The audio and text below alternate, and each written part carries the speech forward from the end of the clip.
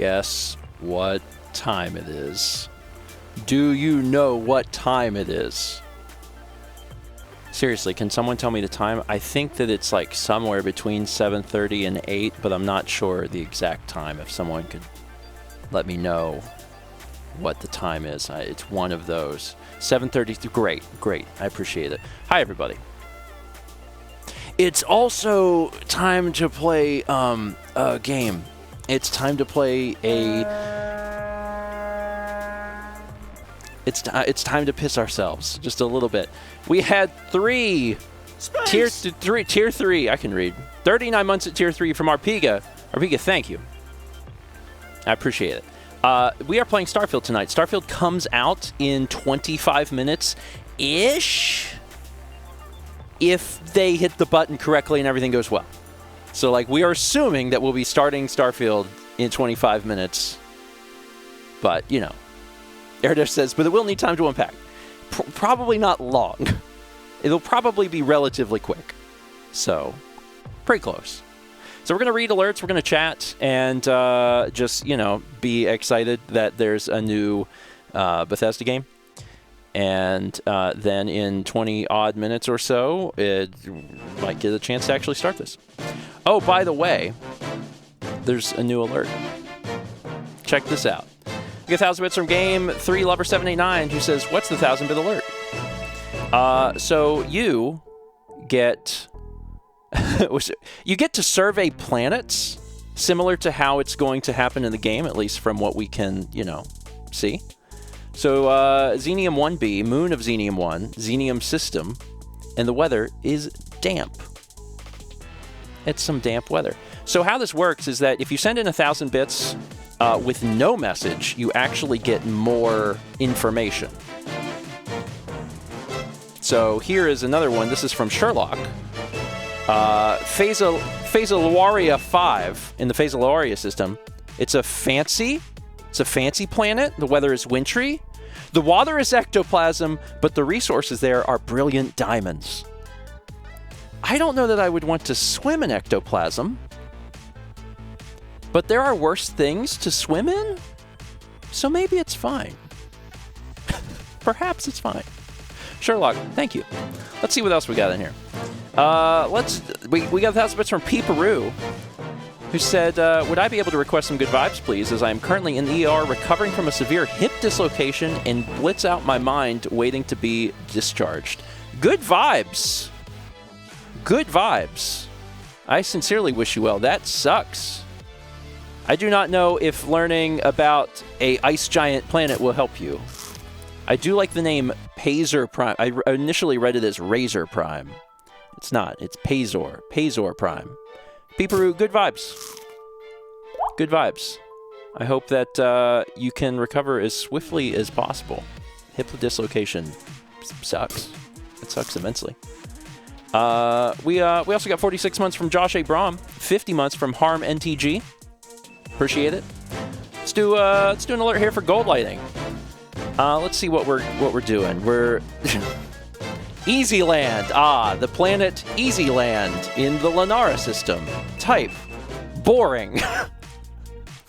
We found another planet. It's boring. Don't worry about it. Chilly weather. The water is vinegar, and the resources are cool cups. Type of planet. Boring. Resources. They got some cool cups. They got anything else? Nah, not really. The water's made of vinegar. You can take some home using a cool cup. Gold lighting, thank you. My Hilo gifted a sub to Garfield. No. Common misconception. This is actually Starfield. Starfield. Haley's been getting that wrong too. She's like, so you playing Garfield tonight? I was like, no, it's actually Starfield. Anyway, we got 1,000 bits from Seemingly Jess. The planet Novine 6 in the Novine system. It's a volcanic planet. It's got some foggy weather. Makes sense. The fauna, thoughtfully equivocating reindeers.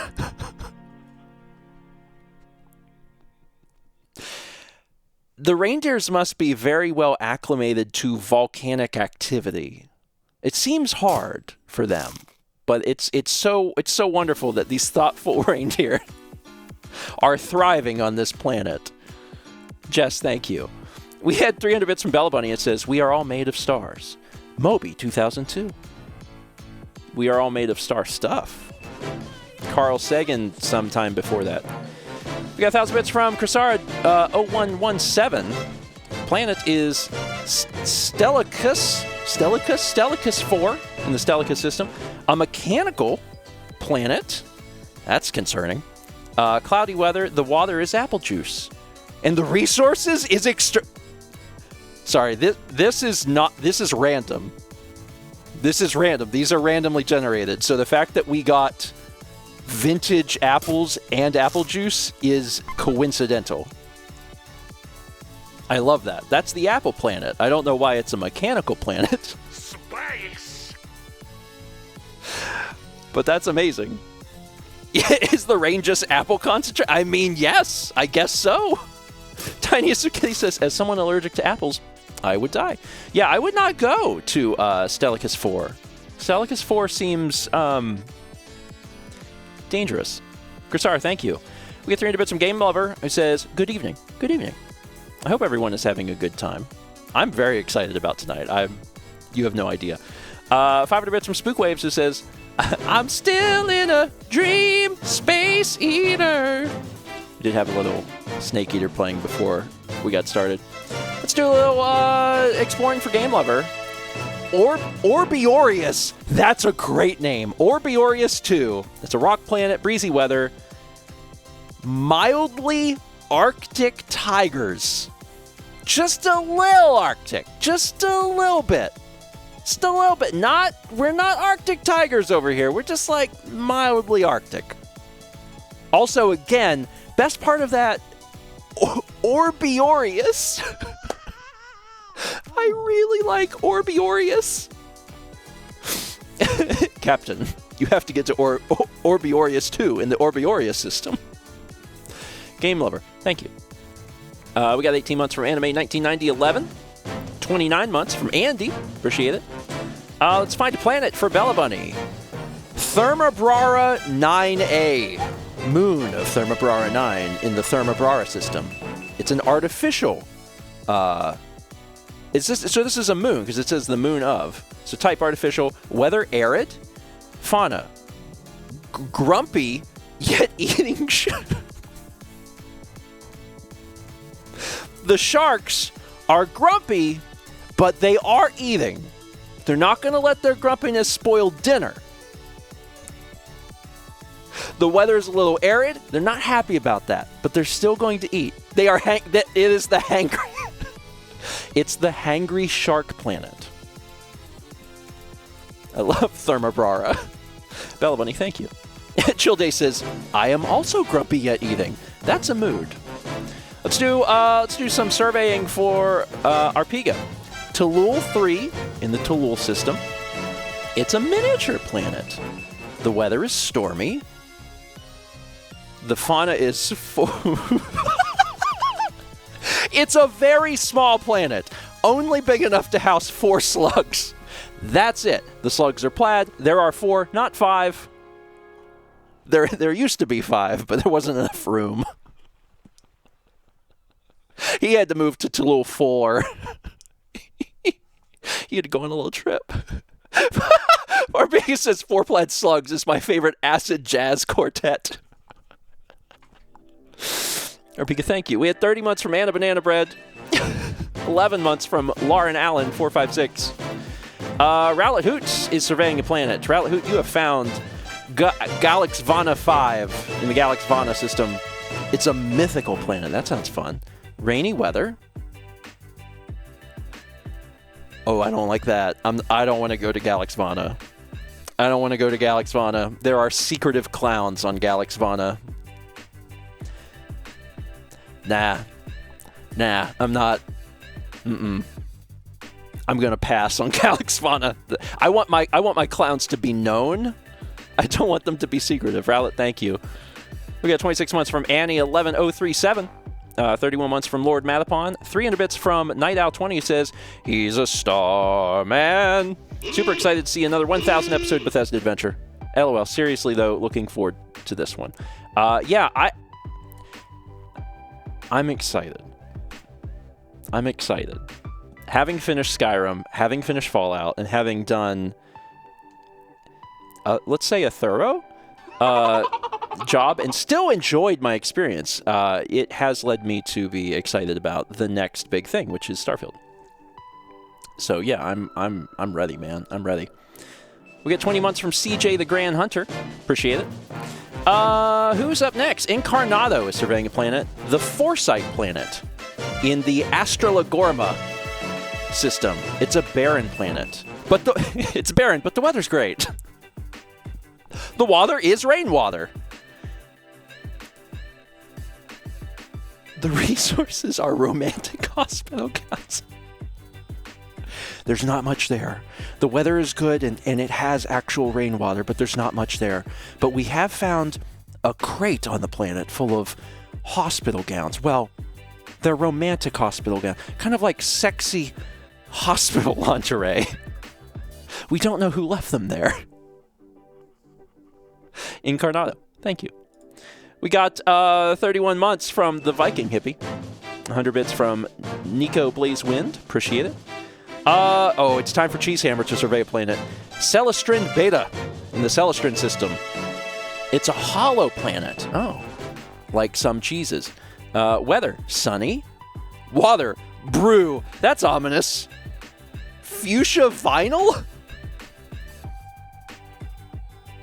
Only fuchsia, no other vinyl. The one that's most concerning is water just says brew. Oh, that's not very specific. You know, brew. Yeah, what type of brew? It does kind of sound like it's beer water, which, you know, for some folks, could be a great time. Cheesehammer, thank you. We had 100 bits from Lauren Allen. Thank you. 300 from Genesis, who said, "It's Starfield time, baby." I concur. We got 10 months from Squishy1801.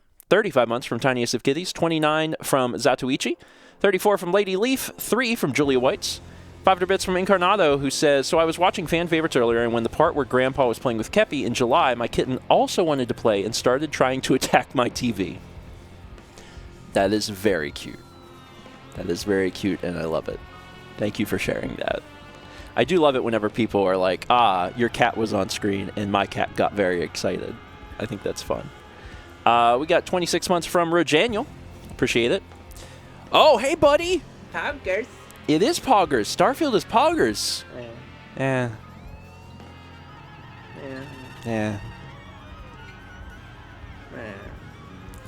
Those 3,000 bits from Nelm Knight, who says, "After 10,000 years, I'm free. Time to conquer Earth." In this context, it does seem like Poggy is going to conquer Earth, and that is concerning. I don't feel like he'd get very far. At least if my hand is not inside of him. Nelm, thank you. We got 100 bits from Peeperoo. 3 from Tokenhoot says, "This is a secret clown." All of the clowns are secrets until they're known. We got 36 months from Vivi. Hey! Congrats on the 3. Congratulations. We also got 100 bits from Darkness Bride and 16 months from Markster. Markster, thank you.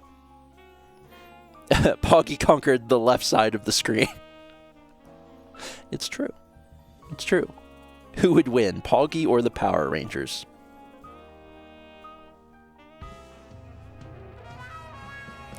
It would be close. It would be close. That's what I think. I thought conquering Earth was Peggy's job. Conquering the internet, making the internet go down, and generally being a pain in the butt. I'm very excited about tonight. I'm excited about Starfield. It's probably obvious, maybe. I am playing on PC. And that's exciting for me because that's what I wanted to do for Skyrim. The Skyrim series years ago, whenever it began, actually started on PC. And very quickly realized that my PC was not up to snuff. So a few episodes in, I had to replay everything the exact same way as I had done it, but on the Xbox. And then I carried on from there. But I played Skyrim like the day it came out, like at midnight. So this is very similar, very reminiscent of that. One Weird Cat is doing some surveying. You have found Aurorus 6 in the Aurora system. Type, gas giant. Okay. Dry weather. Incredibly smooth albatrosses. Oh, that's... Sorry, hearing the word albatross as I'm about to start the Bethesda RPG is just like a little alarming, but I'm not going to let that get to me. A little on the nose, but I'm not going to let that get to me. These are smooth albatrosses. They're very different. They're not, these aren't the rough albatrosses that I have faced. These are smooth. Yeah, Chess says, assume a spherical, frictionless albatross. Slides right out of your hands. One Weird Cat, thank you. We also had 18 months from Noki Station and 2 months from Mapeless Moose. Thank you. Yeah, so it was 12 years ago, right? Yeah, it was 11/11/11 when Skyrim came out. So it was almost 12 years ago. And I remember being there at midnight, loading it up on Steam and starting the Let's Play. So this is very reminiscent of that, and it's exciting to me.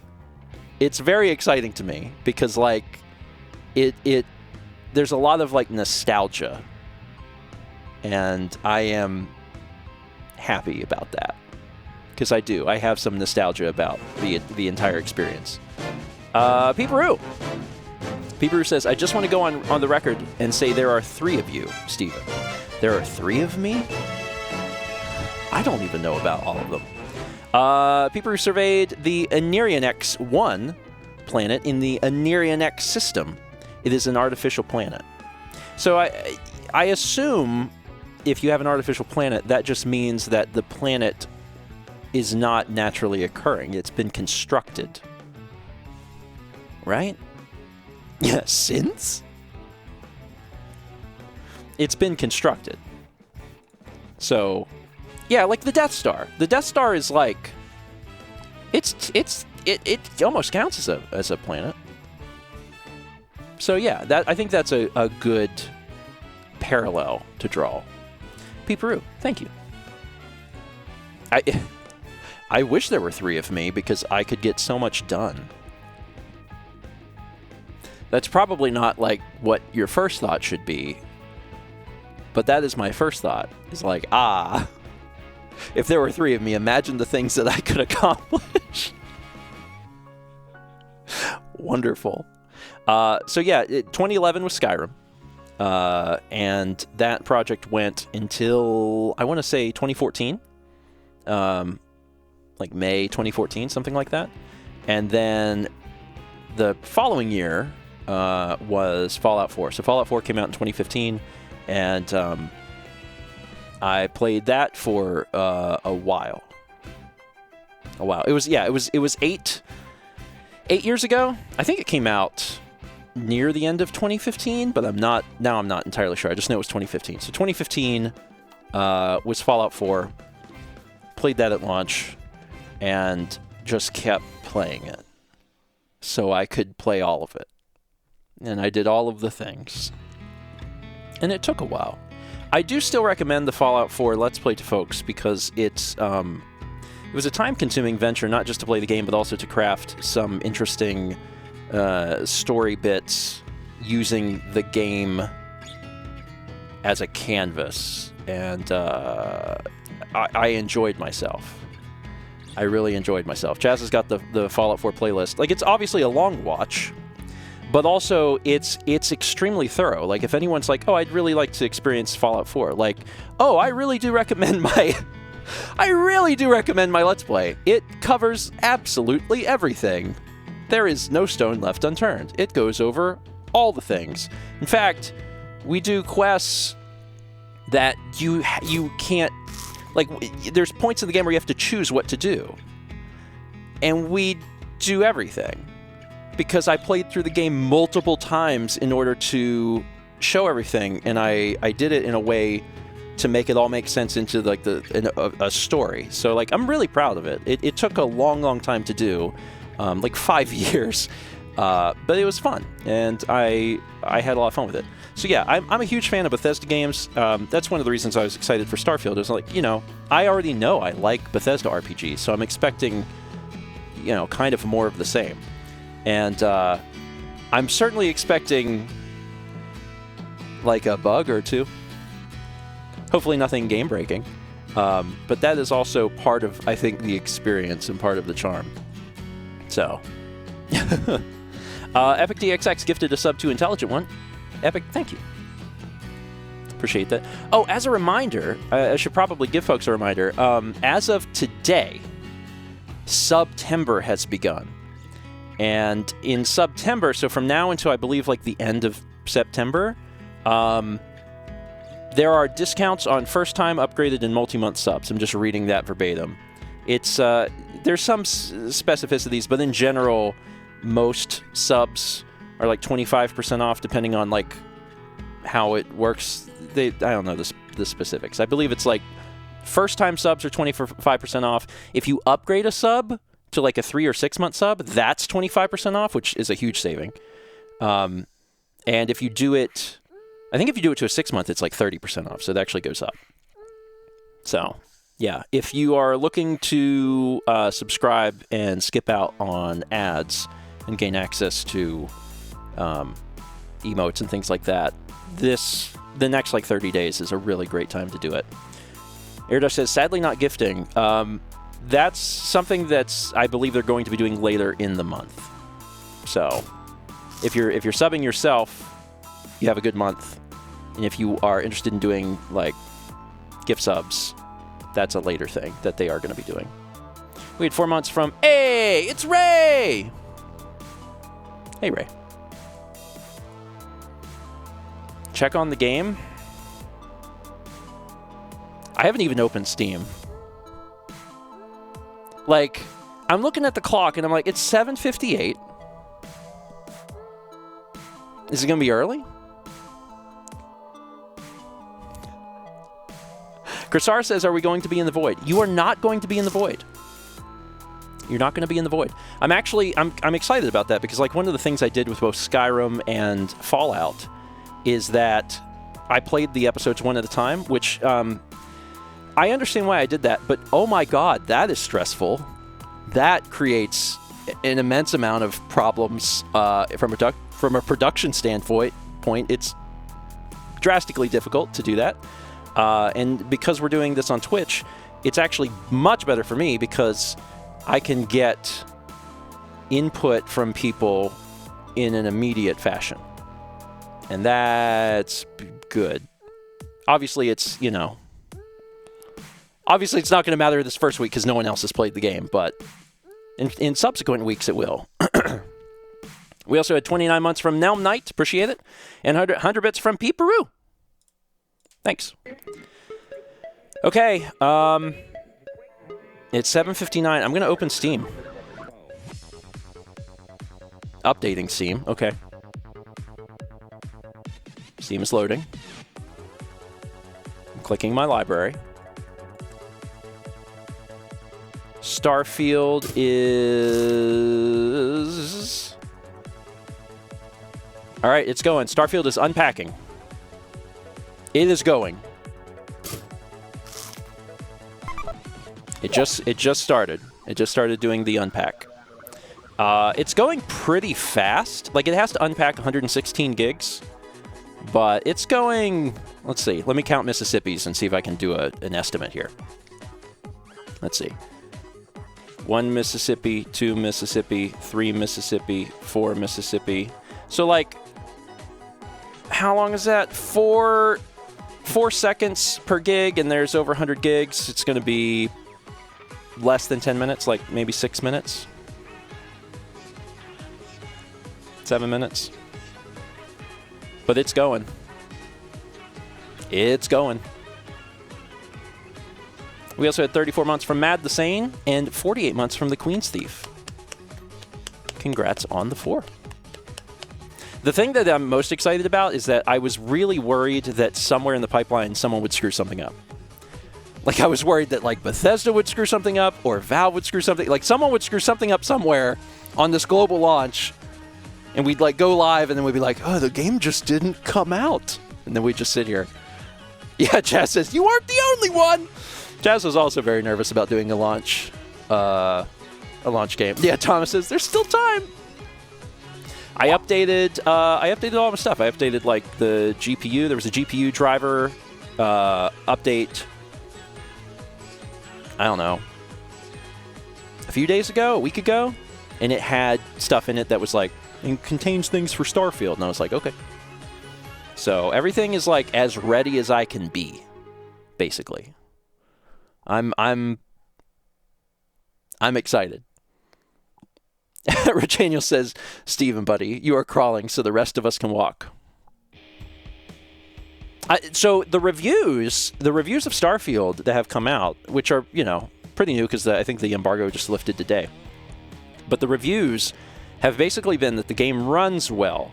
But most of the reviews that I've seen have been Xbox, right? That it runs really, really well on Xbox. So I don't know the specificities of the PC side, but we will find out together. Adrian says, Steven, question, what resolution are you recording this at? So on Twitch, obviously, we are maxed out at 1080p 60. So you are getting this streamed to you at 1080p 60. I am, however, recording it at 4K 60 and playing the game at 4K. So if you watch it live, you have the benefit of being here live. But if you watch it when it comes to YouTube, it will be in 4K. So that's kind of neat. And, like, no matter what, it is going to be running at 60, which is something that the Xbox doesn't do. The Xbox version of Starfield is capped at 30 FPS, and I am going to be running it at 60.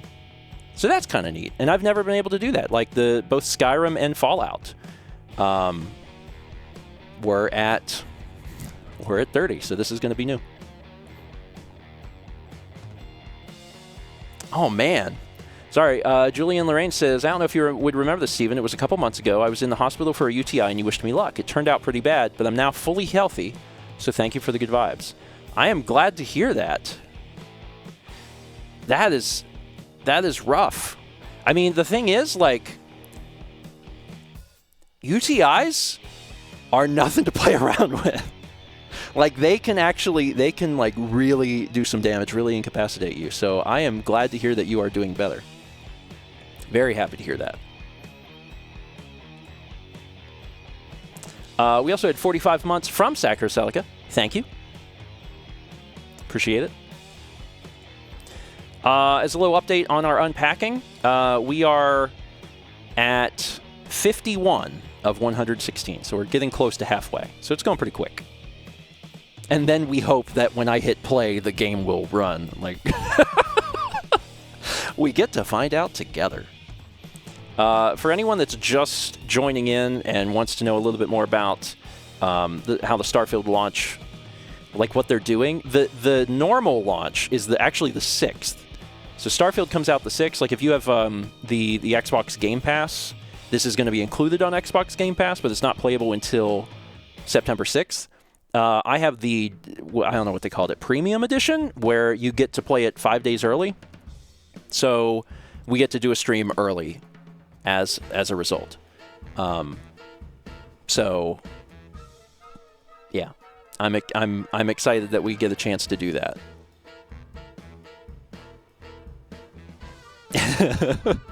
I'm excited, yet also a bit worried to see the good old Bethesda bugs. From what I've read, they've done a much better job of squashing launch bugs than previous titles. So that's kind of... And who knows? We may still see one. But, yeah. Erdos says, early release for people who pay more and can spoil the game for everyone who can't afford it. Maybe. I mean, so in my case, like, I don't believe I would have paid for the early edition. But as a content creator, it's like, well, there's actually like an extreme benefit to just be able to play the game early. So I justified it that way. But if I wasn't doing content creation, like I would just get it at normal launch. That is true. That is true. Dan points out that you do also get the DLC, and that is true. The DLC comes with it. So it's kind of, in that respect, it's more of like a season pass. And if you think of it as a season pass, it probably justifies that a little bit more too. Where are we at? Oh, we're at 83. Oh, we're so close. We are so close. Eric just says, oh, for sure. I won't be buying the game anyway, so I'm excited to watch you play. There's quite a few people, actually, that have basically told me, they're like, I don't really like to play Bethesda games, but I've really enjoyed watching you play Bethesda games. And I'm like, okay. Yeah, I'm down with that. So if that, yeah, I'm sure it actually describes quite a few people here.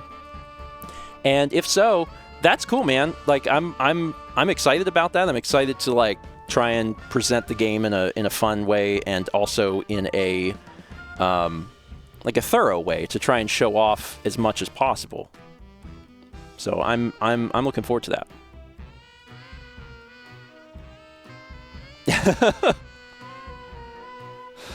We also had 51 months from Big O26 Shen. Thank you.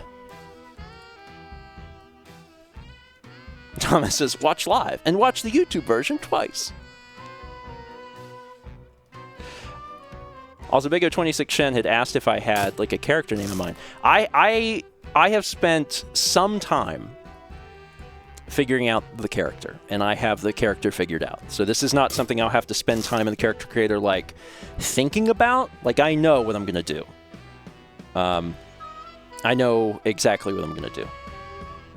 So I don't have to spend a whole. I do want to see what the character creator options give you, right? As far as like the appearance, I'm super curious about that. I haven't seen that. But the backgrounds and the traits and all that, and the skills and all that stuff leaked a while ago, and I did look at it because I was like, I want to work on figuring out who this person is. So we had 4 months from Fusion Counter.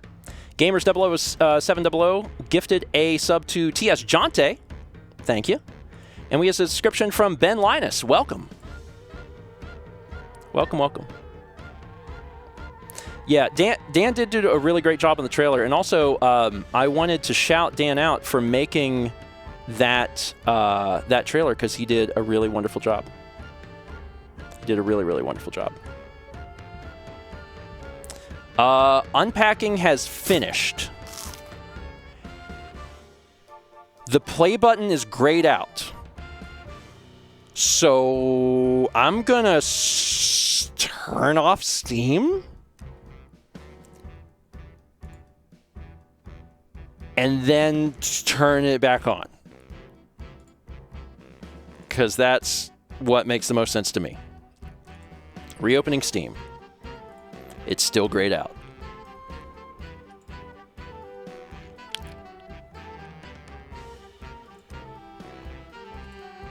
I'm closing Steam again.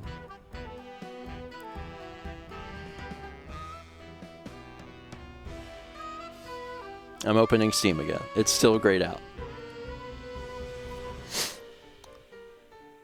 Dan, did yours load? Because Dan also got launch. Did yours open up?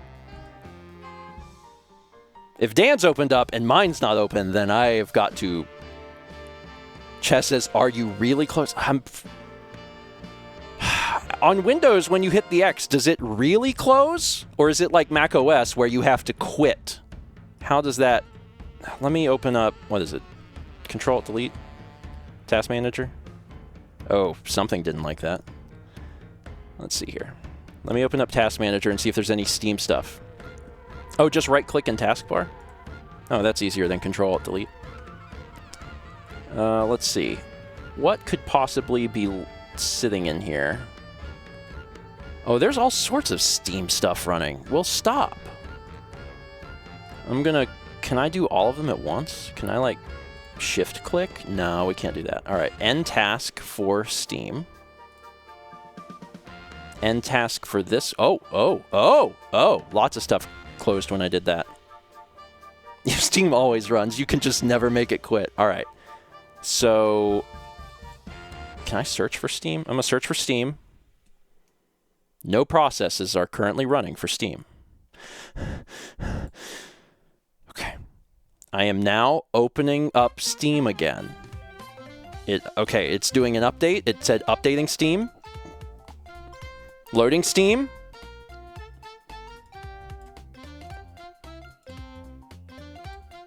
Moving the little window out of my way. Library. Starfield. It's green, baby! It's green! It's time! It's time! Thank God! Just a brief worry, just a little hint of concern. Whoo, my heart. It's time to go to space, baby. We got 13 months from Star Scimitar. Appreciate it. And I'm going to go ahead and pause alerts here. And also pause the tunes. And because this is a computer and not an HDMI device, this will take a second. So I'm gonna hit start. I'm gonna load up the game. So give that a second.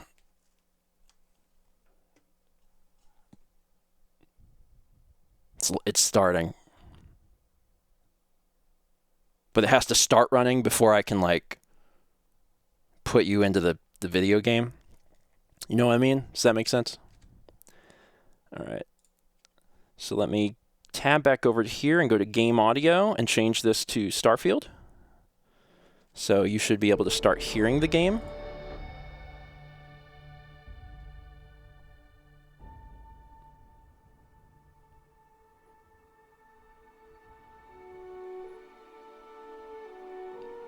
Okay.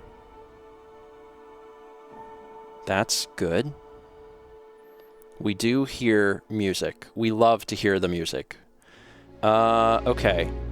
So then the next step of this... Am I in the thing? Am I in Starfield? Oh my God. Sorry, there's an EULA. Okay. All right. Let me take a look at settings and get this like set up. And then once I know it's not going to explode, then we'll be good. Difficulty, normal. Where's... Oh, back is tab. Okay. That seems odd to me. Let's see. On. Okay. Dynamic. Yeah, that's fine. Okay. Can I scroll down?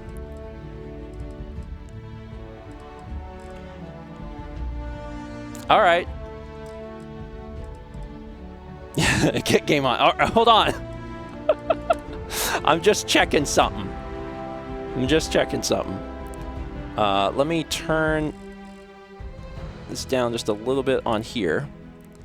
And then that should be it. So the one thing that I find a little strange. Hold on.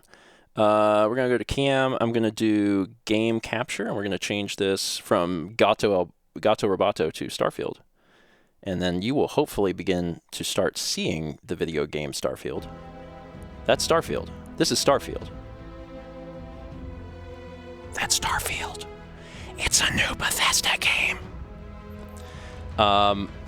Real quick.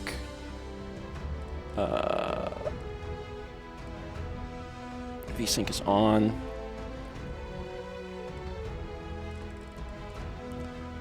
Variable rate shading, okay. This is all good. I was looking at this and I was like, where's the FPS? Like, I didn't see anything about FPS.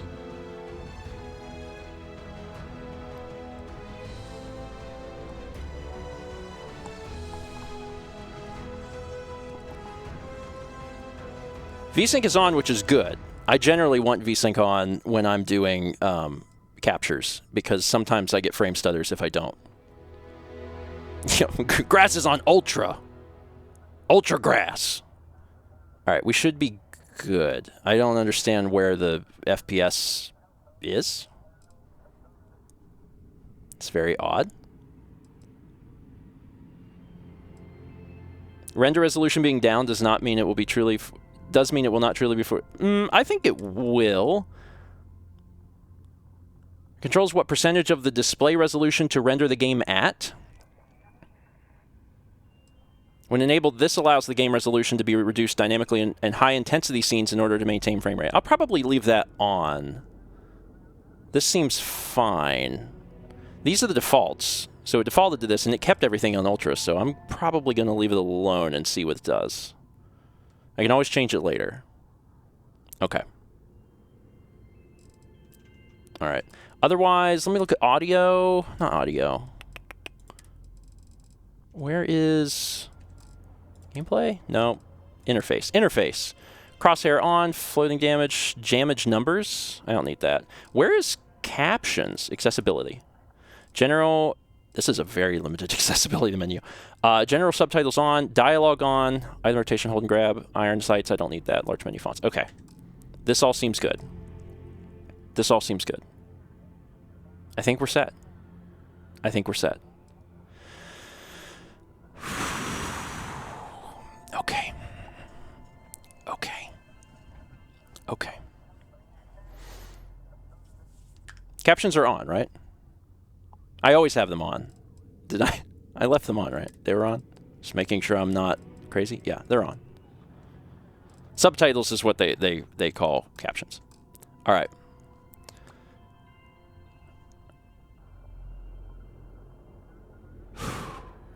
I'm just very excited. Now, as a reminder, I will have chat on, so I will be able to see your chat. But I will be recording this episodically. So there will not be alerts on, but I will be able to read your chat. But because I am doing this episodically, I will be doing a very traditional intro for what will be going up on YouTube. And I know Dan. Dan is a beast. And Dan will probably have this onto YouTube quick. I'll leave it at that. I will be impressed if it's up Saturday. I'd be impressed if it's up Sunday, and Dan always exceeds expectations. Okay. Let me say a little intro here for this beginning.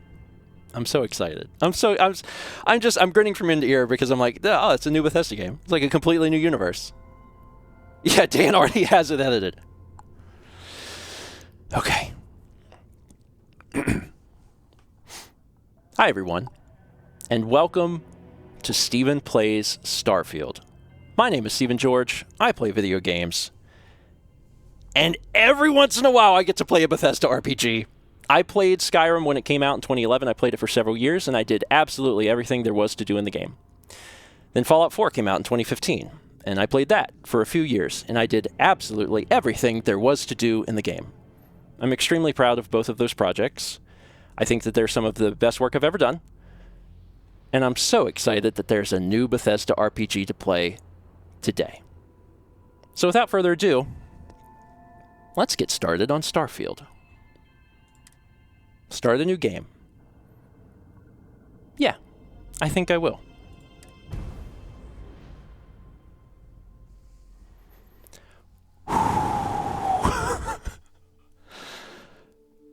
Bethesda Game Studios presents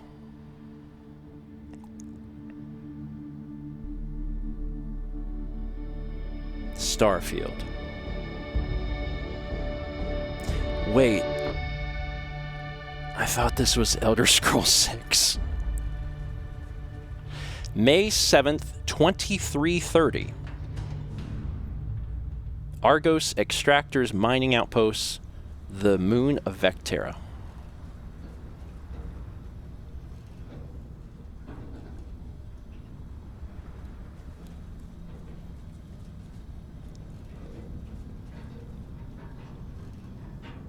Seals are good. Oxygen's good. Just do what you did last time, and you're fine. Follow my one simple rule. Hella, what's my one simple rule? Listen to Lynn. Boss lady knows best. Exactly. Listen to me. Mining's just like any other job. Go steady, go safe, go home with a pocket full of credits at the end of the day. Yeah, totally. It's just like, I work in the Star Dock. except with more cave-ins, lasers, and accidental dismemberment. Very helpful. Thank you. You're gonna be fine. Your first outing was solid. And, you know, let's be honest, it ain't exactly astrophysics. That's why I keep him around. Good pep talks. Yeah, and the fact that I can pinpoint a helium deposit from 300 meters. Not untrue. A shame we won't find any down here. But the metal deposits alone should pay for our own helium. Hell, after this, we'll have enough jump fuel to bounce from one end of the settled systems to the next. Hey, more minerals, more money. And so the cycle repeats itself. Just no more unauthorized jumps in the house for room space, okay? He's just a big baby. There are worse lives. You know, most Dusties don't even make it this far. I have a good feeling about you. Group hug now or at the end of the shift? One of these days, Hella, I am going to leave you behind. Promises, promises. Okay. So we're in a mine. Okay, let's see what we've got. How are we on time? A little longer. Grab some samples? Always. But not you. Check on Isabel. Make sure she eases up on the breach. I don't feel like getting buried alive today. Roger that. Remember, Dusty, keep your breathing steady, and never take that helmet off down here. Oxygen processors don't extend this far. Yeah, because God forbid we drill on a rock with breathable atmosphere. I think we'll be done here soon. Collective space? Now I hear this is the last dig. A job like this in the United Colonies? Huh. Freezes of red tape. Look at this one over here. Calvert! No! No! It's a laser, not a sledgehammer! Ease up! Benning, if you got paid per break, you'd be a millionaire. Let's go! Yeah, okay. What do we say, Dusties? You make your cut, you get your cut. No exceptions. Come on, pick it up. Troy, what's the yield? Minimal at this point. Occasional glimmer, but it's weak. What do you think? Stay the course? No, ma'am. Juice ain't worth the squeeze. Well, okay then. Let's call this one tapped. Why don't you move over to that big vein we looked at? Yes, ma'am. The game is gorgeous, though. Very, very pretty video game. Come on, with me. Can I have this? Can I have? Dusty, you're up. Take that cutter you grabbed and mine what you can. Metal deposits are in that cavern. I'll shout out when I need you. Okay, let's go take a look. Well, we're off this rock. You take care of yourself out there. Thanks, I'm gonna do my best. I can mine some things. Got anyone else to bother?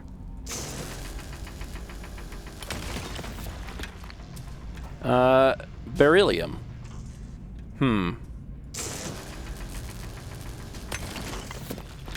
Beryllium added again.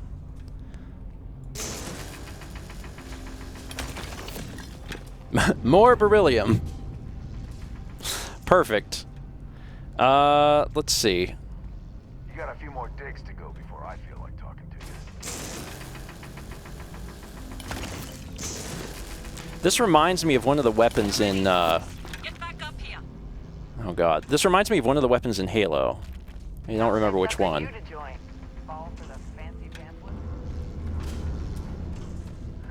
Busy. It's time. Talk to you later. You're with me. One small step. Let's go. I'm with you. The Sentinel beam, that's it.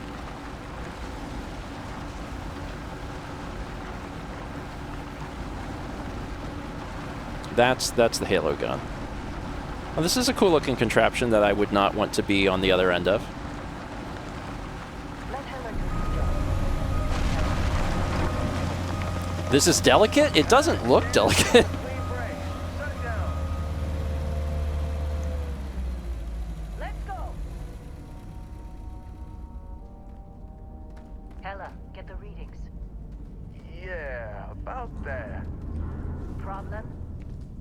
Not if you consider a spike in gravity readings a problem.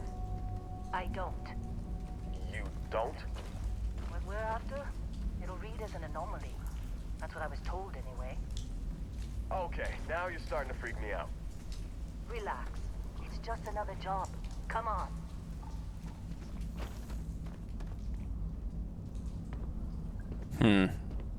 We're getting close, I think. Yeah, everything is just... Lynn, seriously, there's something really effed up about this. Where is it, Hella? Through there, I think. Okay, you're up. Something goes wrong in there, we'll come get you. Why would anything go wrong? Would you shut up? Both of you do your jobs. Client is on his way. It is not the most reassuring information. Also, do I not have, like, a light? Good timing, game. Right at the time that I'm like, where is... Oh, it's right... Okay, thank you. Still getting weird gravity readings. I guess that's a good thing. Just keep going. Do you see anything? I mean... There are floating rocks, which seems interesting. Take. Use the cutter to break up the mineral deposits.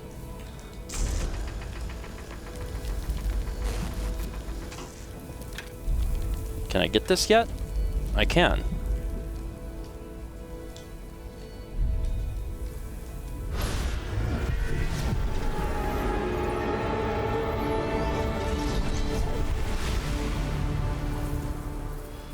Is this the end of 2001: A Space Odyssey? Dusty.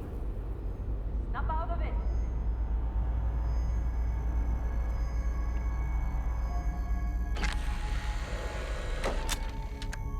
Hey, come on. Come on. Okay, take it easy. You were out cold. No physical damage. Mentally, the jury's still out.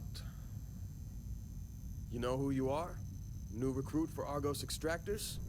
Ring any bells? Yeah. Any of this look familiar? Yeah, I've seen that. Yeah, I know exactly what that is. It's time for character creation. So I've been spending a lot of time thinking about this, like a fair bit of time. Thinking about it, writing stuff down, workshopping it with Mao also, who contributed input.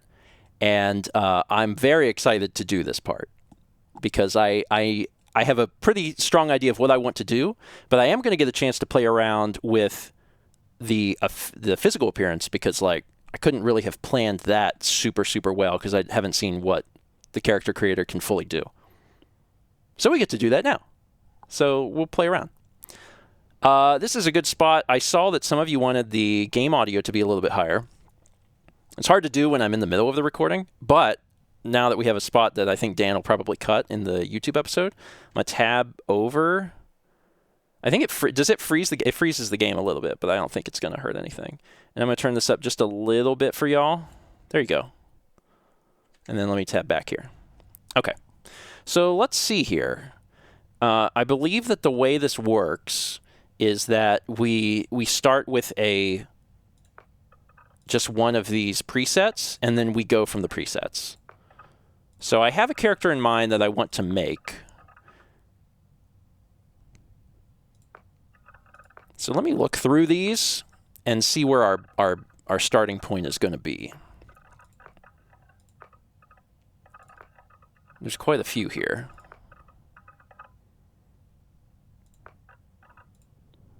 This is an interesting thing, I will say, to do live, because this is kind of a very intimate part of the experience. Like, especially in Fallout 4, when I was working on that, I spent a very long time in the character creator crafting exactly what I wanted to do.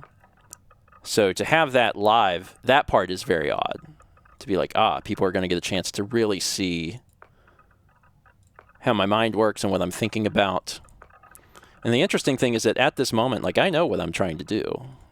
It's just a matter of how we get there. And even landing on one of these personnel records and starting there is already going to start revealing, like, okay, well, what is he thinking about? What is he doing? Okay. So I've had a chance to look through all the personnel records. And there is one. There's probably more than one, but at least one that landed pretty close to where I was thinking.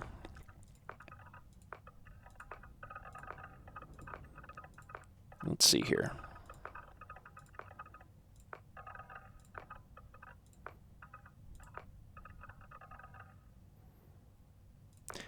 $29.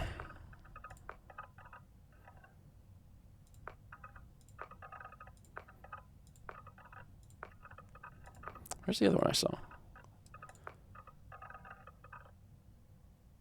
And 39 are both pretty good starting spots. I want to look at more of the overall options, obviously. We're going to customize this guy. But I like 39 and I like 29 as either of them as starting points. I'd be fine with either one. Let me jump back over here. I hate that they're so far apart. I can also rotate this person. All right. All right. Yeah. I think I'm gonna start here. So we're gonna start here, and then we're going to move to the next area, which is the body. And I haven't really spent a lot of time like watching a bunch of stuff about Starfield. So I know that they talked a little bit about some of this stuff, but like I'm really curious to see exactly how. So you just pull out from the center. So you can decide. That's an interesting way of doing it, to be honest. So I want to do. Honestly, this is.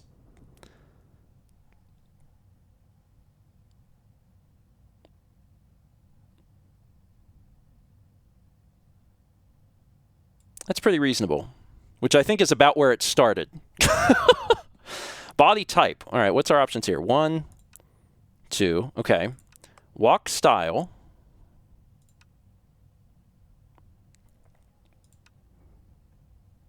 I'll do 1.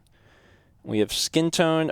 How many skin tone options are there? I'm super curious. The one thing about it is I'm pretty sure this game does not let you do... Yeah, so in all of the marketing material and stuff that I've seen for this game, there's not like alien races or anything like that. I think I am going to stick with 2. Yeah, I'm going to stick with 2. There's not alien races, so like you are human, and I believe that that's going to play into the plot. Is that like, you know, in the marketing material and stuff that they've shown, it's like, well, where are the aliens? And I'm like, they haven't talked about any of that or shown any of that. And I'm like, that's going to be, that seems like it's going to be relevant to the game as a whole. So, face. Okay. So you can actually change the skin tone to make it separate from your body. I'm going to leave that alone. Head shapes. So there is these different head shapes, but then you can also refine them. Okay. Let's take a look. Yeah, big head mode activated. So these are like the presets. I like 3. I really like 3. But then you can go, you know, further with it. You can make a really thin head, wide head, square. I like how you can't go, you have to choose one direction, right? But also just this visual is very funny to me. And then it goes back once we do that. I think I'm just going to leave it at, 3. Hair, so much hair, and I'm very excited about that. Can I click and drag this? You can't drag this. You can click into it, but you can't drag it, which is something. All right, so let's take a look at the hair options. Bald, obviously. I'm assuming that as we do this, it'll just add more hair. Do kind of a isometric thing here. Really want to see what the options are.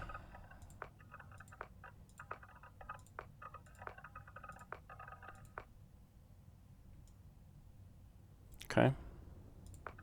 Getting a chance to really take all this in. And like this is stuff that like this will end up getting cut out of the the YouTube version. But we'll be on the VOD, right? So if people want to see this whole process on the VOD, they will get a chance to see everything. Quite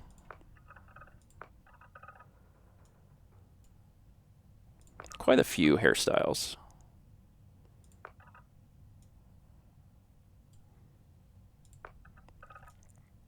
Oh, I can also zoom out a little bit, which is helpful. That's good. Or sped up like in Fallout. It's possible. I leave the creative decisions to Dan. Okay.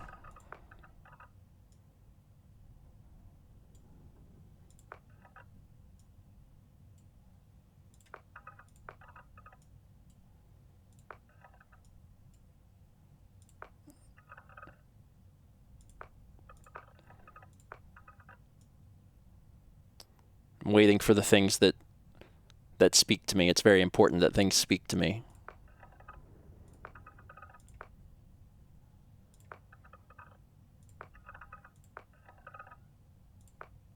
Okay.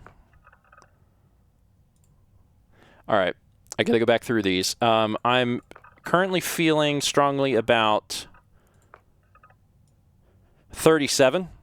Really feeling strongly about 37.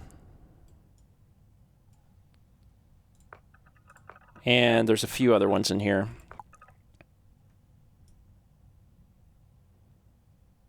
33 is not bad.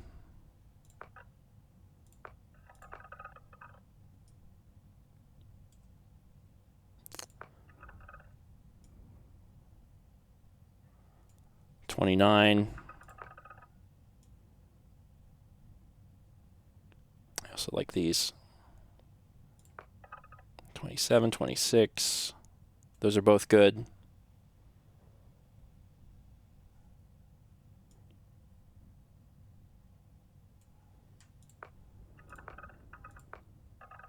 So it looks to me like the hair just gets longer the further you go for the most part. Like 18.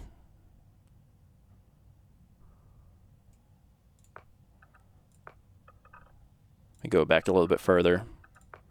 It's also interesting to see like what chat thinks too, because there's a lot of options here, and it's hard too because like you have to be conscientious and take your time because you are going to see this person for a long time. Like you can change your appearance later, but why not just get it right the first time?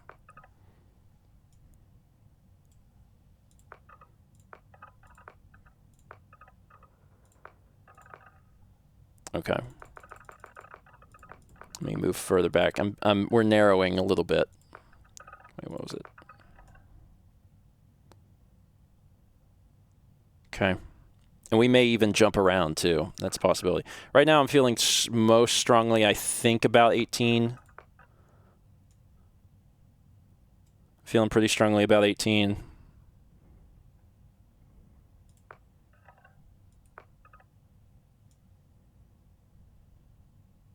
I like 24 too.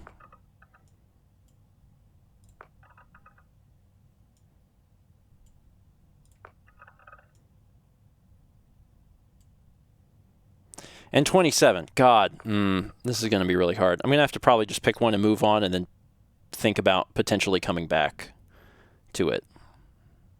I also really like 29. I really like the ponytail. Just the simple ponytail.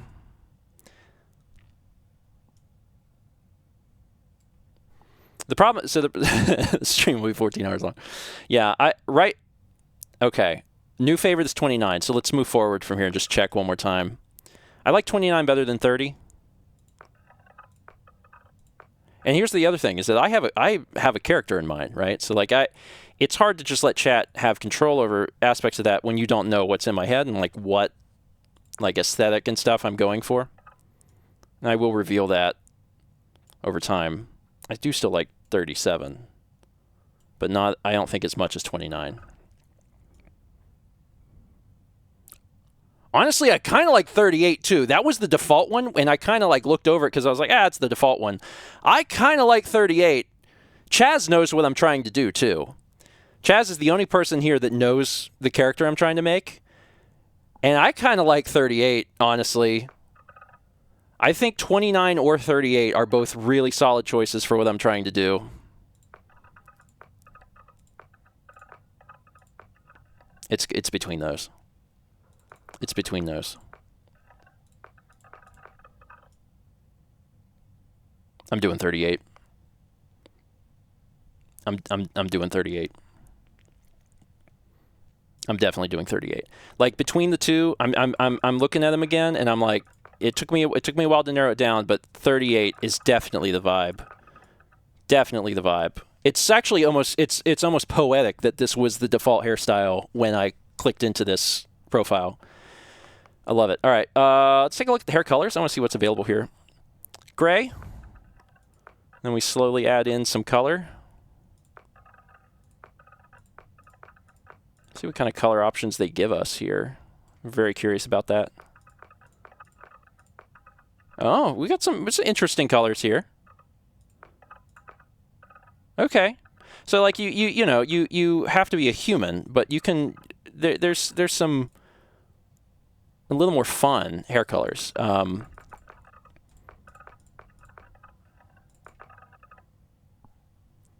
think 10 was the one that we had.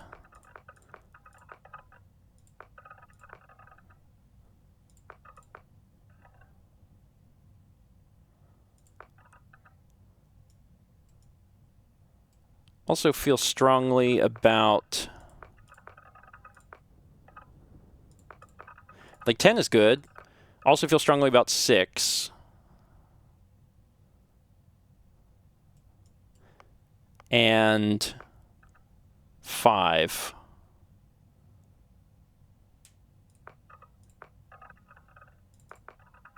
I think I might go with 5.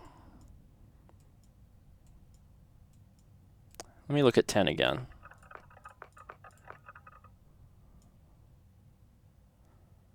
And 5 again. This is like an optometrist appointment. Better 1 or 2. 1 or 2. 1 or 2. I'm going to stick with 5. Facial hair options. Let's see here. Facial hair options. Clean shaven, sure.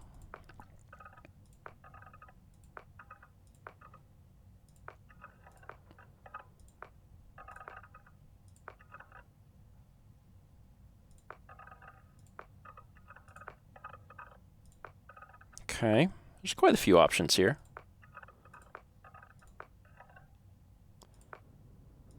Surprisingly, not a lot of long beard options. Very short options. That's not, fortunately, that's not what I was thinking, which is good. But yeah, very few long beard options. Let me see here.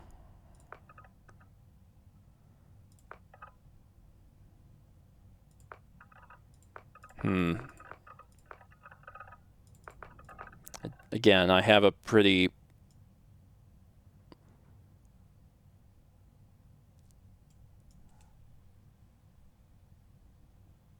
Maybe 13. Maybe 13.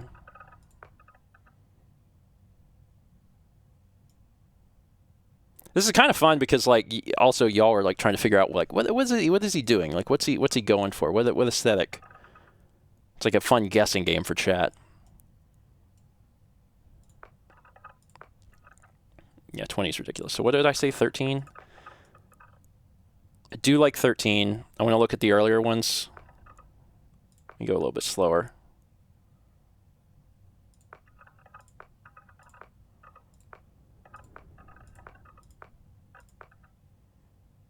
$13, 4. I think I like. Do I like 3 or 4 better? I like 3 better. 13 or 3.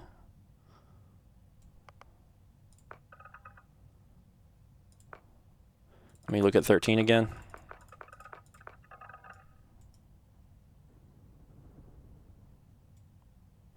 All right, let's take a look at this facial hair color. Let's see if I can make this match. Looks a little weird under this light, to be honest. This ends up looking like gray. It's so funny. Like this is stuff that I went through when I did when I had to make Grit Jones.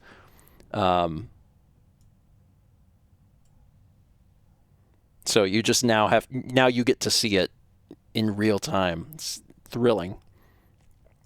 6 matches better to 5 than 5 does. Y'all see that, right? Like, this is like a different color than this. 6 actually looks like it matches. So 6 is my current pick. Yeah, 5 does not match to 5. What? Bethesda, what is wrong with you? 6 matches. The heck? Whatever. It's 6. Eyes. Oh my goodness, so many controls for eyes. All right. Sure. Let's take a look here. Quite a few different eyes. There's a few in here that are interesting. You can also like change these. So I'm really curious what. So you can get real specific with this. I probably don't have an interest in getting quite this specific, but you can.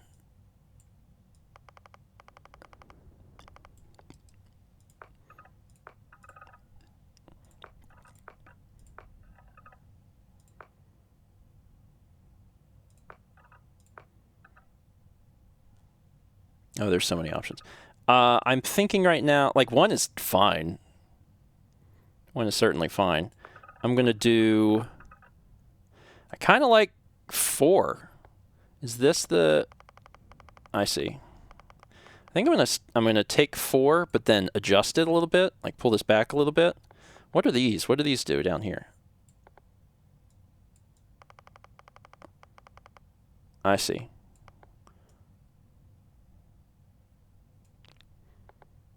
Okay, I'm not too terribly concerned with pushing this a whole lot further, to be honest. Adjust forward and back, scale, narrow, wide. Okay, I'm probably gonna leave that alone. I feel good enough about this. We're getting there. We're getting there. All right. Eye color. So what do we got? What options they give us here?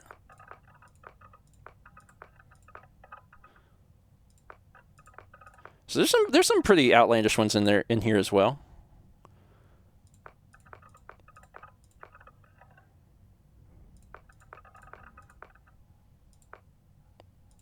Some really wild stuff too. Like if you yeah, you don't get to make a non-human character, but like you really do get a chance to do a few like extra options here. So 7 is good. Also like 10. 10, 11, and 12. So it depends like how dark the eyes want to be.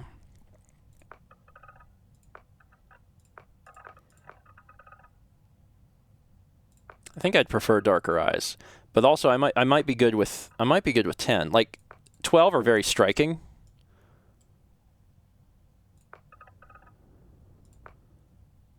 I think I like 12 better than 10. Do I like 11 better than 12? I think I might do 11.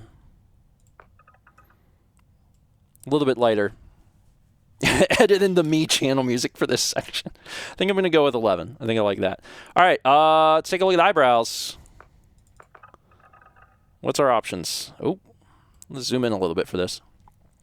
Eyebrows 1, 2, 3, 4, 5, 6, 7, 8, 9, 10. Let's take another look at that. I like 9.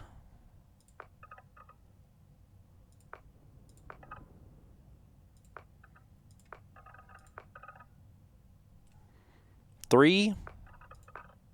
I like 9 and 3. So this should be a pretty easy decision. 3. 9. Let me jump back to 3. I'll go 3. I think I'll go 3. It's hard to like pinpoint where the 9 is. Where is the 9? Here. This is 9. And then 3. Let's see how. It'd be easier if these were labeled. That would make it simpler. Okay. All right. 10 looks surprised, but somehow also bored. Eyebrow color. These match currently, which is an interest of mine.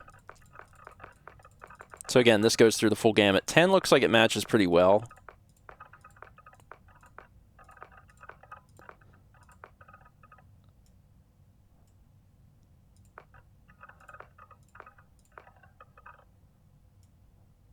Nine looks fine. 10 looks better. I'm going to leave it at 10. Forehead. Forehead controls. How many forehead controls do we need?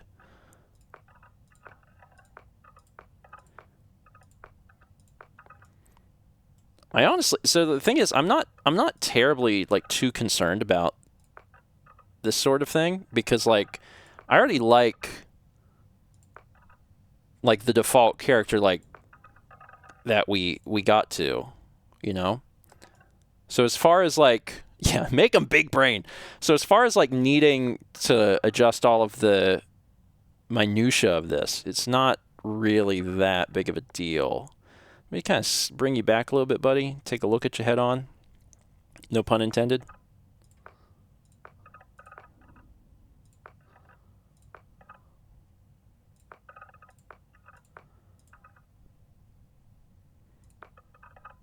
It's not like these are all the same. They're not all the same, but like they're so similar. I'm just going to grab 8 and be like, cool, 8. So now I have 8. I just want to see what these do. Oh, they change things pretty drastically. What the heck?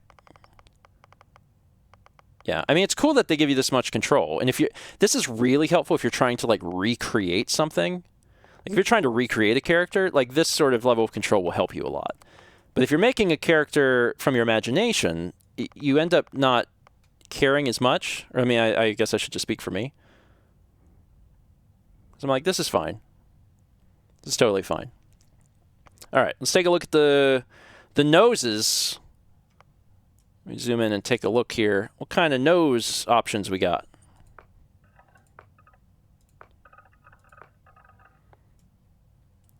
All sorts of different things.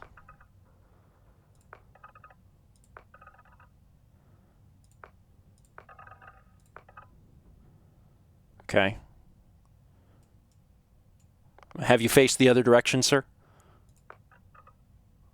Maybe zoom out just a little bit. Makes it a little bit easier.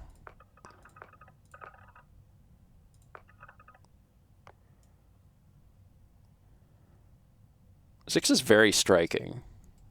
Might need some adjustments, but I like the fact that 6 is striking.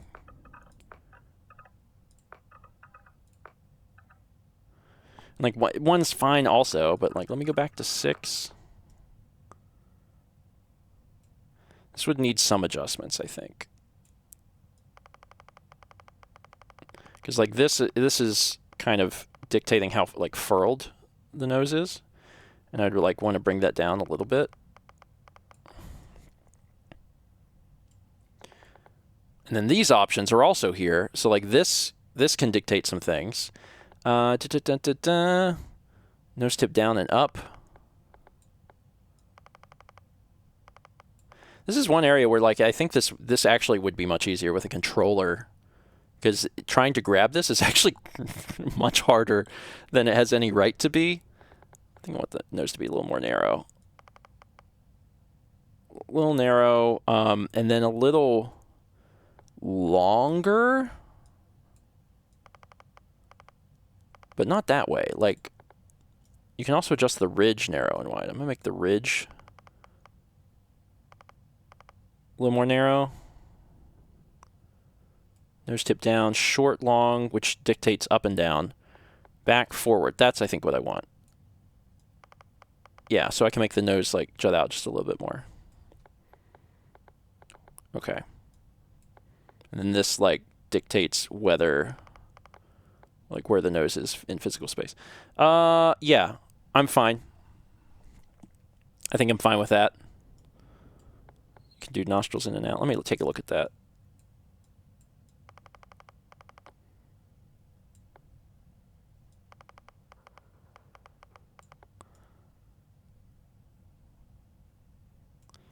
And then nostrils up and down.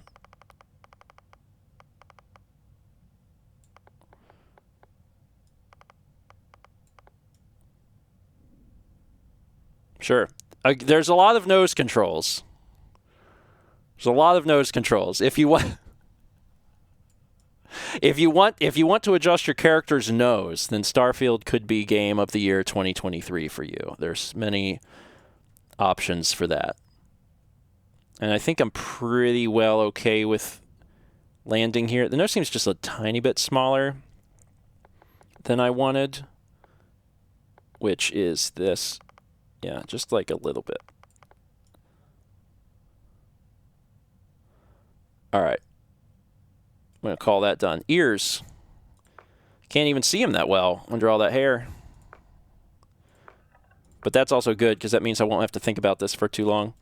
8's nice. 9 is fine.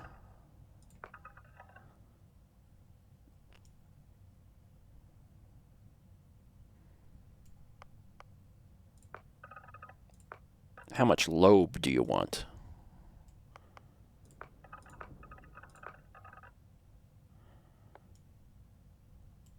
Okay.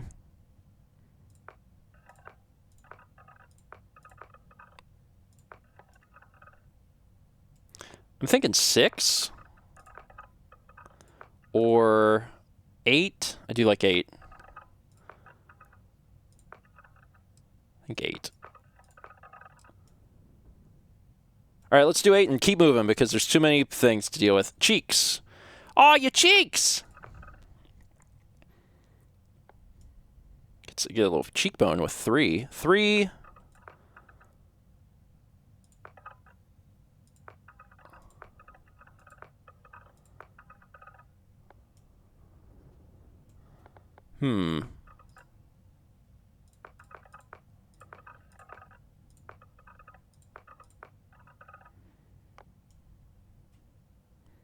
I do like that. Let's see, what exactly does this... Okay, so...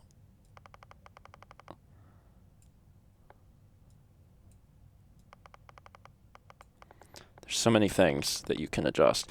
Oh, interesting. Okay, I was wondering if I was going crazy. No, as you adjust some of these, it changes the other things. That's what's going on. Okay. I was worried that I was losing my mind. I'm not. I'm not losing my mind.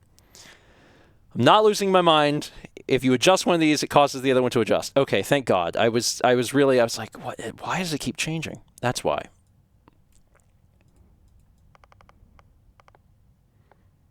You can make it narrow. You can make it wide. Do a little more narrow.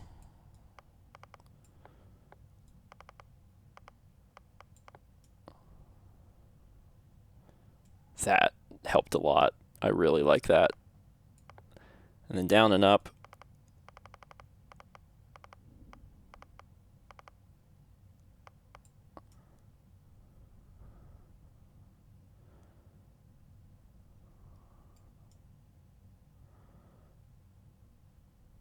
Okay.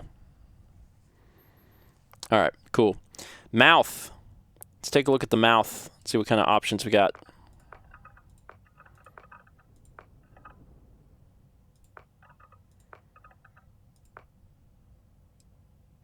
I like 9.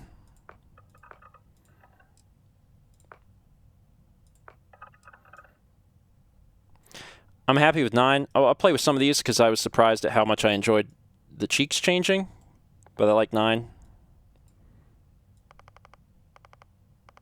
I don't have to mess with this too much. Scale down or up.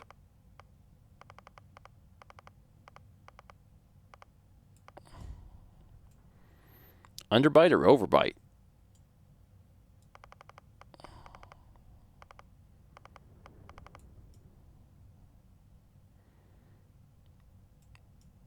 All right.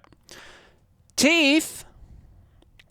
Oh, that's so cool. It does, like when you adjust the I mean, like that makes sense, right? But when you adjust the underbite and overbite, it really does affect the teeth. Love it. I love it. All right, let me zoom on in. It's teeth time, baby. Choose your teeth. Keep the smile open. What are you doing? You get 4 teeth. Four teeth types.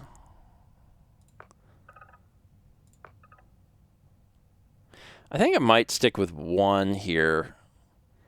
I kind of wish there was something like between 1 and 2. This 2's kind of drastic. But also, like, so 2 looks extreme when you're zoomed in, but, like, when you're not zoomed in, like, 2's not. Because, like, 1 is like, I've had professional work done, and it seems a little insane. And 2 is like, I'm a normal person. So I'm choosing 2 because it feels like a more reasonable expectation of a person. Okay, Jaw.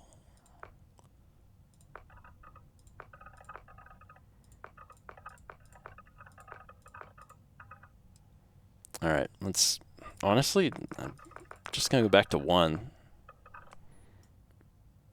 I liked 1, but again, these controls have given me more pleasure than the other thing, so I'm going to just see what this does. Just back and forward. Definitely a little forward. Narrow and wide.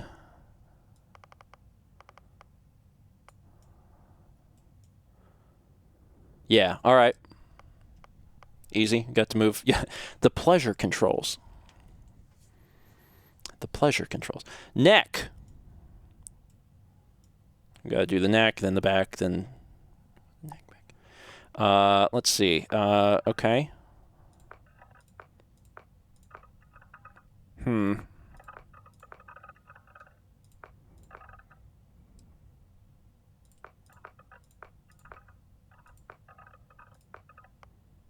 Kind of like...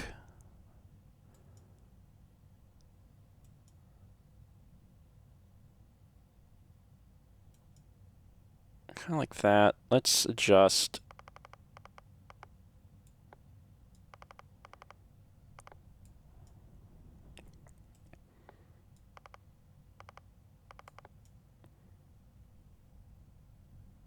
Sure. Sure. Looks good. Narrow and wide.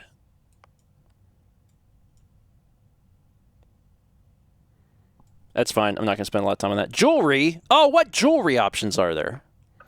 Nose ring. The variety. Let me zoom in a little bit. Variety of nose rings here. I know a lot of people also tuning into the stream are going to, like, they're either thinking about purchasing Starfield or they know they are. They're going to play it on the 6th and they're kind of curious about what the options are, so I'll go through these.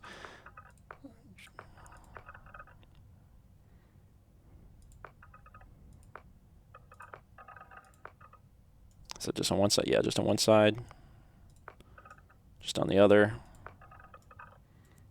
Both sides. Okay, so not like a ton of options.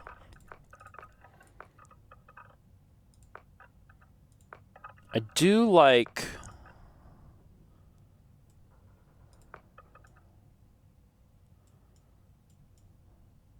I kind of like 11.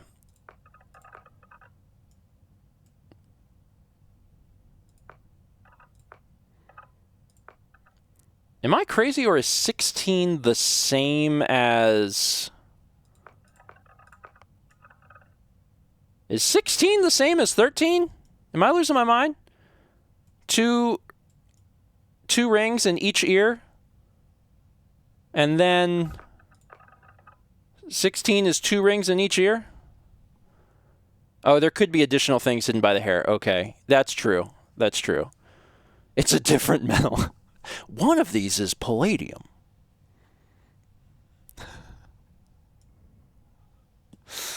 It's fine. It's fine. Yeah, I'm going to assume that there's some hidden stuff going on the upper part of the ear that we can't see.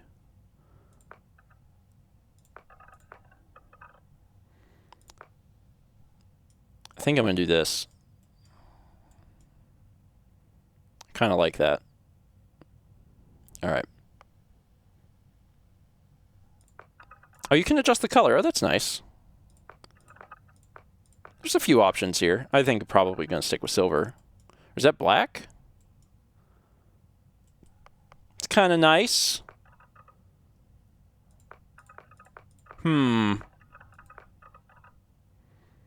Probably still silver, but I do like the black. Maybe I'll leave it black. I think I'm going to keep it black. All right. Sure. Derm aesthetic. Let's take a look. This is on 17. This is, honestly, this is probably one of the more powerful tools because this gives the character.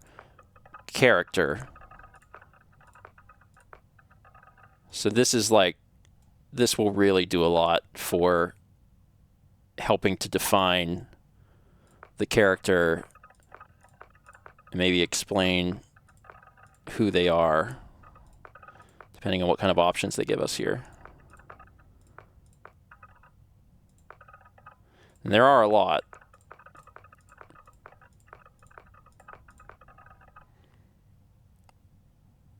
But also some of it's going to be complexion blemishes, which I'm looking forward to.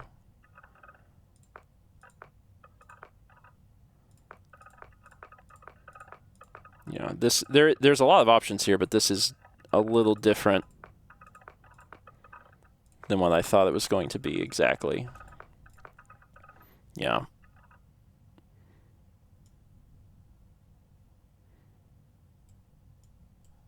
Let's see, what were we on? 17?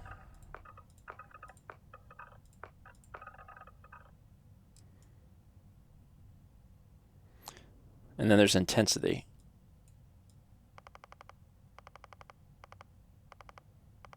Yeah, this does some things, but the thing that I'm more interested in is going to be down here. Blemishes, scars, this is probably the thing that I'm interested in. Complexion, color temp.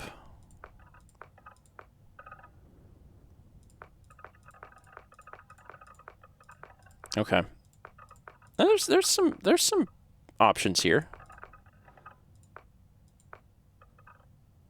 A lot of these are close. There's some shifts towards green and magenta, but a lot of them aren't that different. This actually would probably be heavily dictated by your the calibration of your monitor. Because depending on the screen you're playing, this is so close that you will not be able to tell. I mean, if you're playing on your screen and you're the only one seeing it, it doesn't matter, right? It's for you. But like for me, it's a little different because this is getting broadcast to people and then they watch it. So like there will be some level of variation here. This probably seems fine to me.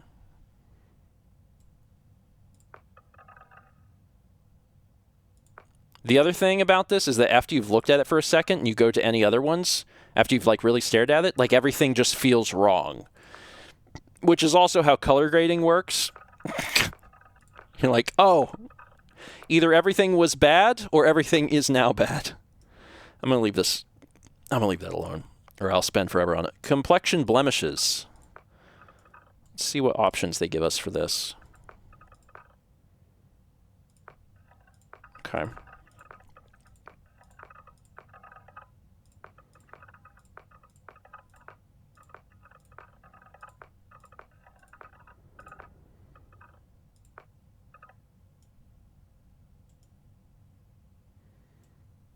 Okay.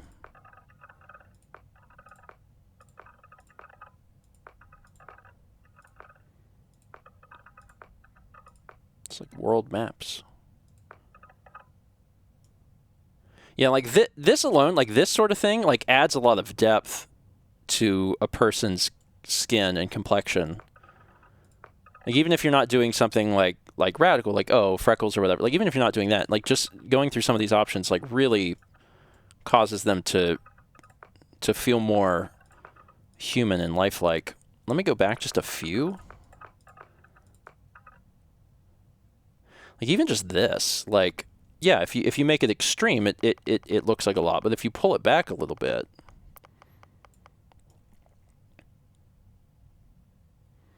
I think that sort of thing like helps.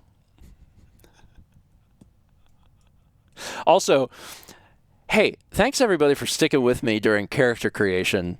The longest and most unique part of a Bethesda RPG. We are getting there. We're near the end of face, and then background and traits are easy. So like we're so close. We're so close. Thank you for thank you for sticking with us. It is. It's like I'm basically playing The Sims right now. All right, let's take a look at, this is honestly one of my favorite parts, is scars. I love to see what they put in here. Oh, that's a gouge, man. And you can adjust the intensity, so you can make these things look a lot more subtle, which these things, this adds so much. So let's take a look. Let me pull the intensity back up, though. Well, maybe keep it down, not like full, so I can at least... So, because some of them are really extreme. Oh, bear fight. Not even sure what that did. Oh, there's stuff happening near the mouth, that's why.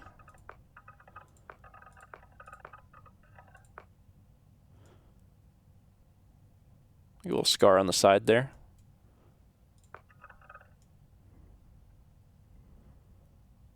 Now, in some character creators for some games, you get to like layer things. Like you can be like, oh, I want one of these, but I also want one of these. And this, it's like, no, you had one scar. There was one accident. So what was the accident?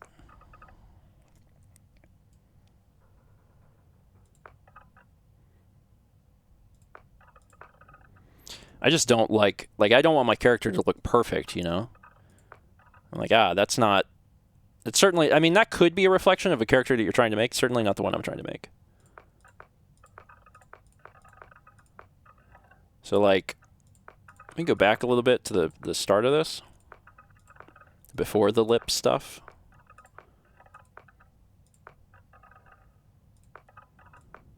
So there's... This is actually pretty visually interesting. Especially if it's not, like, super, super big. It's just, like, a little bit.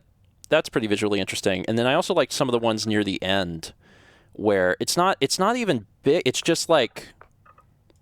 There's just some things that have occurred. And now I have the intensity so low, it's actually a little hard to tell. Like this, like, just gives... like some texture up at the top, and I think this is this is supposed to be like a burn or something, but like if you pull down the intensity, it kind of just makes it a little more visually interesting.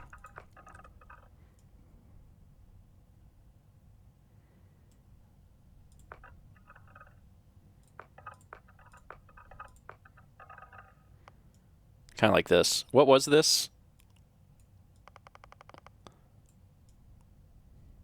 What even am I looking at? What is 10? Oh, I'm on the wrong thing now. Jesus. Hold on. No, go back. I'm not ready to look at facial forms. You go away. I'm on scars.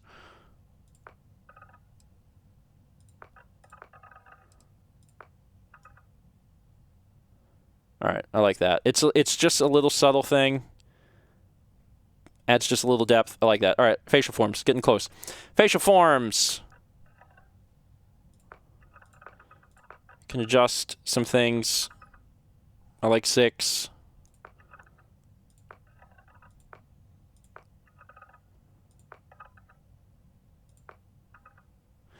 I like 11 too.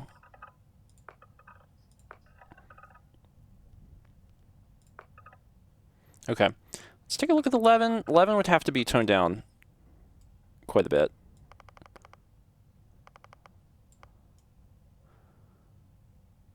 But I like that.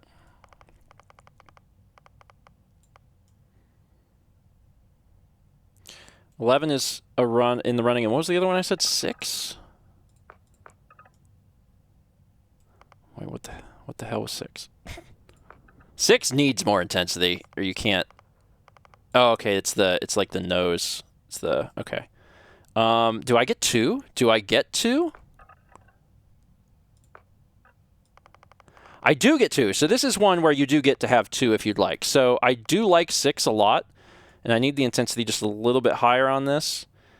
But I also like 11 with the intensity just a little bit lower. I like that. I like that. I don't want my character looking perfect.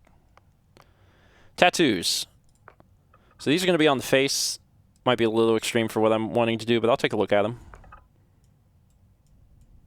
Cybernetic. Okay, yeah, these are a lot. I mean, if you had a very specific idea in mind, this could work. For my purposes, that's neat, but yeah, for my purposes, I'm actually going to go no face tattoos. Not for you. Cheeks! Can add a little blush. I don't need any for this character. Lipstick base.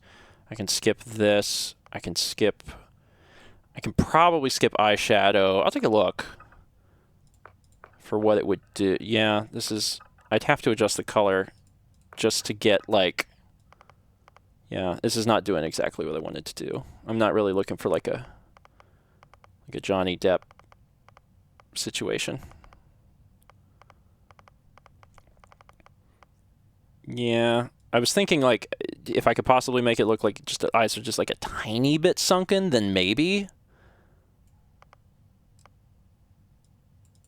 But like it's not really.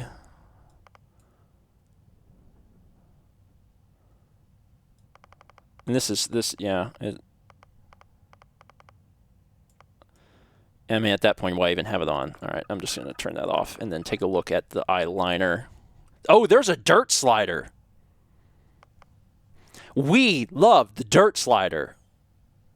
We stand the dirt slider. Yeah, this is another one where I'm like, I'm probably not going to use this.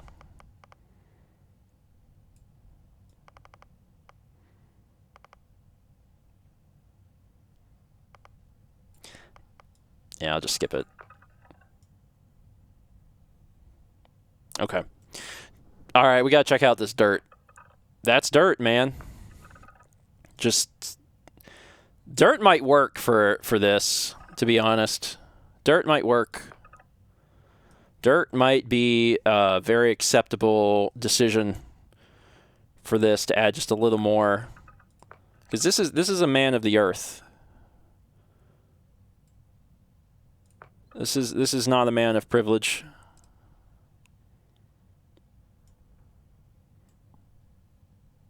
This man's gotten his hands dirty.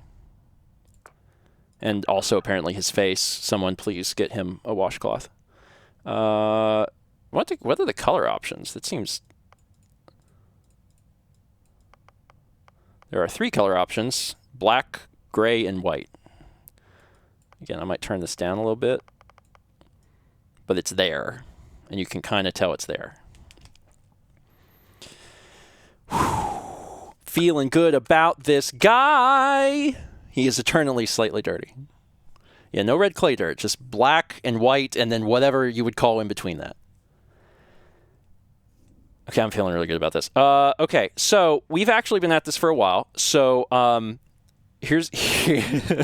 listen, it's character creation. This is just how it's going to go. So what I'm going to do is I need to run to the bathroom. And hold on, I can go to Cam while I do this. Cam, hi. I don't think he'll escape or anything. Let me play some music too. So I'm going to go to the bathroom. And while I'm in the bathroom, I think I might have Chaz play an ad. I'll just be a minute or so. We do that, and then we'll come back and we'll read some alerts, and then we will finish character creation because it's basically done. Like the background, like I'll read through them, but I already know what I'm going to pick. Traits, I'll read through them, but I already know what I'm going to pick. So we'll be getting straight into the game. I'm excited. All right, be back momentarily.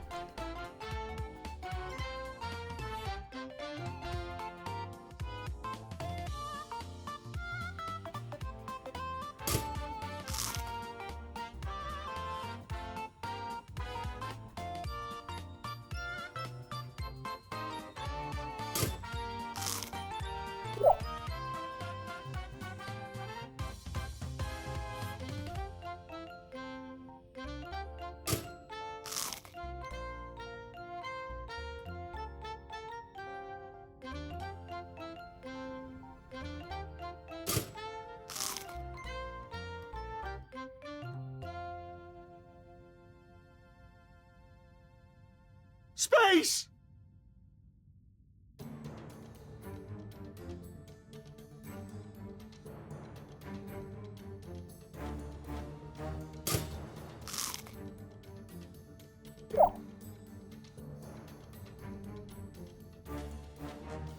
Space!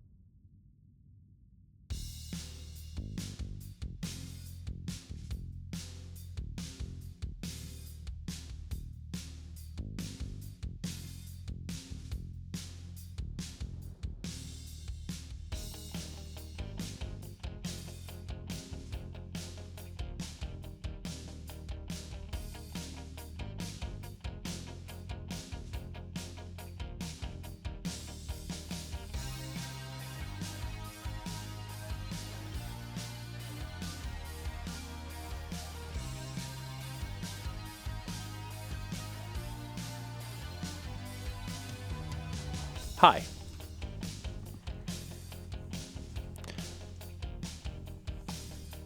My assumption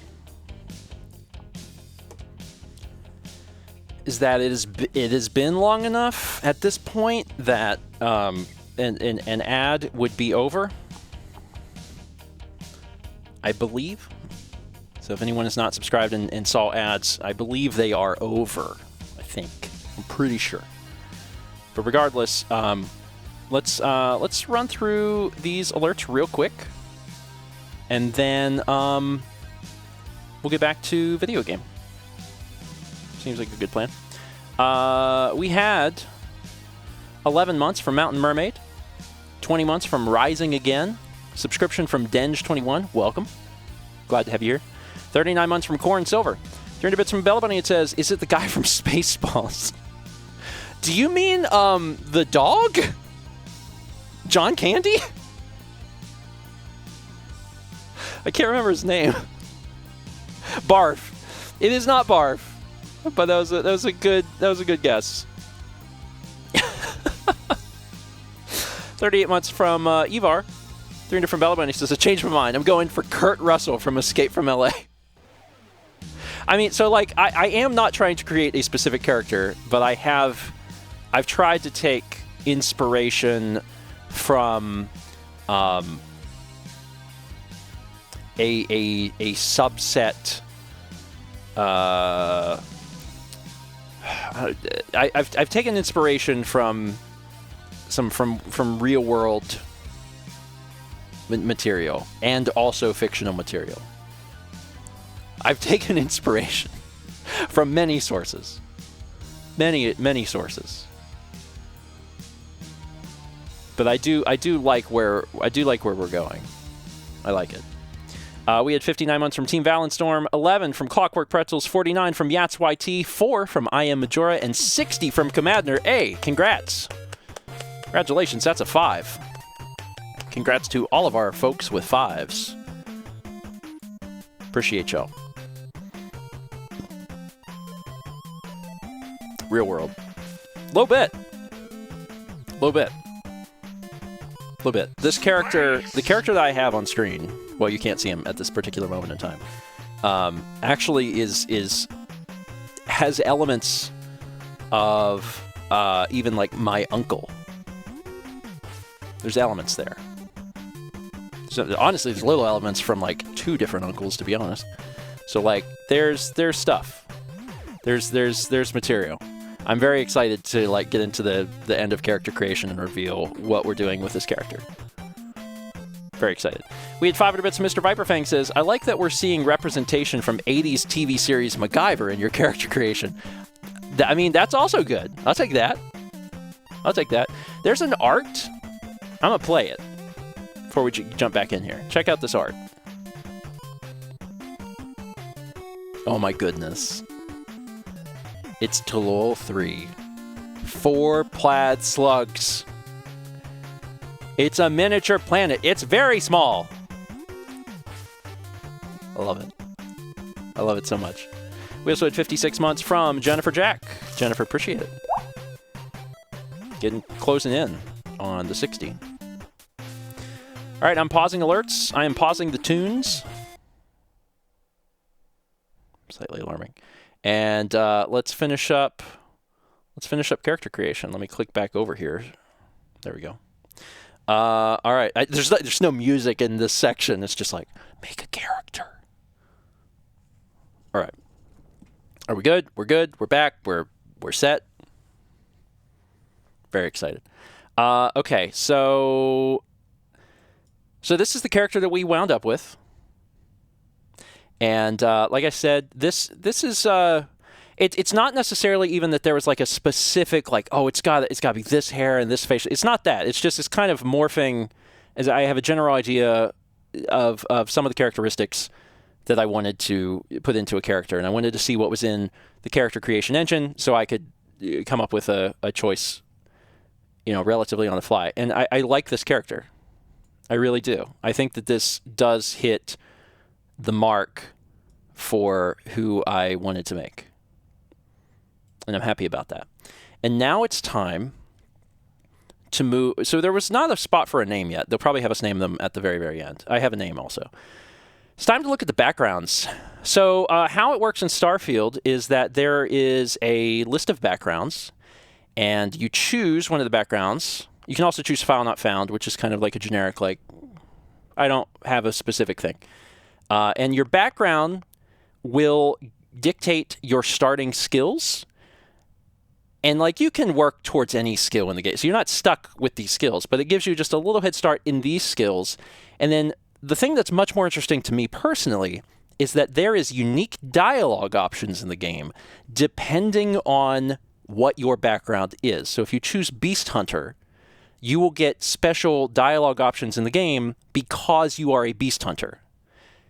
And because of that, that's exciting because it's like, oh, there's going to be special dialogue based on what you choose. So here's all the options. There is Beast Hunter. You've learned skills to track them, find them, take them down. You get fitness, ballistics, and gastronomy. And I'm not going to read through all of these different skills, but I'll kind of take you through what these are. Bouncer. You've worked the toughest clubs. You learn that most non-lethal confrontations can be solved one of two ways: a strong right hook, more securely door. The Bounty Hunter. There are those who profit from their capture. They can run, but they can't hide. A Chef. So I thought some of these were very interesting. Chef. You cater to those with a more discerning palate. In your kitchen, countless alien species. And like so some of these are really fun too, because like the chef, for instance, your starting skills are gastronomy, so like it helps you create better foods, and you're better at scavenging, so it makes a lot of sense. Combat medic. You've never been afraid to take on the enemy, but you'd much rather take care of your friends. Cyber runner. You've worked for and against them. Cyberneticist. So you're like a robots expert. There's diplomat. The wars are over, but now because there are those that quietly fight to keep it, agreements were signed, words were heeded, so you can be like a famous person. And starting skills of persuasion. Explorer. They said exploration is a lost art. You didn't listen. So you can do surveying, things like that. A gangster, which I thought was fun. As soon as you were old enough to hold a weapon, you took what you wanted from anyone unlucky enough to have it. And you start with shotgun certification. Homesteader. Discovery of the settled systems, many oxygen-rich planets and moons meant humans could live just about anywhere. So there's going to be a lot, I believe, in Starfield of like surveying planets and collecting materials and using that. I'm sure there will also be combat, right? But still, a lot of other things. Second half, industrialist. You want to be a titan of industry, maybe a ship designer. The skill set never goes out of style, so there's a lot of these sorts of things. Long hauler. Let those other hothead pilots obsess over laser weapons.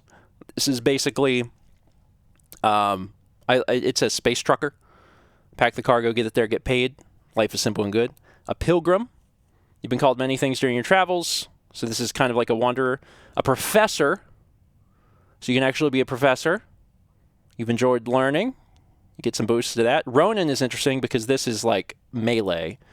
So you can take people out with melee.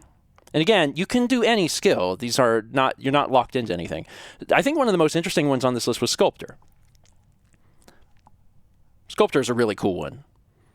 You're basically an artist. I thought that was really neat. Soldier, which is kind of expected one to be in a list like this. Space Scoundrel, which is different than Gangster. And then Xenobiologist, which focuses on like the study of aliens. And then File Not Found, which,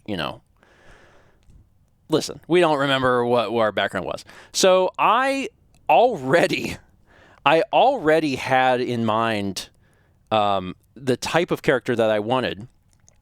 And after reading through the backgrounds and talking about it with Mal pushed me into a direction that I was already wanting to do.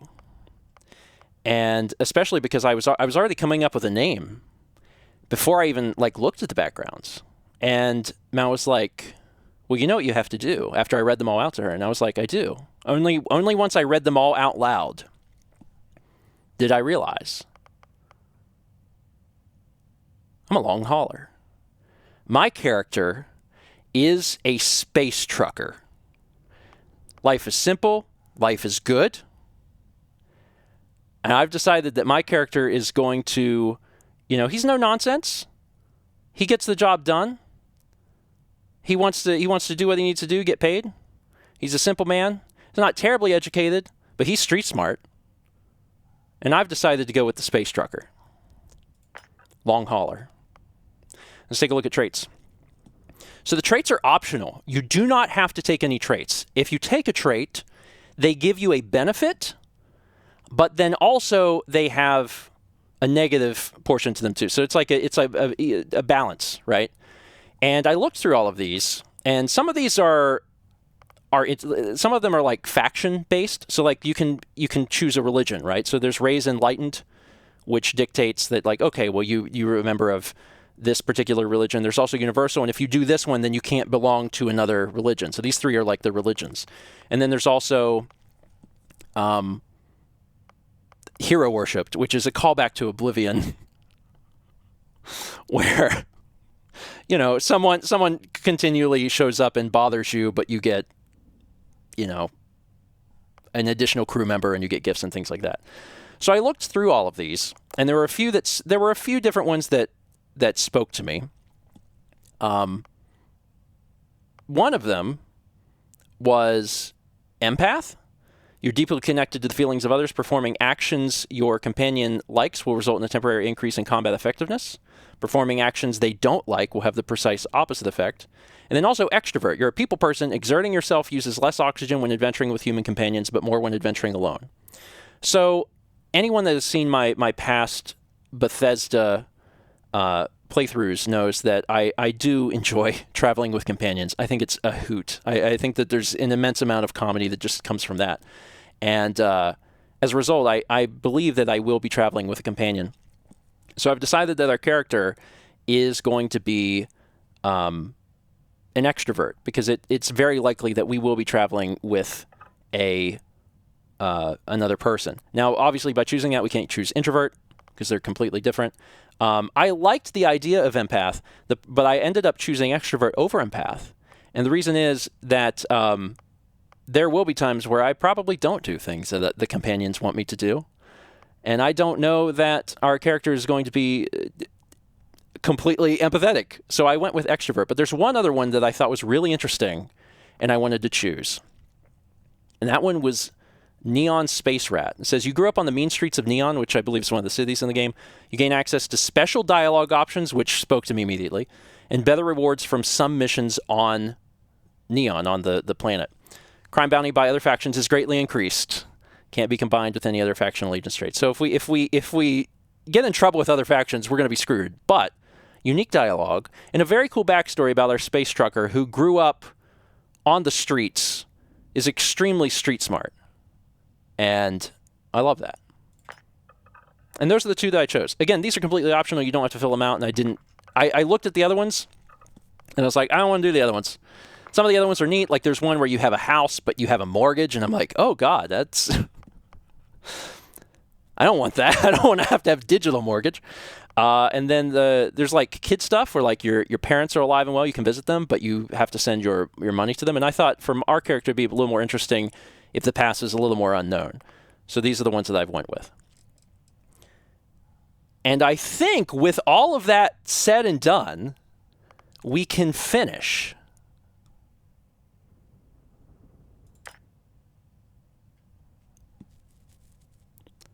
And now we name our character. Background, long hauler. Traits, extrovert, neon street rat. Let's see. They give us uppercase and lowercase. Great. You ready for the character name? I spent a lot of time thinking about this character name, and I'm excited to unveil the character's name to you now.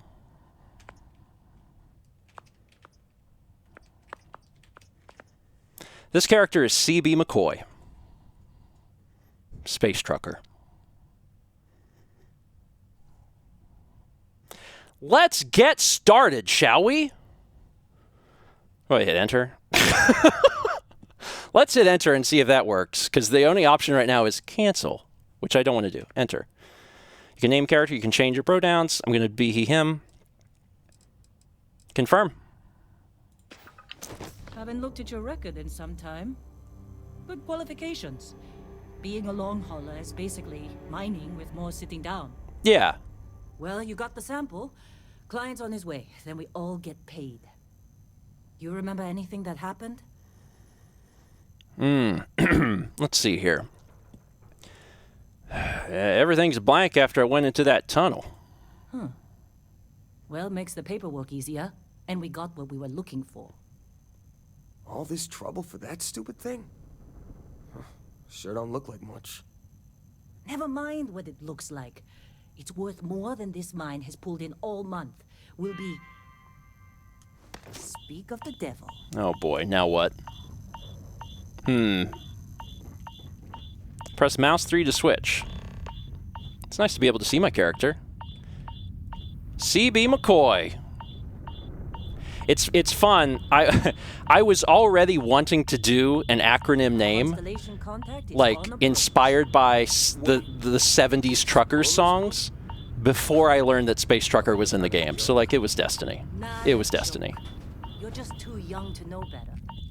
Hey, I'm just saying they got a reputation. Hell, I bet half the crew here doesn't even believe they really exist. Half the crew doesn't believe Earth exists, but it's still there. Same with Constellation. Yeah, but come on. Exploring space? Who does that anymore?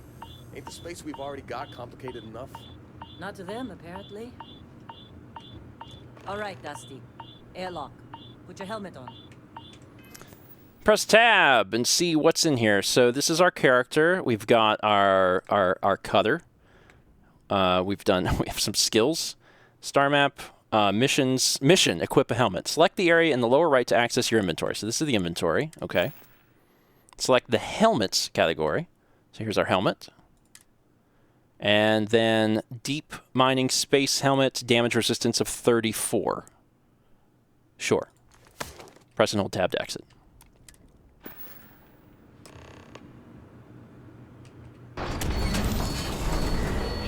So being a long hauler gave us some starting skills. And one of them is weightlifting, which means that we can carry a little bit more than we would be able to otherwise. The other things it gives us are helpful in ships, because, again, we're a space trucker. God, this is a big area. Clients are here. Let's go.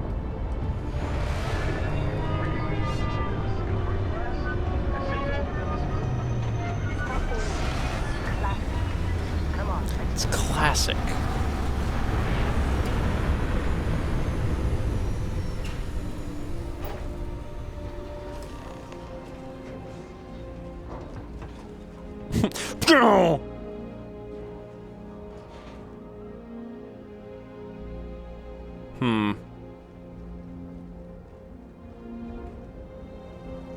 So who is our client? So we have the thing.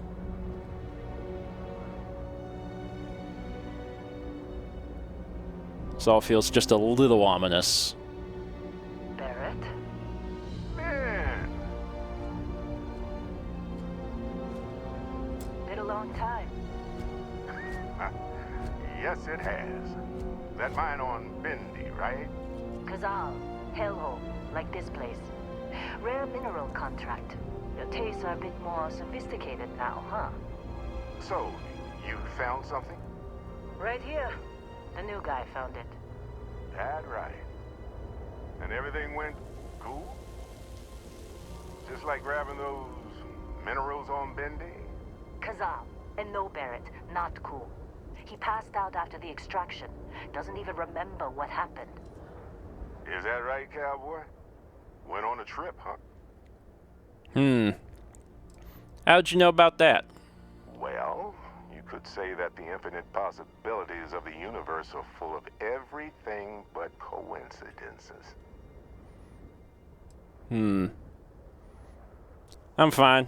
Nothing to talk about. All right. A little disappointing, not gonna lie, but reveling in the weird of space isn't everyone's idea of a good time. I get it. Look, just hand over the credits, and I'll be happy to never see this thing, or you, ever again.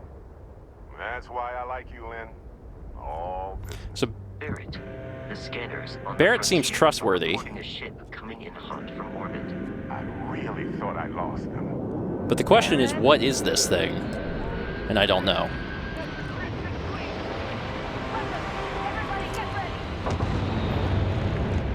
Grab a weapon. Okay. A med pack. Let's take that.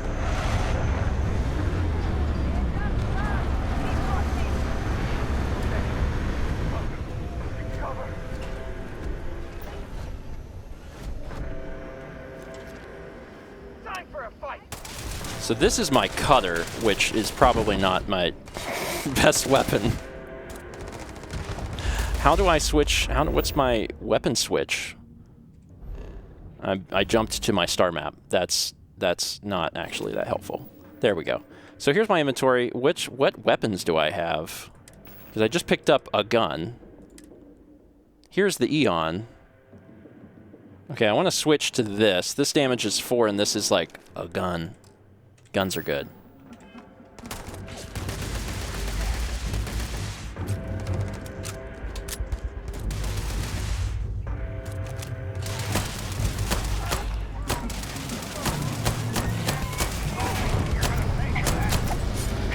Okay, no more crouching.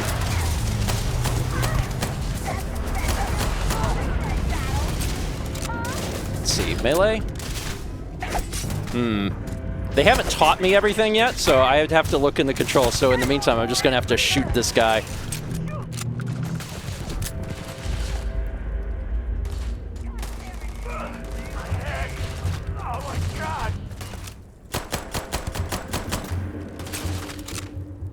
Fortunately, CB knows his way around a firearm, being in the space trucking business.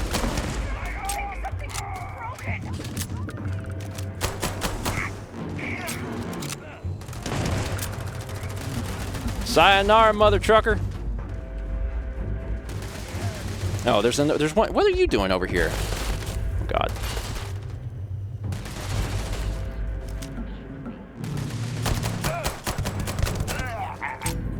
Done and done. Can I check you? Yeah, you've got stuff on you. I need to be looting these guys, especially early game. We're gonna want supplies, and then like quickly run into the issue that you run into in games like this, where you're like, oh, I'm over encumbered because I took a bunch of crap I didn't need. I am aiming for the center of mass. Not sure why that one popped up in the air, to be honest. Okay. Did I grab all this stuff? Probably a lot more stuff than I needed. This attack better not be coming out of our pay. Of course Barrett was being followed. Every time. Well, that was some fine work under pressure. You dug up the artifact, right? That means you saw it. The visions? You're coming with me to Constellation. You're part of this now. If you'll take me off this damn moon, sign me up. Nothing wrong with honest work. Although, yes. See your point. Oh no, Barrett. No. You think you're just going to take off after the mess you caused? All right. I guess I did just put you all on the Crimson Fleet hit list. How about I stay and I send your Dusty here in my place? I know, but he's not some miner anymore, Lynn. Soon as he touched that rock, something changed. Don't tell me you can't feel it. Fine. It's a deal. Get out of here, Dusty. You're on to bigger things. What about the mine? Don't you need me? Now that we've been attacked, we've got to pack up and move on. Argos will come for the rest of us. You get going. All right. Thanks for everything, Lynn. Just go. Before I say something I regret.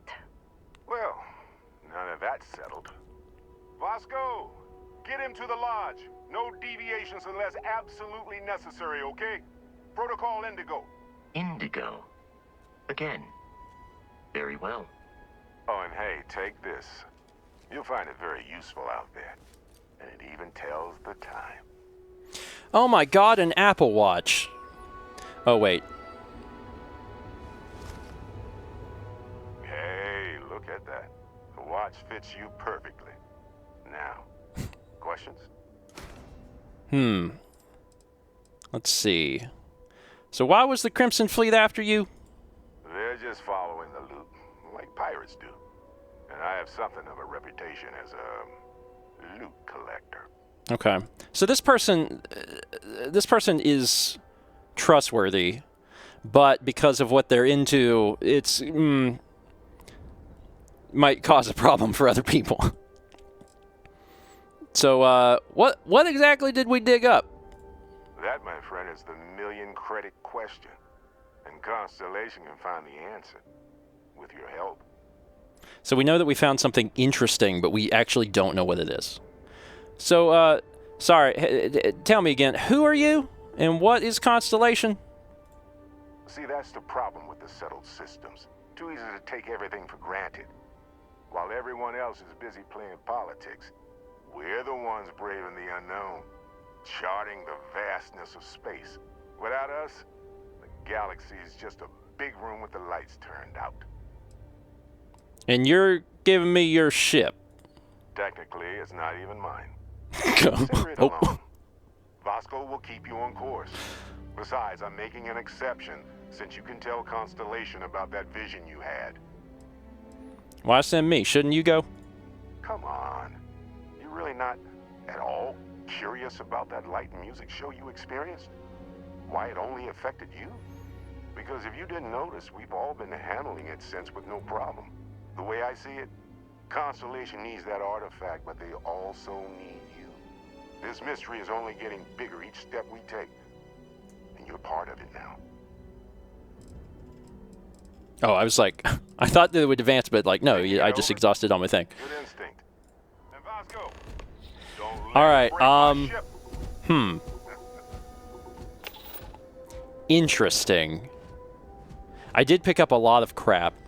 Some people died. You going? Staying around isn't helping us out any. Well, now you're just trying to get rid of me. That's rude. I'm on my Give that way. artifact to Constellation. We're still in one piece.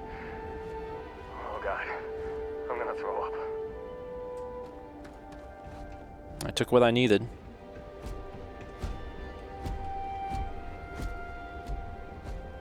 Wild. This guy just shows up. So, like, I'm the only one that was affected by this mystical artifact. I just figured it because I was the first one to touch it. Just up the ramp, Captain. I'll be in the external robotics bay. It Oh my appears God. You are the new captain of the Frontier. I'm the captain. I'm the captain now. Captain McCoy, Protocol Indigo is in effect. Thank you, Vasco. All right. Shall we move on then? Wait, what is this? Give me this. give me these kits. All right, so now, sure. Let's travel. But first, we're going to take a break because this seems like a good place to take a little break. So we're going to take a little break. So I'm going to just hit, I guess I could probably hit tab. Tab is safe. Look how safe tab is. Let's take a tiny little break. There we go. Good chance for a little stretch. Don't necessarily have to get up, but you could. I'm going to do a little stretch in my chair because I was just up going to the bathroom not long ago. Game looks good. It's wild too because like Sky. It's not that Skyrim looks bad, but Skyrim's dated, right? And if you're looking from like Skyrim to this, like that's a leap. That's a leap. That's a huge jump. But even from Fallout, there's like lighting effects and things that are happening in Starfield that are not in Fallout at all. So like a lot has changed in 8 years. It's been 8 years. I did not get the physical watch. No, I already have a watch, so I was like, I don't need a watch. But I did get the premium edition that has, well, that you play early and then also that you get the DLC. We had 24 months from Doomed Sushi. Hey, congrats. Congratulations on the 2. And 200 bits from Nubican. Thank you. If anyone's coming in late, as a reminder, there are special alerts just for Starfield. 1,000 bits gets you a special alert. If you have a message, it's like it's a little special, and if there's no message, it has more facts for surveying planets. And it is, yeah, that's true. It's also September. So September, you get some discounts on subs, and there is a link in the chat to help you out if you'd like to learn more about that.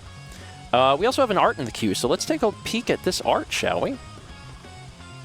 C.B. McCoy, our friendly long hauler, a.k.a. the White Knight. Excellent. Yeah, I knew weeks ago that I was like, man, I really want to do an acronym name because I was very inspired by I was very inspired by some of the like the trucker songs of the 70s, and even before I knew that was the background in the game, and then finding out that it was in the game, I was like, why don't you just be the trucker? And instead of like doing the name and then picking a different thing, I was like, I'm gonna do that. I'm gonna do that. That's what I'm gonna do. All right, we'll do one more big stretch, and we will get back to the game because we haven't actually covered anything. Character creation takes a bit, but it's done. Feels good. Feels good. King Curran says, did you know McCoy was an accepted voice name? I suspected. I like the name, but then also it was a part of the Fallout list. And I was like, I suspect that it will be in Starfield if it's part of the Fallout list. Which made it easier to choose. Wait, 42 months from Midnight. Appreciate it. Thank you. All right. Are you ready for, I guess, like, part 2? That'll probably be the first, like, episode on YouTube, that whole thing. And then, like, Dan will obviously cut the character creation, like, super way down. But we got through it. We got through it. Foster says, oh, hold on. We did take a break in the middle of an episode, but in fairness, it was like 90 minutes, and I was like, all right, we'll take a break. Okay, let's pause music and play another little bit of this game for sure. Got to find out what else is going on. The other thing I want to do before we're like, before we're like in the game, like doing the episode, is I want to take a look at the controls. Where is that? Settings, controls. Oh, this isn't like your mouse controls. This is like adjusting your... Bindings is what I wanted. All right, bindings. Forward, back, strafe, primary attack, secondary attack, which for me was just like look down sights. Melee is V. Got it. I am using mouse and keyboard because I find it easier to do shooting games. However, the one thing I don't like about mouse and keyboard is the movement. I don't love the movement. Because you can't walk slow. But I also have a controller. So I could use that. I could jump back and forth, but that seems a little confusing. All right. So let's see. V is what I needed, and then grenade is G. That makes sense. Activate. And I might try, like, probably won't do it this stream, but like in another stream, I might try using the controller. Just see how I feel about the movement. But I really like mouse and keyboard for the precise nature of like shooting and stuff. Grenade, activate. All right, the most important thing I was interested in was V. Toggle always run. I don't need that. There's a lot of things. Space flight, menu navigation. Oh my god. Okay, I don't need to know all this. I just needed V. If you want to not run, you were just saying you like going slow. Is that what that meant? Is that what that meant? I think I was sprinting. Let me check. So this is me going, holding shift runs, and then I have like a stamina meter. So let me hit caps lock. Oh, okay. Oh, but then I can't go any faster than this. That's... So caps lock is what lets me, like, crawl. So if I hit caps lock, that's how I walk. Caps lock is how I go into walk mode, which, like, for some of the cinematics is important, because you don't want to be running around like an idiot. Because nothing is bound to hold to run. So if I hit shift, I do a sprint. Okay. I probably want to normally move this fast, but it's nice to know I can tap caps lock and be... Good luck, Captain. Yeah. Probably fine. All right, let me go back to the same area so the YouTube audience is not like, why is he out there? What did he do? What did I miss? All right. Let's get started. Oh, do a little stretch. All right. My continuity. You never know. Hello, everyone, and welcome back to more Steven Plays Starfield. On the last episode, some things happened. For one, we made a character. It took a little bit of time. And then we also found a strange artifact that gave us weird visions, but no one else. And we met a character, Barrett, who let us know that because we have had strange visions, we need to go to Constellation and talk about it, because we don't know what the implications of this could mean. So I've been given Barrett's ship and also Vasco, which is his like personal robot butler, which is great. And it's time to get on board. And I'm ooh, this is nice. Captain McCoy, I assume you know how to fly a Class A starship. As Barrett likes to say, it's as easy as learning to ride a bike. I will attempt to boost the shields, just in case there are any difficulties. Vasco, I will have you know that I am a space trucker. And I have flown big rigs twice this size. I can take this coffee mug. If it's not, this is like a Motel 6. If it ain't nailed down, it's yours. Research station. So I'm not exactly sure what all these things do yet. We will be learning over time, and it's not terribly...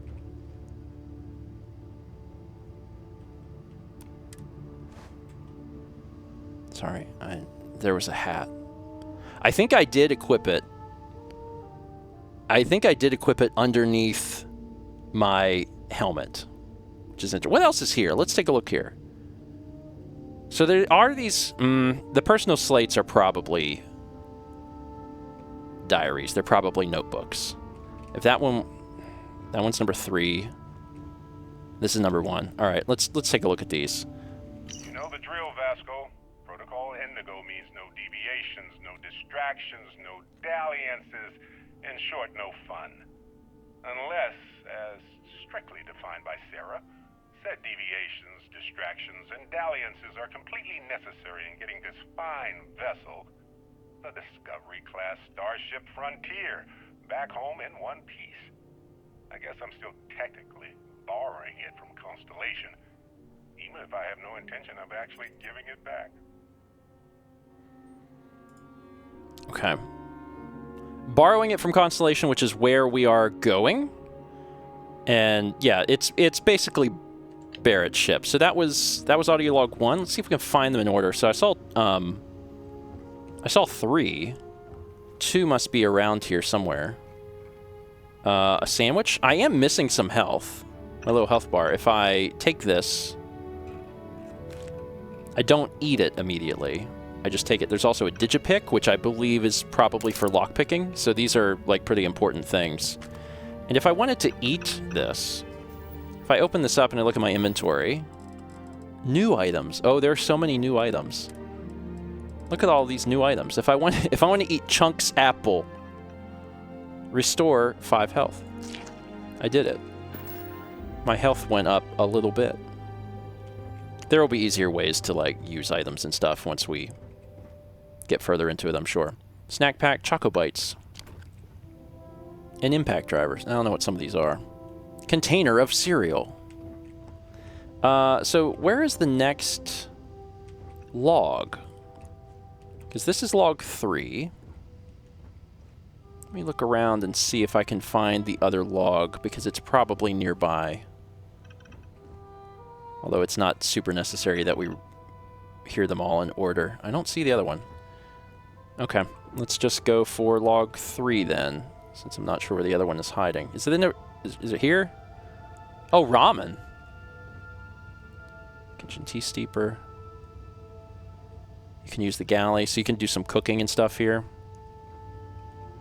Coffee. There's a lot here. This is a very fleshed out thing. Hydraulic clamp. I don't need any of those. All right. Yeah, maybe log 2 was inside of the apple.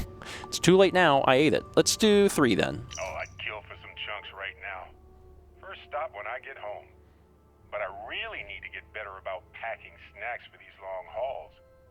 Some rhubarb boom pop. Maybe some cereal. Irvin always made the best trail mix. Added in little marshmallows for stars. I miss that. Seems like life out here would get lonely. All right, there's a lot of stuff to interact with. Let's move forward.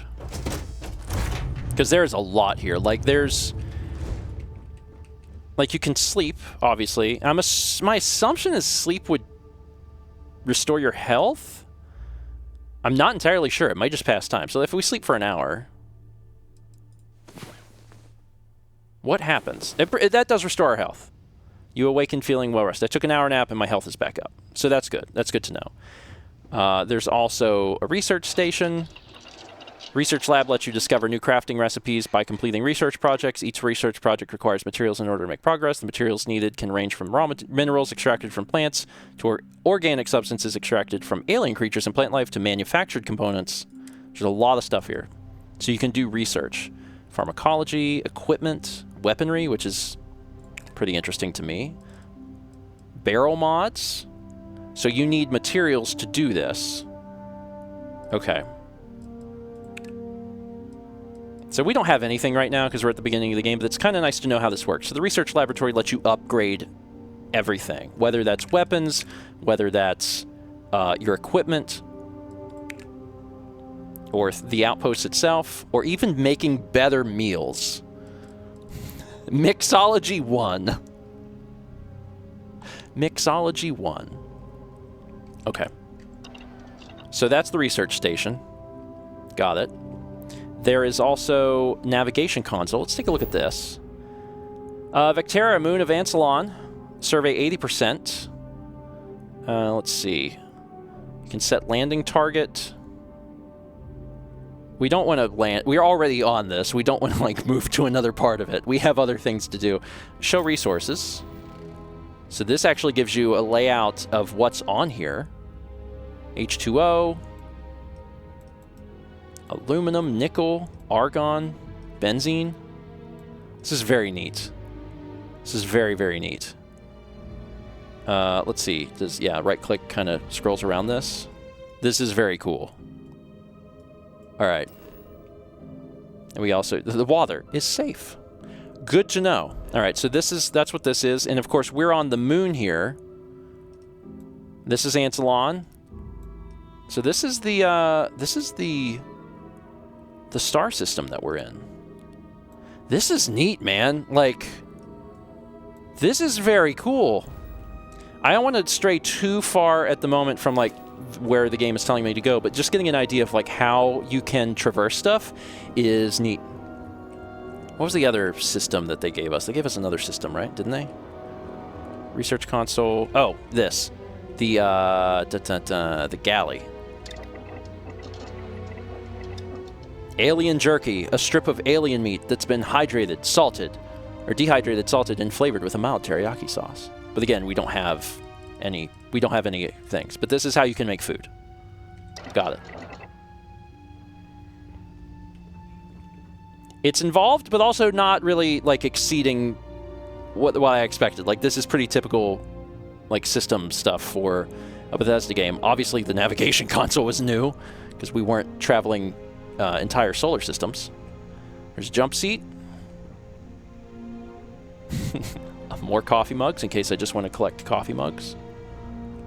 And the pilot seat. Let's climb in. So much to explore.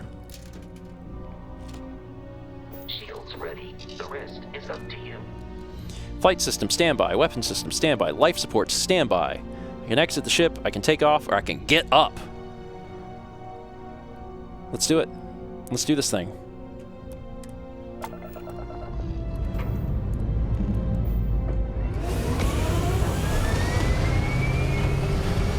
We're going.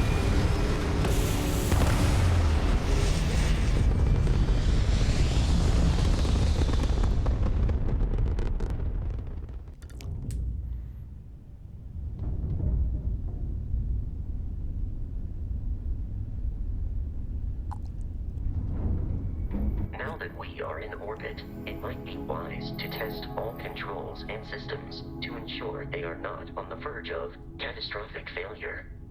I can step you through the entire process, or if you're already an experienced pilot, just power up all the systems, and we'll be on our way. Oh yeah, well, yeah.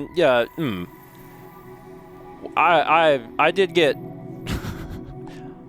I did see that artifact, Vasco. So if you could just remind me of my space trucking history. That'd be great. So hold left alt and use WASD to switch between systems and allocate the power. You can skip the ship tutorial by powering up all systems, including the grav drive. I don't want to skip the ship tutorial. It seems important. So hold left alt, and you can move between these and allocate power. So I can't... Each system on a ship requires power. Yeah. Allocating power is under your direct control. Let's go over the engines. Engines control our maximum speed. Try increasing and decreasing our relative velocity. Okay, so I can bring this down and our speed goes down. A ship's engine has a sweet spot for better handling during turns. Draw your attention to the HUD. You'll notice a speed indicator in the lower left with a gauge that goes up and down as you adjust the throttle. Try to center the gauge so that it lines up with the center of the vertical bars to its right. Sure. Okay.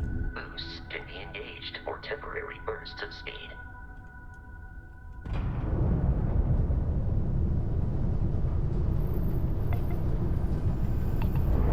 We boosted. We did it. They said it couldn't be done. Attention to the shields. Try adjusting power to the shields. Notice more power increases their strength. Shields protect the ship from hull damage. Without a hull, but be vaporized. We don't like that. Is displayed in the lower right. Hull damage is below it. Okay. All right, I see that. So we can lower our shields to just turn off shields, which seems bad. You've proven an adequate pilot. Are you familiar with ship combat tactics? Because that's a Crimson Fleet ship bringing its weapons to bear. Okay, press E to target the ship. We will need to disable their shields. Laser-based weaponry is particularly effective. All right, we're doing all right. If you can keep the enemy ship centered on the HUD, we can lock in to fire a homing missile. The enemy shields are down, Captain. Ballistic weaponry excels at damaging the hull. We are locking. We are locking. Locked on. Missile.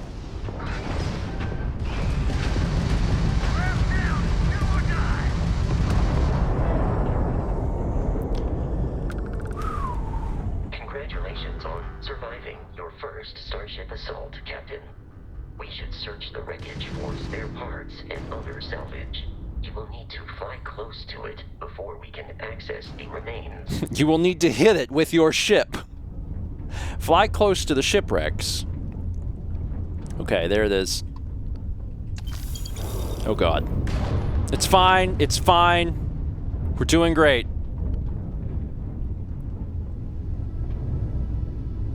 So we survived. We survived, which I mean, obviously, as a well-adapted space trucker, I would do. Fleet ships are jumping into our location, Captain. Oh god.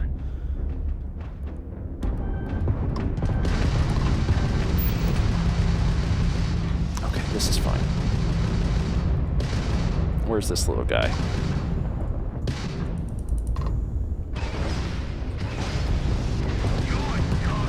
And then I'm done?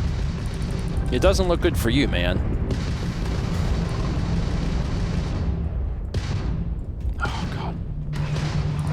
That's one. Where's the other guy? Where are you? Lock on. Say goodbye to that shield, bud.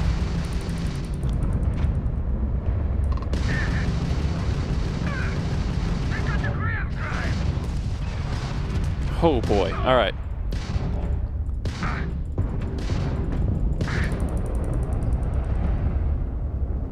Oh, I had hit the scanner. No wonder. I was like, where did my normal HUD go? The amount of Crimson Fleet hostility has been far more than anticipated. At this rate, the odds of continual assault from their ships are high enough to jeopardize our mission. In short, they are after the frontier and will not stop. We will need to deal with the local Crimson Fleet captain. A recent scan indicates an abandoned facility on the nearby moon of Crete. A perfect staging area for pirates. Vasco, are you sure that that's what we should be doing right now? I mean, okay. All right, that's fine. Let's open the star map. Star map. Oh, God. All right, so we are looking instead. So back to the system. Where is Crete? This is Crete. We've only surveyed 19% of Crete. Okay. Sure, Vasco. We're supposed to go to Constellation. 19%. Temperature. Temperate. There's some resources on here. Scan unavailable. Set landing target. Okay. V says show me. Show me what? Oh, me, where I am.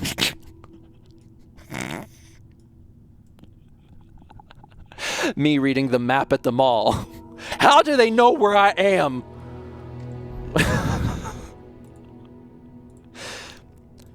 It's fine. All right, so we're going to Crete, I guess. We're going to Crete. Sure. Set landing target. Set course to Crete. Yeah. Course has been set. Travel with X. I did it. That's it. Okay, there we go. I had to hold it. Okay, so like we just kind of like fast travel there, because I guess to do anything else would have been insane. We have arrived in orbit. The abandoned facility with our Crimson Fleet captain is on the surface. I see it. Press tab to open the data. From there, you can open the star map. So do I do this and then I pick, like, the planet view of the star map gives you information about the environment, lets you scan the planet for resources, and helps you discover key landing sites. Rotate the planet until the Crete Research Lab map icon is in view, then select the map icon to land there. All right, so let's scan. So this will show us the resources that is on this. Okay, there are resources. Land at the base, that's what we want to do.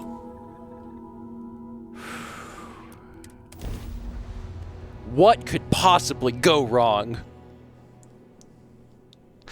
What could possibly go wrong? I'll follow you from here on out, Captain.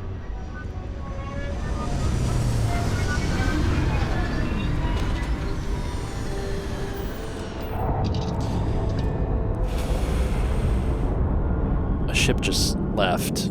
That's good. That's fine.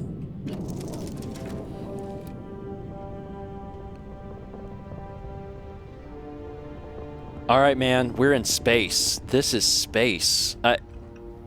Maybe I should take that cereal. Maybe that's a wise idea. If I look at my inventory, because I'm gonna have to understand everything at some point. So my mass is down here. I can carry a little bit more because of weightlifting.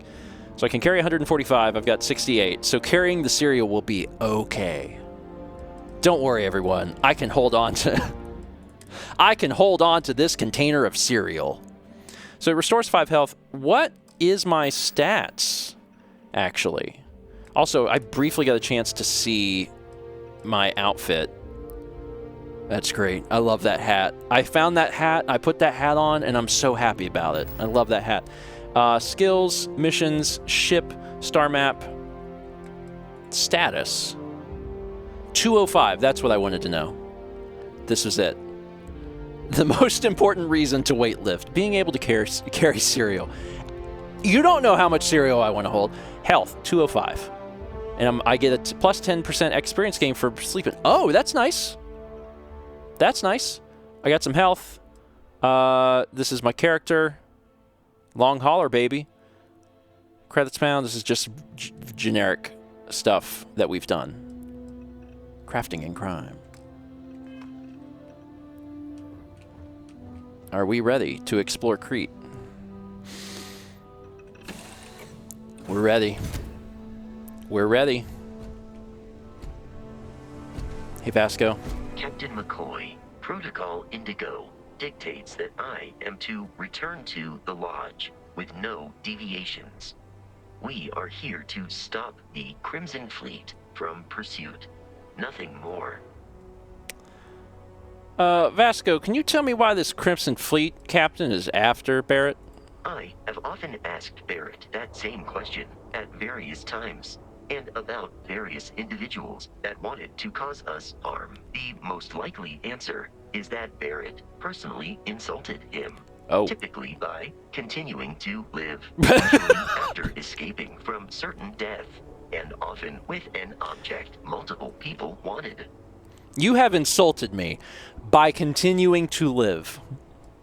So, just who are you and Barrett? What is Constellation? Constellation is an explorers society founded over 50 years ago with the mission of seeking out the unknown. Members often engage in expeditions in small groups, typically 1 or 2 people, or like Barrett and myself, 1 person and 1 robot. The membership is intentionally limited and small. Should you join Constellation yourself, you will be the 10th active member. Oh, that is small. That is much smaller than I was thinking it was. And, why is Barrett trusting me with his ship? Barrett would say that billions of years ago, we were all one with the cosmos. So technically, you have known each other forever, but the more practical answer is likely that he needs you. The number of known people who have been affected by the artifacts is now 2. Without your investment in Constellation's mission, he may never know more about the experience you both share. So he is showing you trust in order to gain your support. Okay, so Barrett has had the same experience, and now that I have, Barrett going to be my best friend. Barrett's going to die. Let's trade. I'm just curious what you got. May I take some things? So you can hold things for me, which is great in case I find a lot more cereal. But you also have laser cartridges. Okay. Good to know. I have things that I can give you. I also have, yeah, there's some pretty high damage on some of these things. So, like, I have a gun equipped with, like, rounds, but also there is an axe. Can I give the robot an axe? Will he use it? That is a question that I'm not sure of.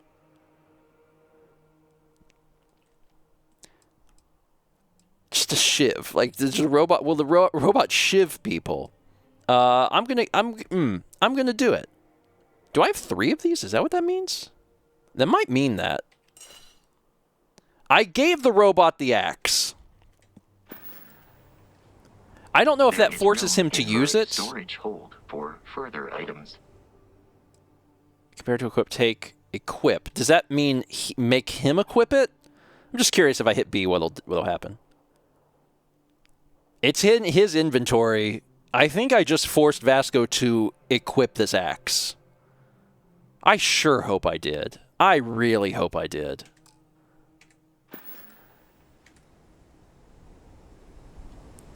Are you holding an axe? I don't know. Scan creatures, minerals, and plants. Each unique item scanned progresses your survey data of the planet. Completed survey data can be sold for credits. Scanner mode also unlocks additional features such as building outposts and using social skills like diplomacy and intimidation. So I can scan things. If you press F, you can scan things. So I can scan Vasco. No. Dust robot. Do I have to get closer to do this? I scanned it. I did it. So there's just various things that you can scan. And get out my gun. This is my gun. Oh, that's a critter. According to the scanners, the abandoned research facility is in this direction. So there's a trilobite here. Not necessarily an enemy. Just like a critter having a time. I'm just scanning some things. We could be friends. We don't necessarily have to be foes. It is very desolate, but also, what did I expect? We are in space.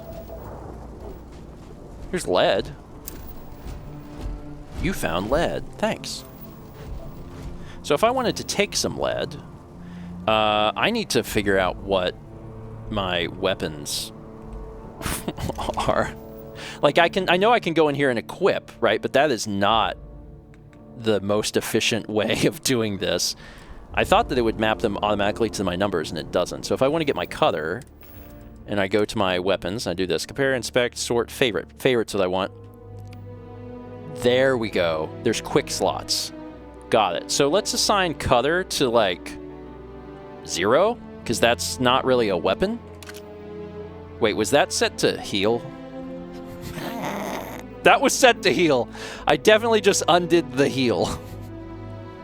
I won't need to heal. I will need to get lead. Don't ask me about healing. Ask me about acquiring lead. How about 9? Okay. Let's assign this one also. Let's assign this, let's say 2, because I'm going to put a melee weapon into 1. I have a bunch of these axes, so let's assign this to 1. And now I do probably need to, like, look at my aid. What is this is the med pack, so this is probably the thing that was set there. So let's set that back to 0. Only lead poisoning. That's it. That's it. Oh, okay, so if... Oh, that's interesting. So I'm being told that while I'm in scan mode, if I press left mouse button, it brings up the cutter. Ah, that's convenient. It's almost like they knew that that would be a quality of life good thing. Good. Good, good, good. Thank you. I appreciate that. That is a helpful tip. All right, so then if I exit this, I go back to the weapon I had. And I do have an axe. I love the axe. I got a gun. I've got a gun. I've got an axe. I gave the robot an axe. I can't wait to find out if he uses it. Alien creatures are often unpredictable. Yeah, this one seems fine. Oh, it's not fine. It's actually it's causing us a problem. I adequately assisted you during combat. Yeah, Vasco, I'm gonna keep you around, buddy. I'm gonna keep you close. Because I was gonna go conk it upside the head with the axe. It's easier to let the robot do it. What's this? Iron. Beautiful. Iron added. So there's a lot of scanning because there's going to be a lot of, I'm sure, a necessity for the different materials. Oh, look at this. We got some deposits here. So if I know what something is, I don't have a need to scan it. Just go ahead and grab this. There's some silver here. Oh, it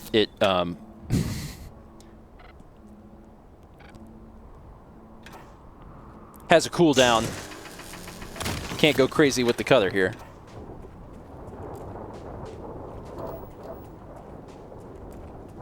Well, that's the research lab. Some more dust root.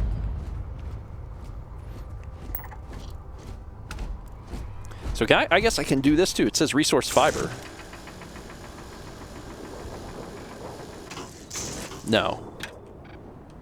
You don't destroy this. You just scan this. Okay. I was like, well, let me add it. Oh, I just go up to it and press harvest. Ah, there we go. I don't have to be in the scan mode for that. I harvest the dust root. Got it. Got it. Hi, Vasco. The Crimson Fleet is a confederation of smaller, independent pirate crews, all flying under the same banner. They are typically unscrupulous and violent. Yeah, but do they have an axe? Probably not. I actually kind of wonder if the scanner will work on people, like if I'll be able to see people from a distance, and maybe. The one thing that's interesting is that just looking in here, this seems to illuminate items that I can take. That's also helpful. So not only is it for crafting, it looks like it tells you where things are, which is notable. But again, this is a Bethesda RPG. There's going to be crap everywhere that I just don't need. A syringe. Like, do I need a syringe? Probably not. Probably not. And at this point in the game, this early, like, I actually don't know what I need, so it's going to be a lot of just, like, looking around and just seeing, like, does that seem like it's an important thing? Sealant. Okay, we'll take the sealant. That might be used for crafting stuff. There's notebooks. A staple gun, which unfortunately doesn't look like it's an actual weapon. It just has mass and value and not like an attack. So I don't think I can kill people with a staple gun, but God, I would love to. That would be a lot of fun for me. Eventually we'll start to get a feel for like what items we should be looking for, and then it'll be a lot more straightforward. There's first aid. And heal paste. Heal paste. I'm gonna take a quick look at that. What is heal paste? So there's med pack, which restores 4% health per second for 10 seconds. So about 40% of your health. Then heal paste. Oh, okay. That's for treating burns and frostbite. And cereal is for treating hunger, in case you just really want Cheerios, which sometimes I do. There's no shame in that. I'm nervous about this.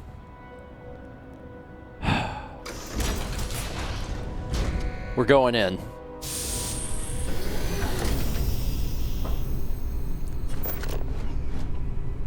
I definitely saw something just like fall out up there, so I don't know what that was about.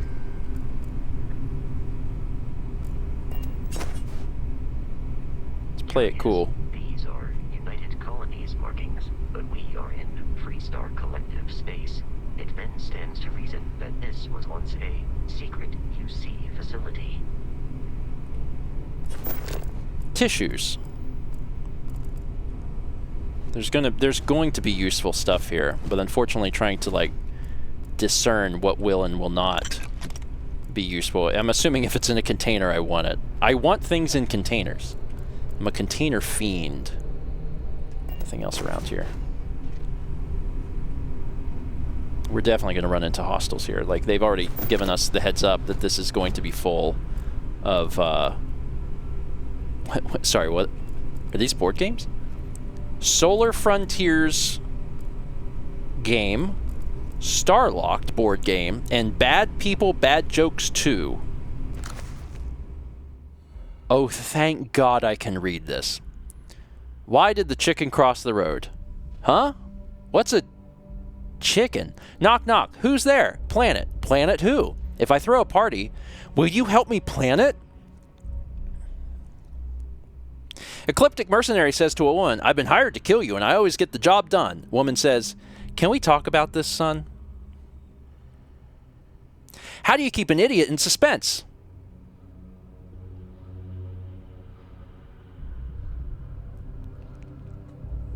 How do you get a Freestar Collective hick out of a tree? Wave.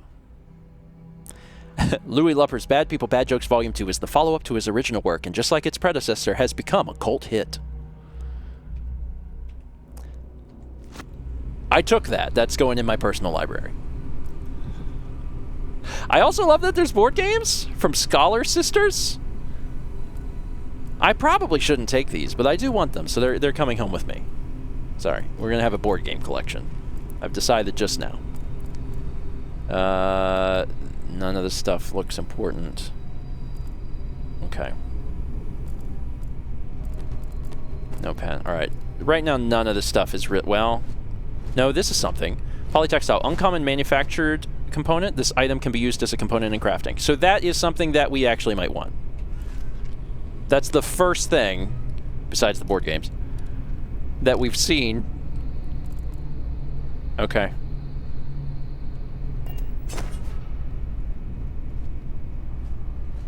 Anything over here? I'm hearing... Oh. A heat leech. This is odd looking. I can't scan it.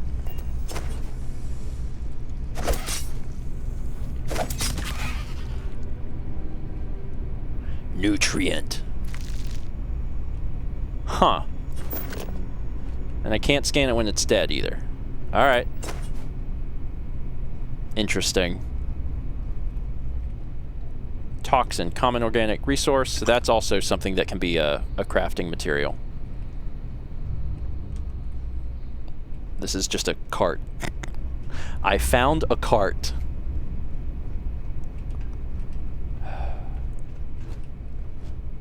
Like, we're definitely going to run into people. This is definitely going to happen. We even saw a ship leaving the planet as we were approaching. And, like, that's not nothing. You know? That's something. Oh, hey, here's some ammo. That's a little helpful.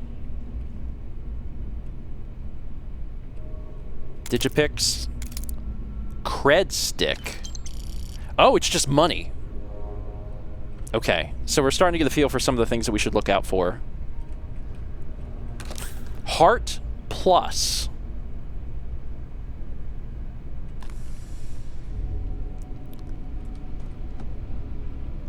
When normal heart isn't quite enough, try heart plus. We gotta be getting close to someone here. It's leading us around. Let me take a look at Heart Plus. What is Heart Plus? Heart Plus improves fortitude and pain tolerance. Plus 20% health for 2 minutes. And plus 200 damage resistance for 2 minutes. So if you get into like a hard firefight, you can throw that in there.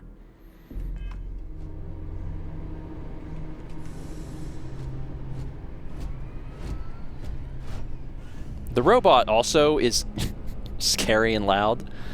So I'm like, what is robot gonna do? I'm thinking that if I can sneak up on someone and you... Oh. Hi, bud.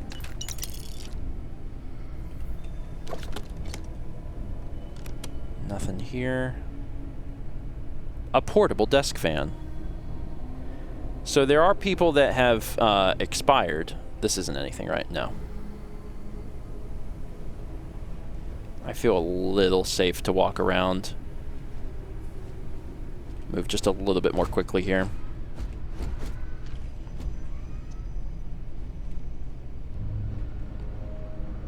Not sure what's going to be behind each room. I mean, we saw that little creature on the ground, but it also didn't seem like it was too bothered by me. It was just kind of doing its own thing, which is a little weird. All right. Nothing else here.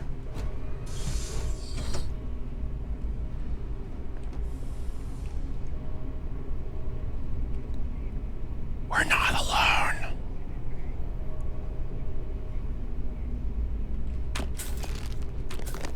Antibiotics amp.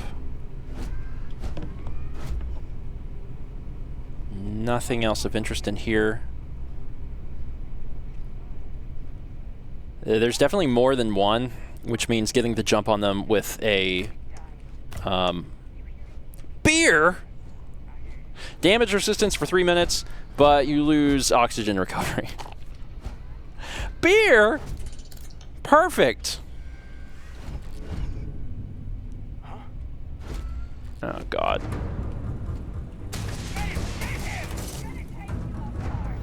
Are these bulletproof?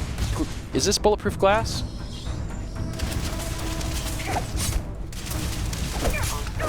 Okay.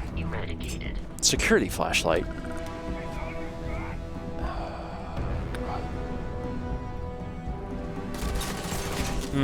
This should probably be a better spot for a gun.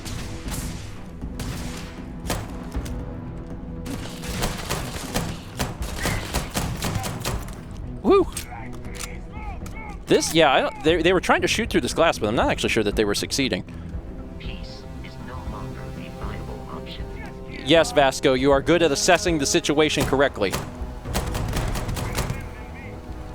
There's still one left. Oh, he's down.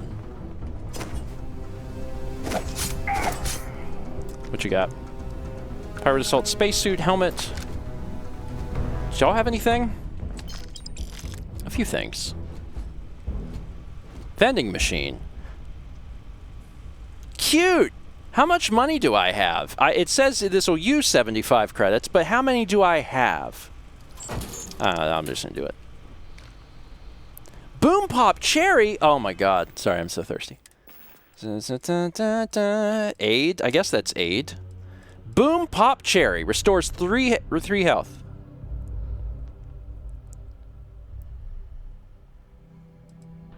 That's not like a lot.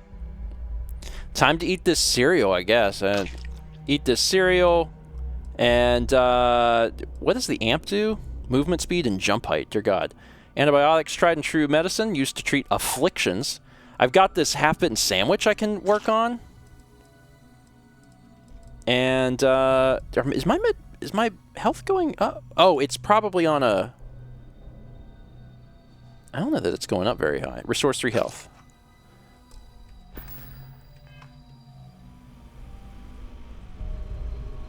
I think it's the problem was that was like such a small amount of health. It really didn't do much. My credits on my inventory. Yeah, so this is how many credits I have. 1,200. Okay. It seems like if you want to recover health, you probably should use the actual med kit, because otherwise it doesn't do a whole lot. So it is mapped to 0. That'll put me back at full health. Okay. I shot some people. I slot. So that was interesting also. Like, one of them was like crawling away. That was cool. That was something that wasn't in like Fallout. That was pretty unique. So then I didn't have to use ammo. I could just go up and hit him with a melee weapon. Okay. I'm starting to get a feel for like what things I should be looking for. Getting a little feel for the combat. Spiced worms? You shouldn't have. Lovely. Also, I missed this, didn't I? Black elbow grease gear. Okay. Yeah, I'm starting to get a feel for things. Things are going pretty well. And I'm feeling like I'm ready for whatever's next. Slightly worried, but I gave my robot an axe, so how could I fear anything? Let's take a short break, and then we'll do one more session. Another little stretchy. There's a lot to take in, right? Thank you so much for playing my game. We got raided by Josh. Thank you, Josh. Appreciate it. Thank you for sending some folks here. Josh says, "How you liking it, bud?" It's so my very first thought, like getting into it, is like definitely a Bethesda game. Feels like a Bethesda game.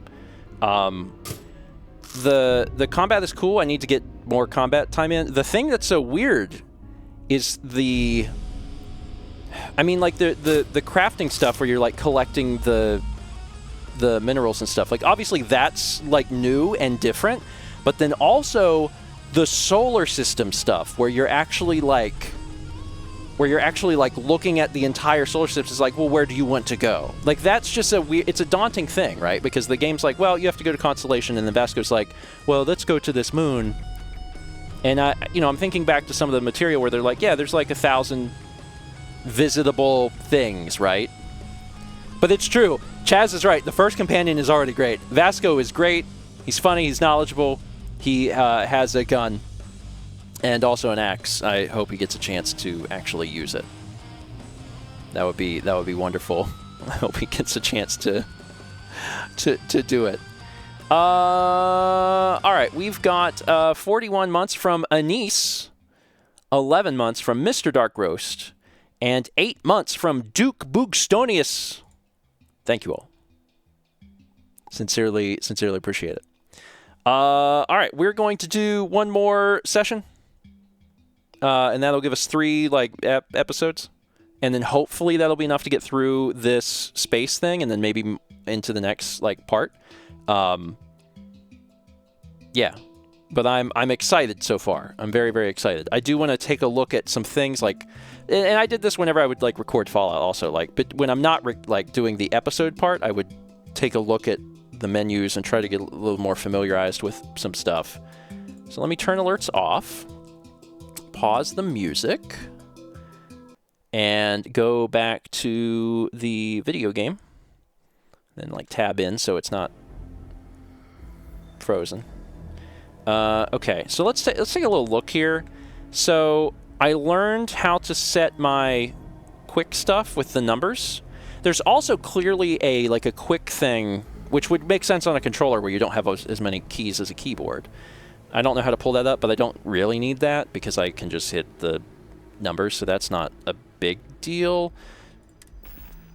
It shows new items. So I'm currently wearing the deep mining spacesuit. That is more damage resistance than this. But this has better thermal and corrosive. And I'm not entirely sure what that means yet. So I won't think about it too hard. I got one of these. I got 2 helmets.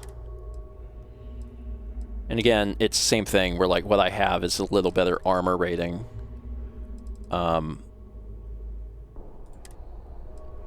Why is this blue? Oh, it's there's rare drops. Oh, look at that. Okay, so there's the Rip Shank. The Rip Shank is damage 12. But the Furious Rip Shank is the same weapon, but it has an effect, and it says it's a rare, and it says each consecutive hit will deal more damage. So you can really... Chess says, this knife is mad. It is an upset blade. So that's cool. So there's rare drops. So even though this does a lot of damage, and it does, if you're really going at someone, possibly the Furious Rip Shank would be a better choice. Cool. I also have 5 of these. Is that what this means? This is the number of them I'm carrying? Is that right? Because this is favorited. This is favorited, and it's assigned. These are favorited, and it shows me how many I have. So I have 3 of these, 5 of these, 4. I got it. Okay. I did pick up a lot. So I have quite a few things. I probably don't need this many because there's no indication that these break. It doesn't seem that there's any sort of health on these. So once you have a weapon, you're probably set. So I don't need this many. Fire rate, mass value, mods, accuracy. Yeah, I can drop safely 3 of these. And I can drop safely... How many you want to drop? 4? 4? I can drop 4 of those. Yeah, I mean, yeah, I could sell them. That's true. And I'm not hurting on mass. I don't know how soon we'll get to Constellation. But we might get there sooner than I think. They'll be at my feet in a minute. And then I've got all these axes as well. Maybe I'll hold them until I'm full up. There's also the Solstice, which is a laser pistol. So quite a few things. I want to try this also, possibly. So if I want to favorite that, I'll set that for 3. And then this is a laser weapon. So I'll set that for 4. All right, 1, 2, 3, 4. And I'm not going to use the cutter, probably, as a offensive weapon. God, I love my outfit so much. So, I wonder if the damage resistance on these even matters underneath my suit? I don't know. I'm not entirely sure. But, this is great. This is such a good look. This is a good look for my trucker. I love it. Okay, there's also resources, blah, blah, blah, blah, blah. Okay, so I've assigned some weapons. So I think I'll bring the episode in here for YouTube. And we'll do that. Speaking of trying out the guns. I did assign them all right. I did. I didn't try this, but like I'll get to it. I'll get to it. All right. Oof. Hello, everyone, and welcome back to more Steven Plays Starfield. On the last episode, I thought we were going to Constellation, and we didn't. The robot was like, actually, we're being followed, and we should probably go to this moon where the pirates are and stop them, or they'll follow us and hurt you. And I was like, okay, fine. So one of the things I did in between the scenes was assign the weapons to keys so I could jump to them, because we have several weapons, right? We have the Eon, which is the handgun that I like, and we have the Rescue Axe, but we also have the Solstice, which is a laser weapon, and then the Maelstrom, which is a rifle. So I assigned all of those. I also noted that there is a Ripshank, which is a melee weapon, but there's different types of drops. So this is the same weapon, but up here it's a rare drop, so it does the same damage, but each consecutive hit will deal more damage. So there's variations of weapons. I didn't assign this one, though. Okay. Cool. I'll also eventually look into skills, but that's not going to happen today. I took out some of these guns because I didn't need them, but they are worth money. These especially, actually. The rifles are especially worthwhile, so maybe I will hold on to those. I don't want all the colors, though. Okay. Are we good? We are good. So I've got this pistol. I've got this rifle. And then I've got this laser weapon as well. I gotta try out all these weapons. I was doing a little stealthy stealth, and now I'm mostly interested in shooty shoot, so let's go make some noise. Anything in here? The stomping that I hear is definitely my robot.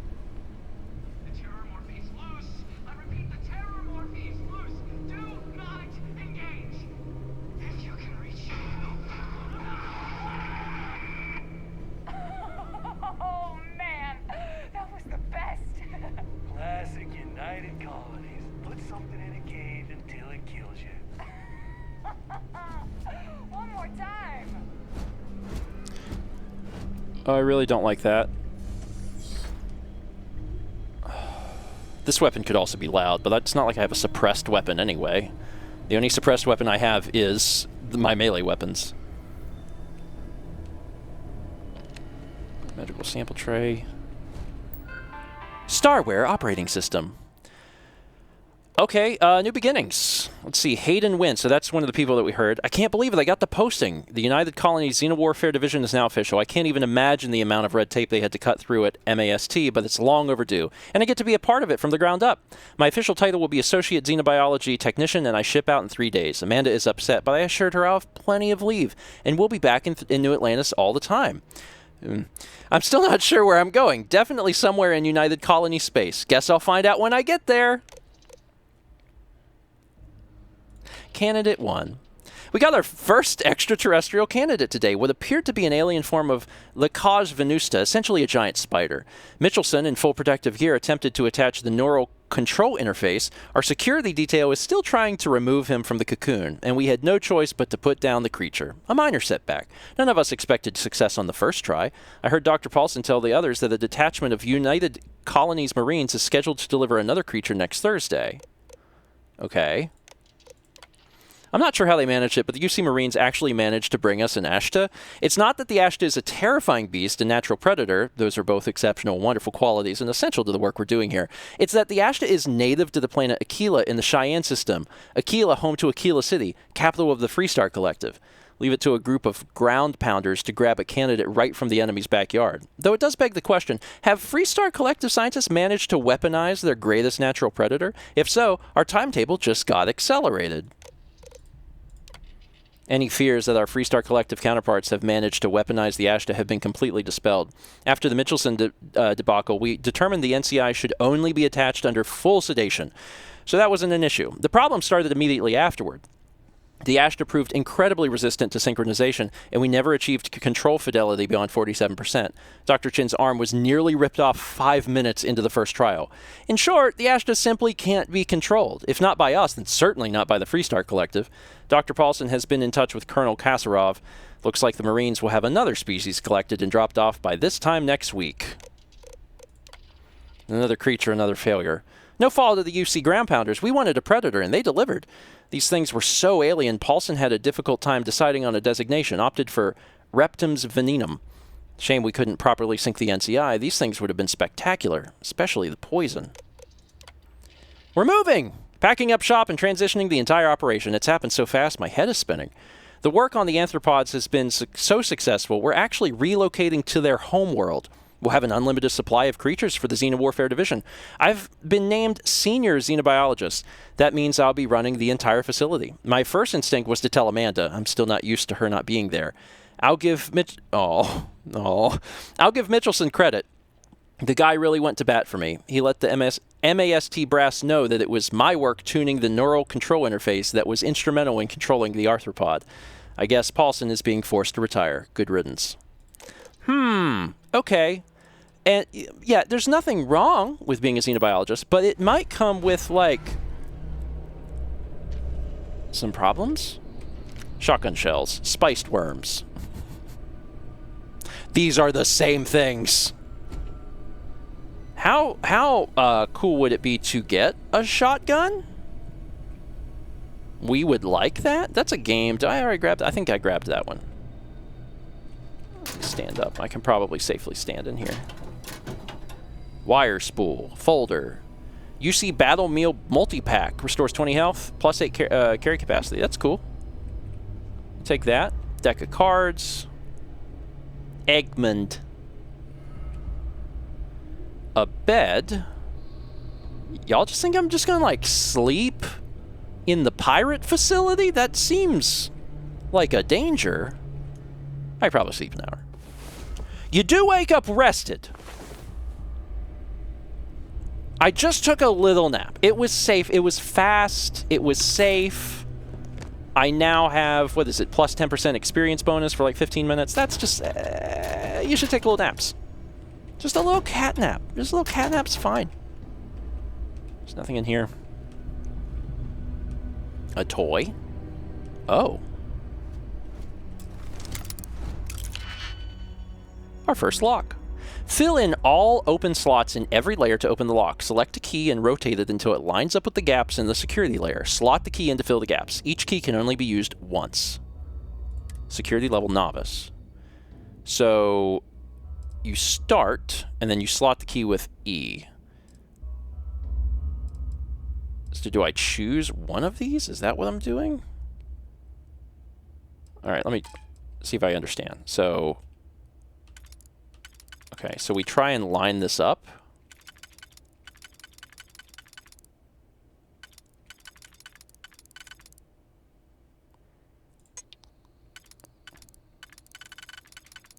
So that lines up. So we slot this key. And then we have another one which goes in. Oh, and then there's more. So this automatically goes in, so that's fine. I can also undo.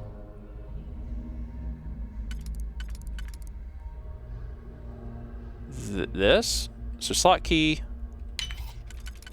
Sure. Interesting. So inside was credits. I like credits. Heart Plus, which we already learned about, and then a med pack. Cool. Yeah, picking locks requires shape knowledge, so I am worried.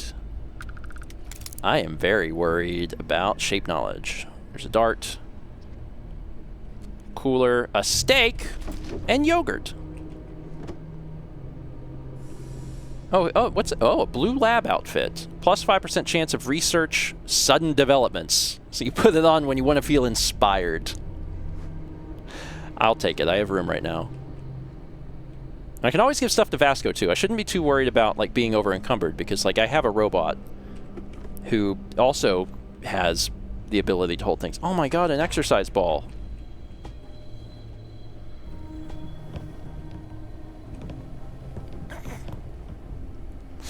Bethesda, please don't play with that too much. We do not know what will happen with the level geometry. It's fine. I already took this. Was there anything else in here? The UC Navy. Enlist. Notepad. All right.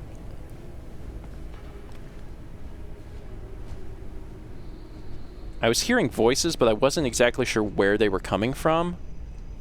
It doesn't appear it's this room, though, so I think I'm safe again. Oh, how do I get to that? I need to open the space toaster. A succulent. Your turn to do dishes, dumbass. Got some more ammo here. Oh, there's a gun. These are, oh, it's a gun rack. A Grendel is a new gun. Interesting. And I have a rifle already, and this is the rifle. So this is not as powerful as the rifle that I have. I don't need to probably use every single gun, but I do want all of the ammunition. The pistol is very strong. I do want to... I don't want any of that now. Bandages. Treats contusions, lacerations, and puncture wounds. There's all sorts of terrible things that can happen to you. Oh no. Battle meal. Anything else in here?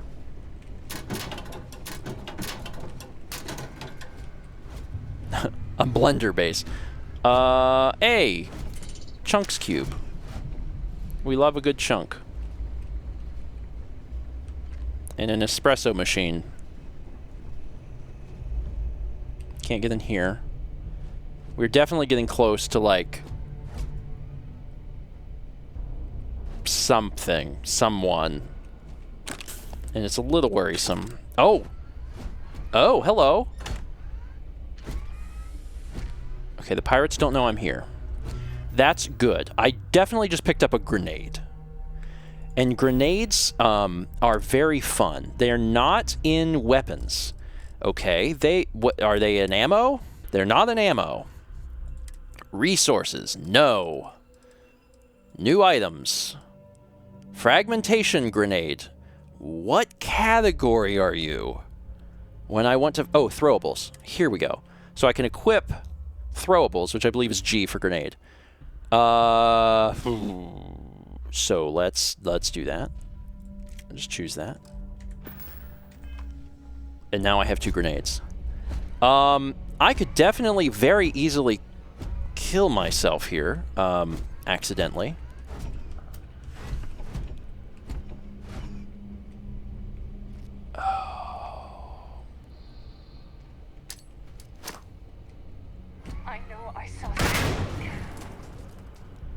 That was fun. That brought me joy. That brought me a lot of joy. We're good. All right, what'd you get? Digipick and a rescue axe. I don't need more axes. I have some axes.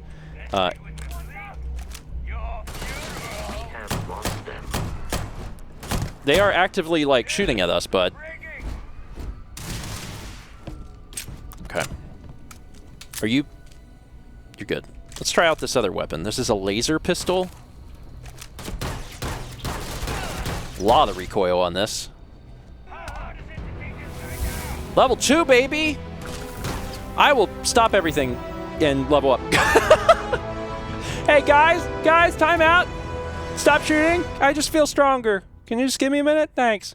You receive 1 skill point to spend every time you level up. Each skill also unlocks a challenge.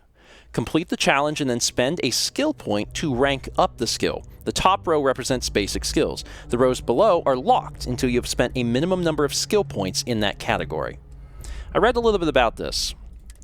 So there are 5 different categories. There's physical, social, combat, science, and tech. And you have to spend enough points in Tier 1 to get to Tier 2. So I don't know how much it is total. I don't know if they'll tell you. There's a lot of different ways to go about this. I am so interested in some of these. There are many social aspects which are the most interesting to me, because being able to talk my way out of situations has always been one of my favorite things in Bethesda games, and it's true. I want the dialogue. I like the options.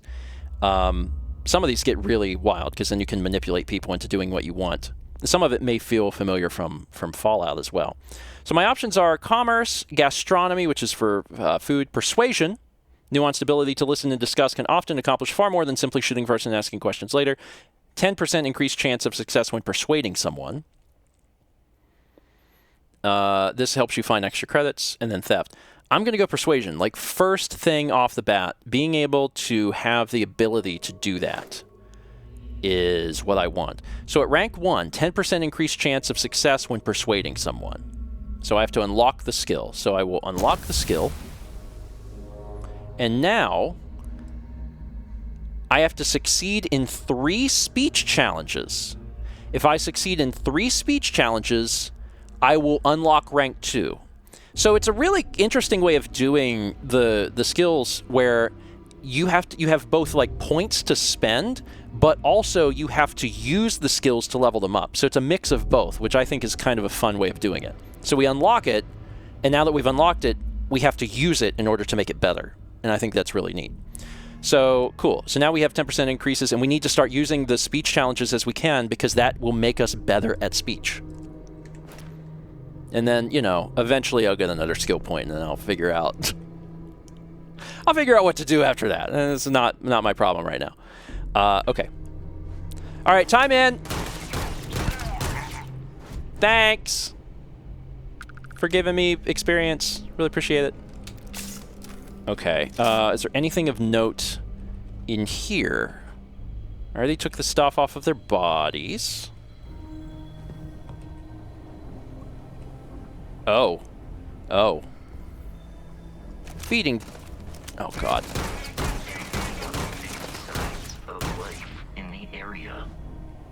Yeah, I can pick up faint signs based on the fact that someone is shooting at us, Vasco.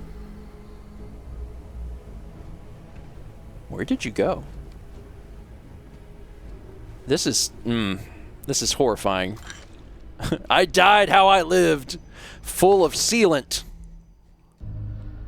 Wait, what did I press to...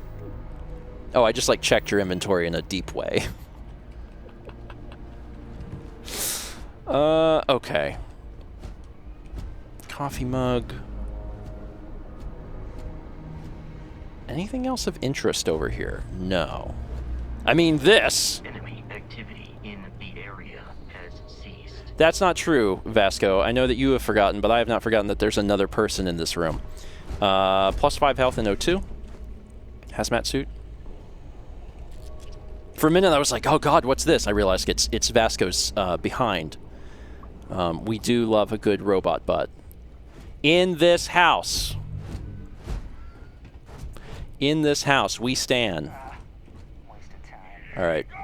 Oh, son of a... All right, let's do this.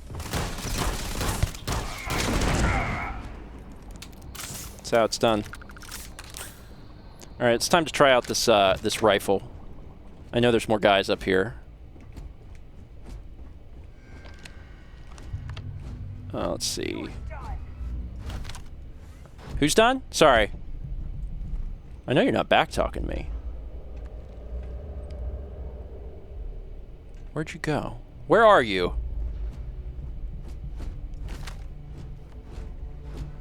Do you see me? Do you... You don't have a gun! Oh, that's not good for you! Waste of time.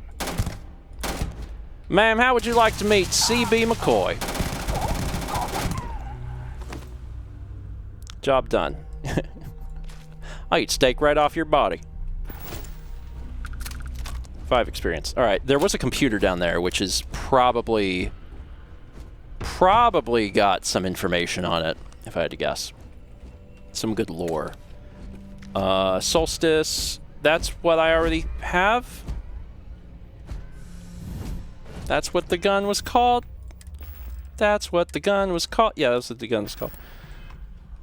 Gonna take a while to learn all the weapons. That was what the gun was called. Let's take a look at this computer. Project Pet Shop. My staff and I just arrived this morning, and I'm not surprised to find the facility completely operational. As usual, the United Colony spared no expense. It's all very exciting. Inspirational, really, knowing you have the full support of the decision makers. I have to admit, I was surprised to learn that the lab is a closely guarded secret located in Freestar Collective space, no less. But we go where the work takes us. Xena warfare is the evolution of armed ground conflict. We know it, and the Freestar Collective surely knows it as well. Forget what the calendar says. This is 1942 all over again. We may as well be the Manhattan Project, racing to create the game changer before the other side. So to that effect, I am overjoyed to officially announce Project Pet Shop Phase 1 is a go. The arthropods are, in a word, incredible. Calm, easy to work with, and they even allow themselves to be fitted with the NCIs without much trouble. Synchronization has thus far been nearly instantaneous, and their control fidelity has remained in the 95 to 97% range. They've passed all environmental survivability tests as well, hot, cold, low, or no oxygen. I'm pretty sure these things could operate effectively in any environment. Most promising is how well they've already integrated with the Red Devils, who have joined us for a period of extended training. After all, they'll be leading the creatures into combat, so it's critical they establish a war bond. After months of testing a variety of extraterrestrial species, I am overjoyed to report that we have finally found a species that will serve as the backbone of the United Colony's Xena Warfare Division. The arthropods are everything we hoped for and more. Imagine a pack of alien beasts suited to any terrain, capable of instantly obeying any command. I have designated these beasts obedientis pests, but we just call them stalkers. I think it may be finally time to crack open that bottle of Chateau Avignon 2170. The Red Devil's progress with the stalkers has been nothing less than amazing. Now I see why they're so highly regarded in UC military circles. None of the rah-rah bullshit you see with the regular grunts. These are focused professionals. After another week of training here in the pet shop, I'm confident they'll be ready for a live test in the field. Mitchelson suggests I contact Colonel Kasarov and find out where his Marines grabbed that spider from the early trials. He wants his comeuppance, but then it would make for a good trial. We're learning about aliens. I'm worried we'll have to fight an alien. Are we gonna have to fight an alien? Give me your sealant. Is there anything over here? Mop. Chair.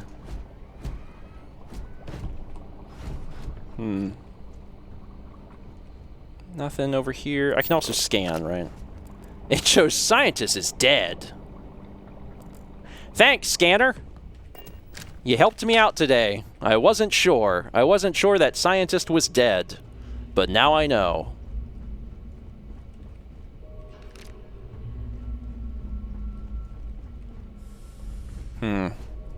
Foam cup. Anything over yonder? A pharmaceutical lab. That's new. Let's check this out. It is, as you probably suspected, it is a way to make the pharmaceuticals. I actually have enough to make bandages. I don't need to do that, but I do have enough to do it. I don't have one of these on the ship, but if I had to suspect, that's something that we could add to the ship if we really wanted. Here are some things that are crafting supplies. Fiber, antimicrobial, analgesics, aluminum.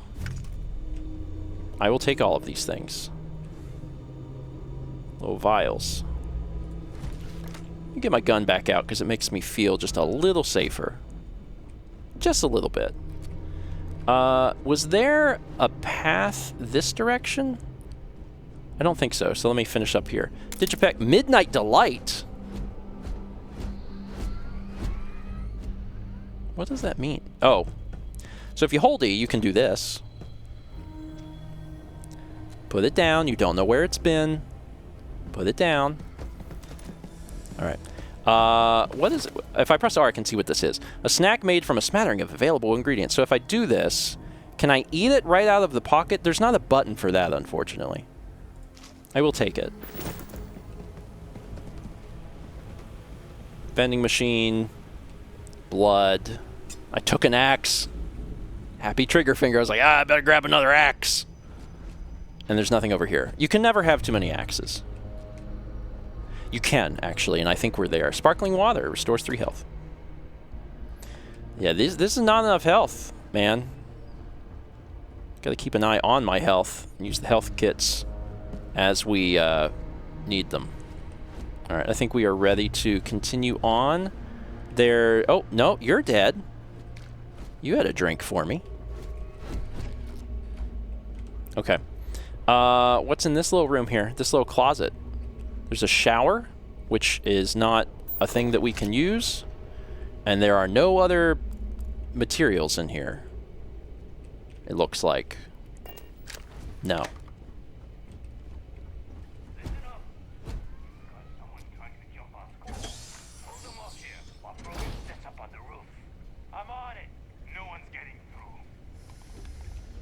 That's what you think, bud. Another med pack. That's helpful. Let's take a look in here if there's anything in here. Just succulents. Just succulents for days. Pirates are like, we gotta have some plants. We gotta have some... Everyone's got their guns loaded, right? Yeah, we got guns. We got guns. Okay. You got, like, at least a sidearm and a... Yeah, okay. But does everyone have a plant? No. You have to put a plant in your locker. I just want to... I want to see this place spruced up a little bit.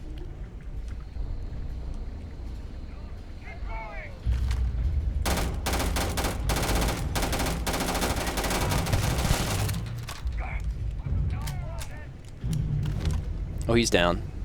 So you can't even, like, use anything now. That blew up in my face, quite literally. Pirate Survival Pack.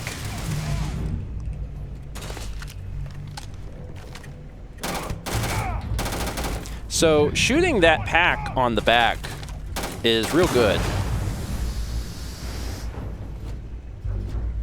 Let's move up a little closer. I'm at like 40% health left. Or missing, and that's the sweet spot to start using the health kits. That guy can climb, man. That guy climbed around. That's interesting. Flight suit. I definitely read that as flashlight earlier, but then in my mind I was like, I don't think that said flashlight, and I was like, did that say flashlight? And I knew it didn't, and it's so nice to have confirmation that it said flight suit. Okay. Okay, that helps me immensely. Mentally, I've been struggling because I was like, I don't know what I read. Is there anything in here? Space gets lonely. I don't know what to tell you. Let's take a toxin! Shoot him! Come on, you're a good robot. Shoot him. Oh, he's got, like, no health. Oh, I got credit for that. So even though Vasco had the finishing kill, I actually got the experience credit for that, which is good. So... It doesn't. I don't know if it matters who kills them. It might be that I have to, like, do one shot. It's possible. But it might be I just get all credit no matter who does the damage. This is definitely going to play out like a sci-fi horror movie. Like, you know it. Like, I'm absolutely going to have to fight. Well, like, one of these things is going to be alive somewhere. I know the pirates have been here, but I don't trust that. I really don't trust that. I know I'm going to get stuck fighting something. Vasco is mostly helpful, although he does like to walk in front of me.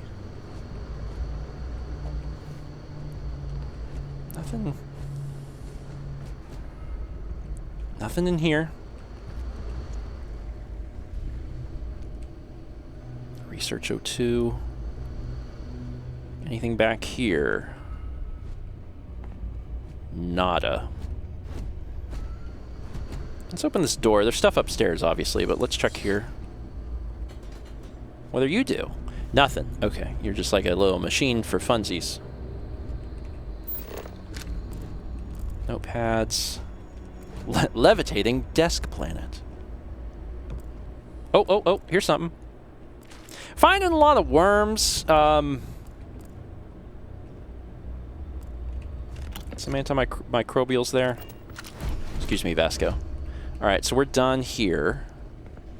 And I checked this. I checked all of this, so we're going upstairs now. Yeah, one of the interesting things I saw that pirate do, and like, it's hard, right? Because of the history that Bethesda has with games. I'm like, was it a glitch, or was like, did the pirate choose to climb up here and jump over? Like, that just seemed like a weird thing. It worked, like, he got away, but I'm like, was that like part of the AI for the enemies, that they'll be like, oh, I'm gonna get out of here? And I don't know. Can I get up here? O2 is consumed with exertion such as Sprinting, melee attacks, and jumping. No, don't jump too much. Okay. We are out of half and half. God, did Mallory write this? I love you. Digipick and lead. Hi, Vasco. Caffeine. You will need it to survive. Okay, something. Oh, okay. Shapes. Shapes. Shapes. Shapes. Shapes. Shapes. Shapes. And the problem is, really, that it's not just shapes. It's like... You have to, like, think ahead, and that's really hard? So that worked. So I got that. This should be... Okay, this one was easy. This one was easy. The other one was harder. Shapes. CB McCoy. Not very good with shapes. CB McCoy knows hauling, as long as everything is one shape. Don't try to give me no additional shapes now. Just one shape. One shape's enough. A safe nearby. We could make use of whatever is inside, provided you had some digipics and a disregard for personal property rights. I mean, the thing that I have a regard... Oh, Jesus!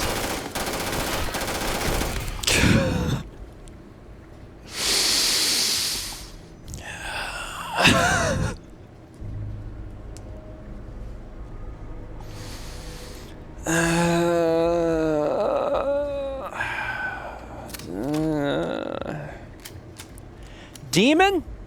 What is this nutrient even? Ah, yeah, that's the good stuff right there. Common organic resource. Okay, well, give it to me. Everyone's got nutrients. Dr. Wynn Emergency Slate 2. Ah, there's a number 1. Cheese? Cheese! Sorry, sorry. It was just, I think it's just time for a cheese snack. It's time to take a cheese moment. Cheese. Feel better. All right. So, there's nothing. Okay, got that. I don't know if I have access to the first one. I've been pretty thorough, but I don't remember seeing a Slate 1. We'll just take what we can get. I can't grab these tools off of here. Strangely, I can grab the tape. Okay. I don't see any additional Slate. It's not necessitated that there would be a Slate 1. It would be a little unusual if there wasn't. We could also come across that later. It's possible. All right, let's read this then. You're dead. We're all dead. The comms relay has been trashed. The whole room is trashed.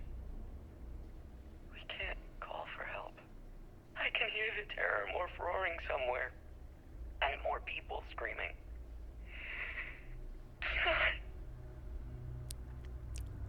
That's bad. One of the dead bodies earlier was Dr. Hilly Wynn, so one might be near her. I did not see it.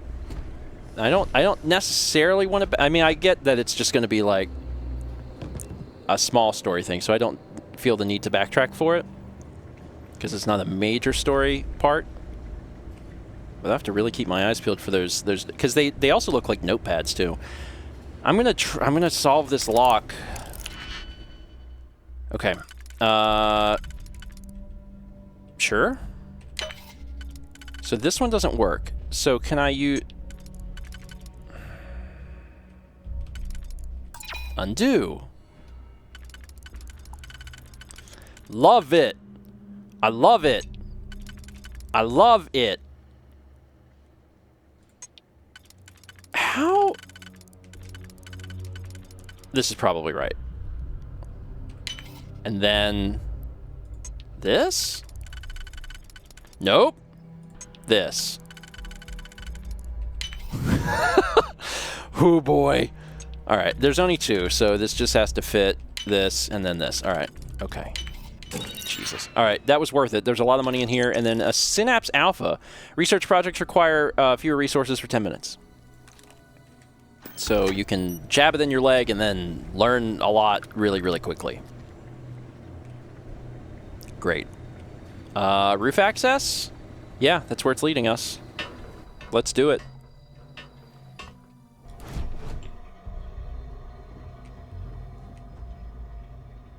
Okay. What is this? A science crate? Oh, there's something cool in here.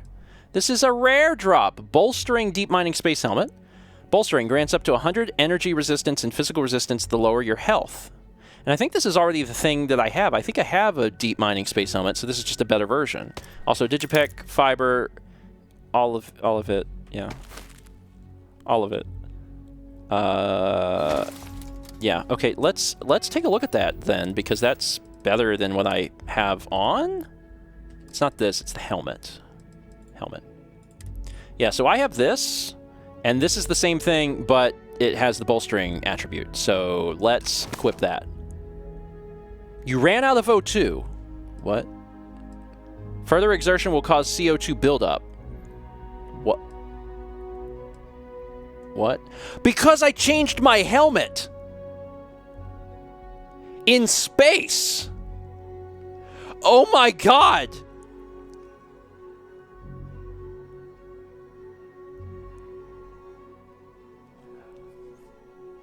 Oh no! Sorry, I'm playing a video game. I'm like, all right, this helmet. Meanwhile, CB McCoy's like, what am I doing? Oh god. Am I okay? I think I'm okay. CB McCoy does stand for Can't Breathe McCoy. Your watch beeps faster as your suit runs out of protection. I'm not entirely... My O2... it looks okay. It looks okay? I think it's okay. I'm not entirely sure. It gave me a lot of, like, bad about that. Can't breathe, McCoy? CB stands for many things. I'm sure over the course of this adventure we'll find many things that CB stands for. Okay. I think I'm okay. I'm not... It's not entirely clear whether I'm alright, but it looks like I'm alright. I guess. Okay, let's go cause someone some trouble.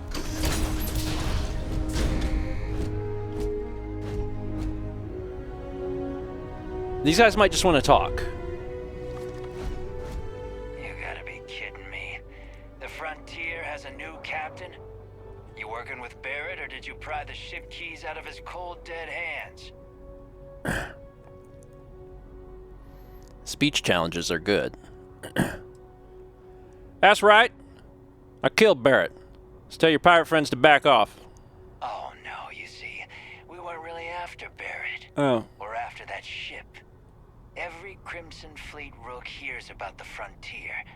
That constellation keeps treasure hidden in the cargo bays. The loot from 100 planets. That statement is partially correct. The Frontier has been to many planets and moons, but the only things held in the cargo bays are spare parts, dust, desiccated food particles, and a variety of species of ant. I don't care what kind of lies Barrett programmed that robot to say. We're taking that ship. Here's a persuade option. There's no treasure in my ship. Cut your losses before more people get hurt. You're not talking us out of this school. Then I'll send you to hell. To persuade a person, you need to make successful choices. Choices can range from kind words to distractions to threats. Each choice has a difficulty. The higher the difficulty, the greater the chance the choice fails, but the more points you'll earn when you succeed. You have a limited number of choices you can make, but you can never fail if your last choice succeeded. Okay. Okay. Oh, it's a little game. Okay. Interesting. Oh, this is kind of like Oblivion, but better. Better. Oblivion's thing was not very good. But it kind of reminds me of that. So I have... Where did the other option go? There it is. So I have these 3 options. I can scroll down, but it doesn't do anything. And then it looks like I only have 2, which is really weird. So you have it wrong. Constellation is an explorers group. They aren't treasure hunters. A, if you want to trade ships, that sounds good to me. The Frontier creaks when it turns anyway. I just made it past your entire crew. You really want to try your luck against me. So this is going to be very difficult. And even though I have a 10% increase, I should probably still play it safe. You have it wrong. Constellation is an explorers group. They aren't treasure hunters. They aren't? You sure? Let's see what else we got here. And the thing is, I don't actually know. So okay. All right, I understand what it's trying to get me to do. So down here is the persuasion in order to win this thing. So I need to fill up 4 points, and I only have 2 turns to do it. So if I just do 1, it's not going to work because there's not enough time to fill up the persuasion meter. So I'm going to, at some point, have to do something higher in order to make this work. Let's keep it low for now. I still have another turn. We'll see what happens. Ship doesn't have anything on it. You're chasing a fairy tale. Oh, shoot. What's on that ship? God damn it. All right. How about... I could try. It's my last chance. I don't have time for this. You know what? You're wasting my time. I've heard enough out of you. Well, I only have 1 point in persuasion.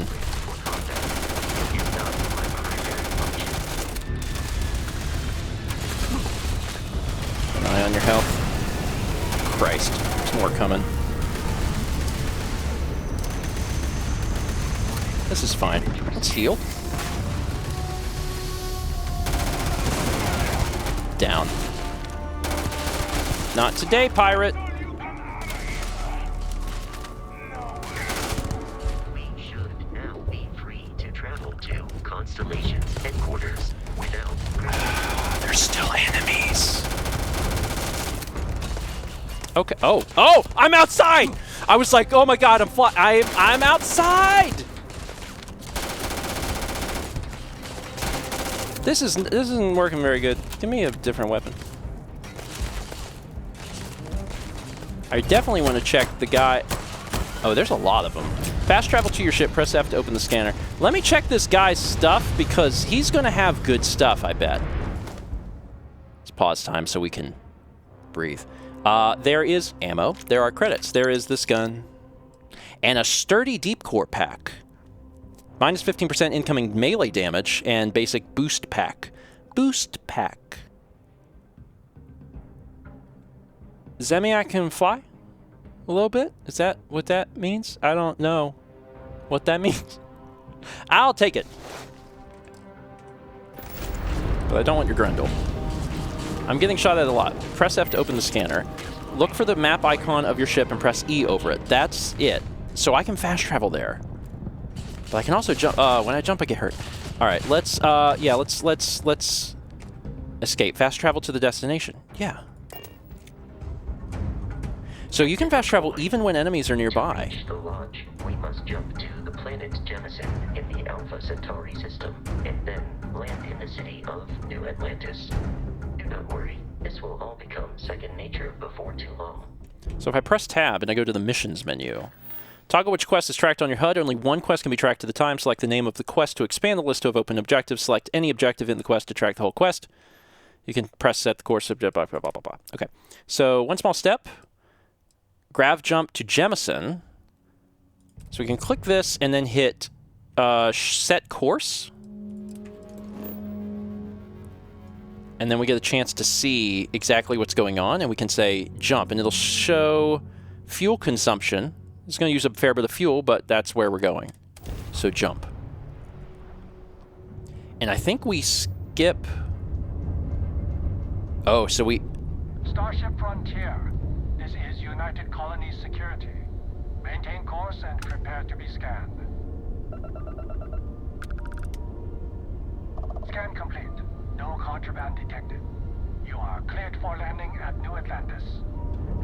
I don't want to cause any problems with these guys. That would be a problem. That would be an immediate problem for me. Wild. Okay. Space police. Lots of space police. So I did all that, and I think they really wanted to show me this cutscene, so the thing I was trying to do just didn't happen.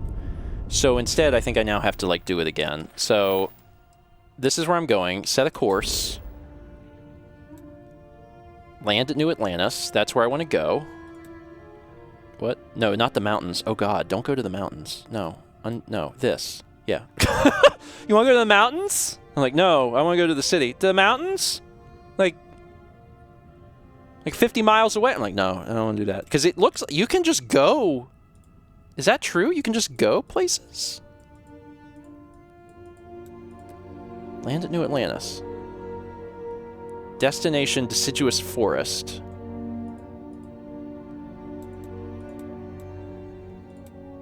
Yeah. What? That's wild, man. Like, I get it. Like, I know in my head, like, you can explore things. But that's kind of wild, isn't it? Like, be like, oh, I'm going to go over here. That's not here. That's notably somewhere else. So I've chosen this. If you really want to walk, I would walk 500. So I've selected this, and this is where I want to go. So I want to land in New Atlantis. And then it just takes us straight there. You just go straight there. Interesting. Being able to fast travel out of danger is very peculiar. Like, you can just be like, nah, I'm good, space pirates. That's my ship, so I'm gonna leave. Here I am. I guess I'll exit the ship.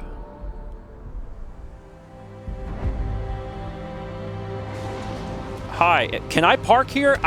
I'm not super familiar with I don't know if I was actually allowed to park here. It looked like a place to park.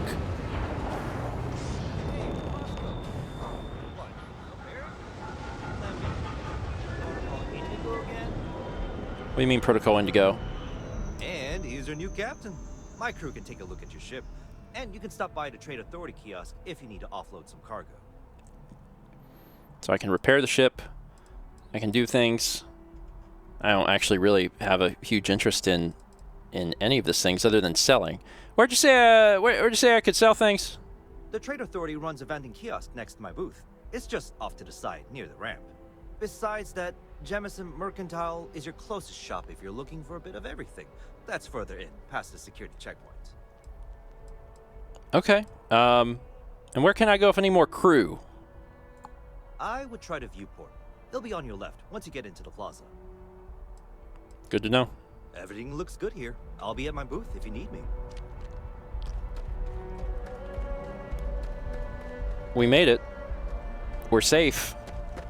And it looks to me like we're in a big place. Intake. A bit clogged. We'll get those cleaned up. Holy crap. Okay. Well, that was a little rough, but we got through it. We're in New Atlantis, and I'm starting to get my legs a little bit. But I also see people without suits on. So can I de-suit here? Is this a place I'm allowed to de-suit? I'd like to just wear my normal clothes. Hide spacesuit in settlements. T. Does that do what I want it to do? Oh my god. Sorry. Oh, I'm so happy. I'm so happy. Where's my... Yeah.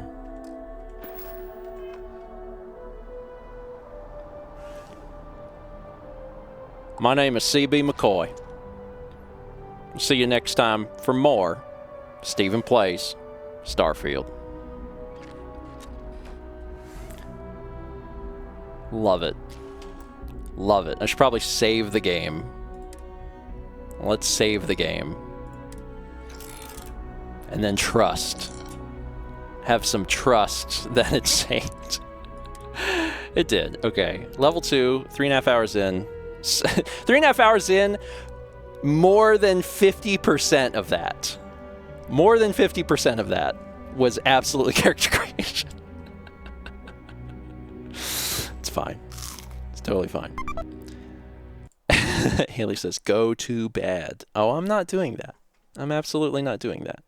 All right, let's play some music, because when I click out of the game, it, like, stops playing the sound. Let's do... What are we going to do? Yeah, Deck the Halls Jazz. I think this has lyrics. We'll find out. We had 12 months from Net the Hunter. Congrats on the one. We also had a subscription from The Wickness. Welcome. 31 months from Void Star 2. Appreciate it. Dishnet gifted a sub to Vasco. Thank you. Appreciate that. I think Vasco appreciates it as well. We got 500 bits from Mr. Viperfang. Says, I knew your character's name had a deeper meaning. Can't wait to see more adventures of Coosbay McCoy Space Trucker. I mean,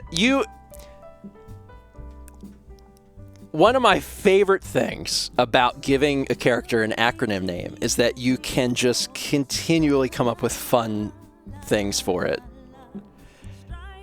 And I love it. I love it. Mr. Viperfang, thank you. Hey, let's survey a planet. NG Ben is surveying a planet. Let's check it out. Long Orb is the planet in the Ionara system. It is a volcanic type. It says our reports indicated that Kepi actually originated from this planet, from Long Orb. He is long. We shall venture deeper tomorrow to search for any traces of this claim. NG Bin, thank you. Yeah, if anyone is coming into the stream a little bit late, Chaz made an entire new set of alerts. 1,000 bits is how they show up. If you have no message with your 1,000 bits, you actually get more information in your planet structure. So they're really cool. It is very much a continuation in some ways of the alerts that were in the Galaxy streams. And they're very neat. Chaz did a wonderful job, and I want to give him a round of applause. He always does an awesome job and comes up with amazing things. I love it. Brandon is vlogging for me. Wonderful. Wonderful. Thank you, Brandon. We got 1,000 bits from Caruso. Caruso is surveying a planet called Main 2 in the main system. Barren type. Warm weather. 5 brooding narwhals. I can't believe they made Main 2.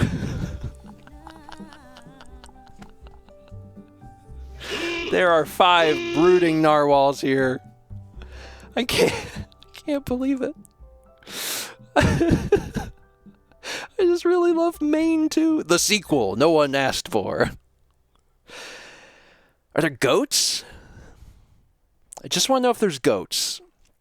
I just need to know. Caruso, thank you. Also, we started a train. Thank you all. Sure, let's end the stream off with a train. Some alerts in the train. Gamers 00700 is surveying a planet. You have found Gagatherin Secundus in the Gagatherin system. It is an ice giant. The weather's cold, obviously. The fauna, paper, but grizzly mules. So they are like malnourished mules? Like very thin mules, but they are homicidal? Probably because they're so hungry, perhaps? Or are they literally made of paper? This is space. Anything can happen. It's true. Anything can happen. They could be made of paper. I can't believe I had a jump scare tonight. Like, I guess I should have known. And we never did find a big alien. Could have been out there. But we never found it. Gamers, thank you. Anise is surveying a planet. And Anise has found Quasrima 3e, the moon of Quasrima 3. It's a miniature planet. The weather is hot. And the fauna, very pessimistic biologists. We got a lot of people here studying Quasrima 3e, and I gotta tell you, they're not feeling like it's working out. They really wish they would have been assigned to a different planet, but they're on Quasrima, they're doing what they can, and they're really ready to go home. Samari says, is it because it's so hot? It's probably part of it. No one's going to be happy if they're hot. I recently, me and Mao had went out to a festival that happened in Raleigh, and it was too hot. And I also qualified as a pessimistic biologist that day. It is true. Anise, thank you. I appreciate it. So I know Haley was in here and was saying that Brandon was vlogging for me, which I appreciate. Mao, Haley, and Brandon went to do something tonight because they're like, "Oh, well, you're streaming." They're like, "We're gonna go do something." I was like, "Go for it. Go have a fun." So hopefully they're having a good time. And then, fortunately, it sounds like there's also vlog footage being collected, which I always appreciate. I want to ask everyone what their thoughts were on Starfield tonight. Very curious, because I have thoroughly enjoyed it so far. It's very detailed. So Caruso's surveying a planet. What is this? Telelex 4. It's a mythical planet. Frosty weather.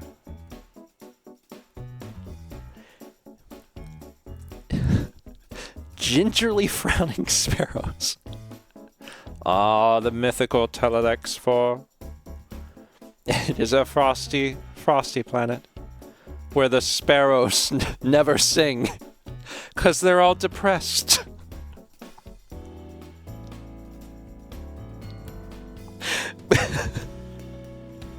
The sister planet, Telelex 3, has the singing sparrows. It's Angry Birds. I love that. Crusoe, thank you. Yeah, it's 10 out of 10 character creation. There was a lot of tools in character creation. It is an interesting game. It's one of those things that, again, like I felt like this just a little ways into the game. Like it's so clearly a Bethesda game. Right? It feels like a Bethesda game, which is not a con for me, because I know what to expect and I've enjoyed the Bethesda games I've played. There's so much detail, so much like crap you can pick up. The combat is fun. Some things that are notable improvements over Fallout. I think most notably, some of the animations for the enemies, which is neat. The one thing that seems interesting to me is that, like, you can just, like, do things. Like, you're on a planet, and, like, it's true. I guarantee you there's probably going to be a lot of stuff that's just, like, barren. But when I had seen the material for the game, they said that, you know, a lot of the game is using, like, procedurally generated environments where, like, they have, like, biomes, but then they take things that are actual notable locations that have been handcrafted, and they appear in the procedurally generated stuff. So, like, your game is not going to be the same as someone else's game, right? When you play and you land on a planet, you may come across a cave that, you know, someone else may discover that cave, but they may discover it, like, on a different planet or something like that. So it's a mix of procedural and handcrafted. So if you do walk around and you explore stuff, yeah, I do suspect a lot of it would be barren. There's going to be, obviously, like, procedurally generated stuff that'll be somewhat interesting, but then you'll stumble across things that have been made and applied to that specific area. So, yeah. 300 bits from Caruso says, I need to place a clown in here for old time's sake. Caruso, thank you. Kind of roguelike. Yeah, and, like, even I want to say even some of the other games had that, but, like, actually, I don't think so. And I think of, like, Fallout 4 or Skyrim. I don't think that it had procedurally generated stuff. If it did, it was pretty light. Like, obviously, for something like Starfield, you have to. Like, if they're like, you can go to 1,000 planets, and it's like, well, but the game is big. They've been working on it for 7 years, so quite a bit of time. Okay. Let me see if anyone else is on. We've been streaming a bit. So one thing about it, and you probably could already tell, like, these episodes will just go long. In a game like Starfield, you have to play a little bit for, like, things to occur. So even the episodes on YouTube, they're going to be longer. But the people that are going to watch the series they know what they're in for. They know that it has to be a little extended, and that's totally fine. Let's take a look here and see who is on the internet.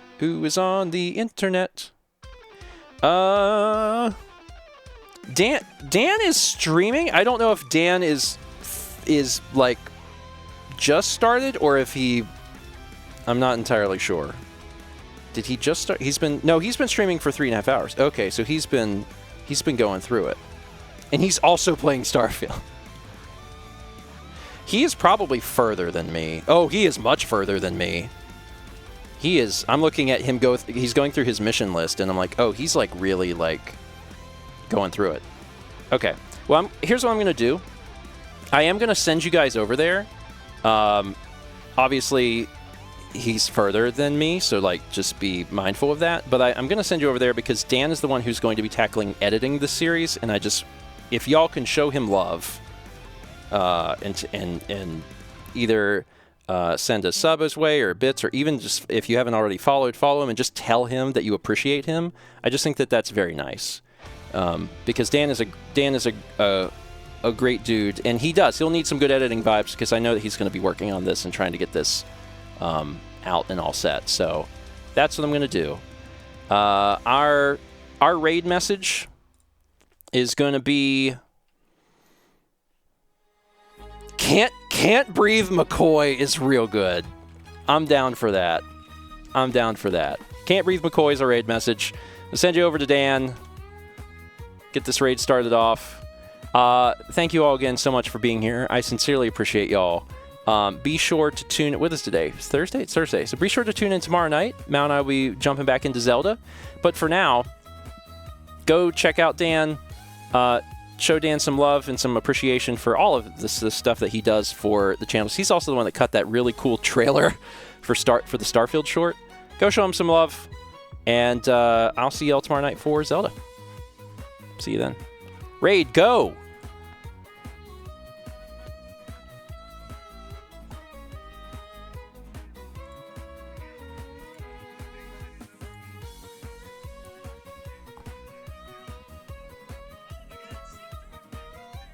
It's a Starfield raid party.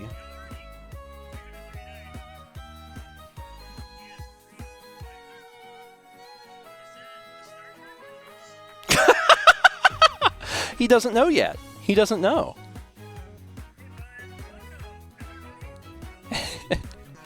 My favorite part of Star Trek was when McCoy died because he died in space. Took off his helmet and died. I am super curious though. Like, if you were to take off your helmet and not equip one, would you just die? I don't know. I'm not sure. Anyway, all right, folks. That is it for me. Thank you all. You could experience. I can't test it now because I'm in a city, right? But next time I'm out, I might make a save and then be like. Just to find it, just to know. You never know. Maybe you live. I don't know. Thanks again for being here. I appreciate it. We will be streaming Starfield next week for sure. I do not know a day or time. That'll be decided later on. I don't have to think about that right now, so I won't. I'm going to get a snack, a drink, and figure out how my friends are doing and if they need a ride. Because I may be having to give them a ride. All right. Y'all have a wonderful evening, and I'll see you tomorrow night for The Legend of Zelda: Tears of the Kingdom.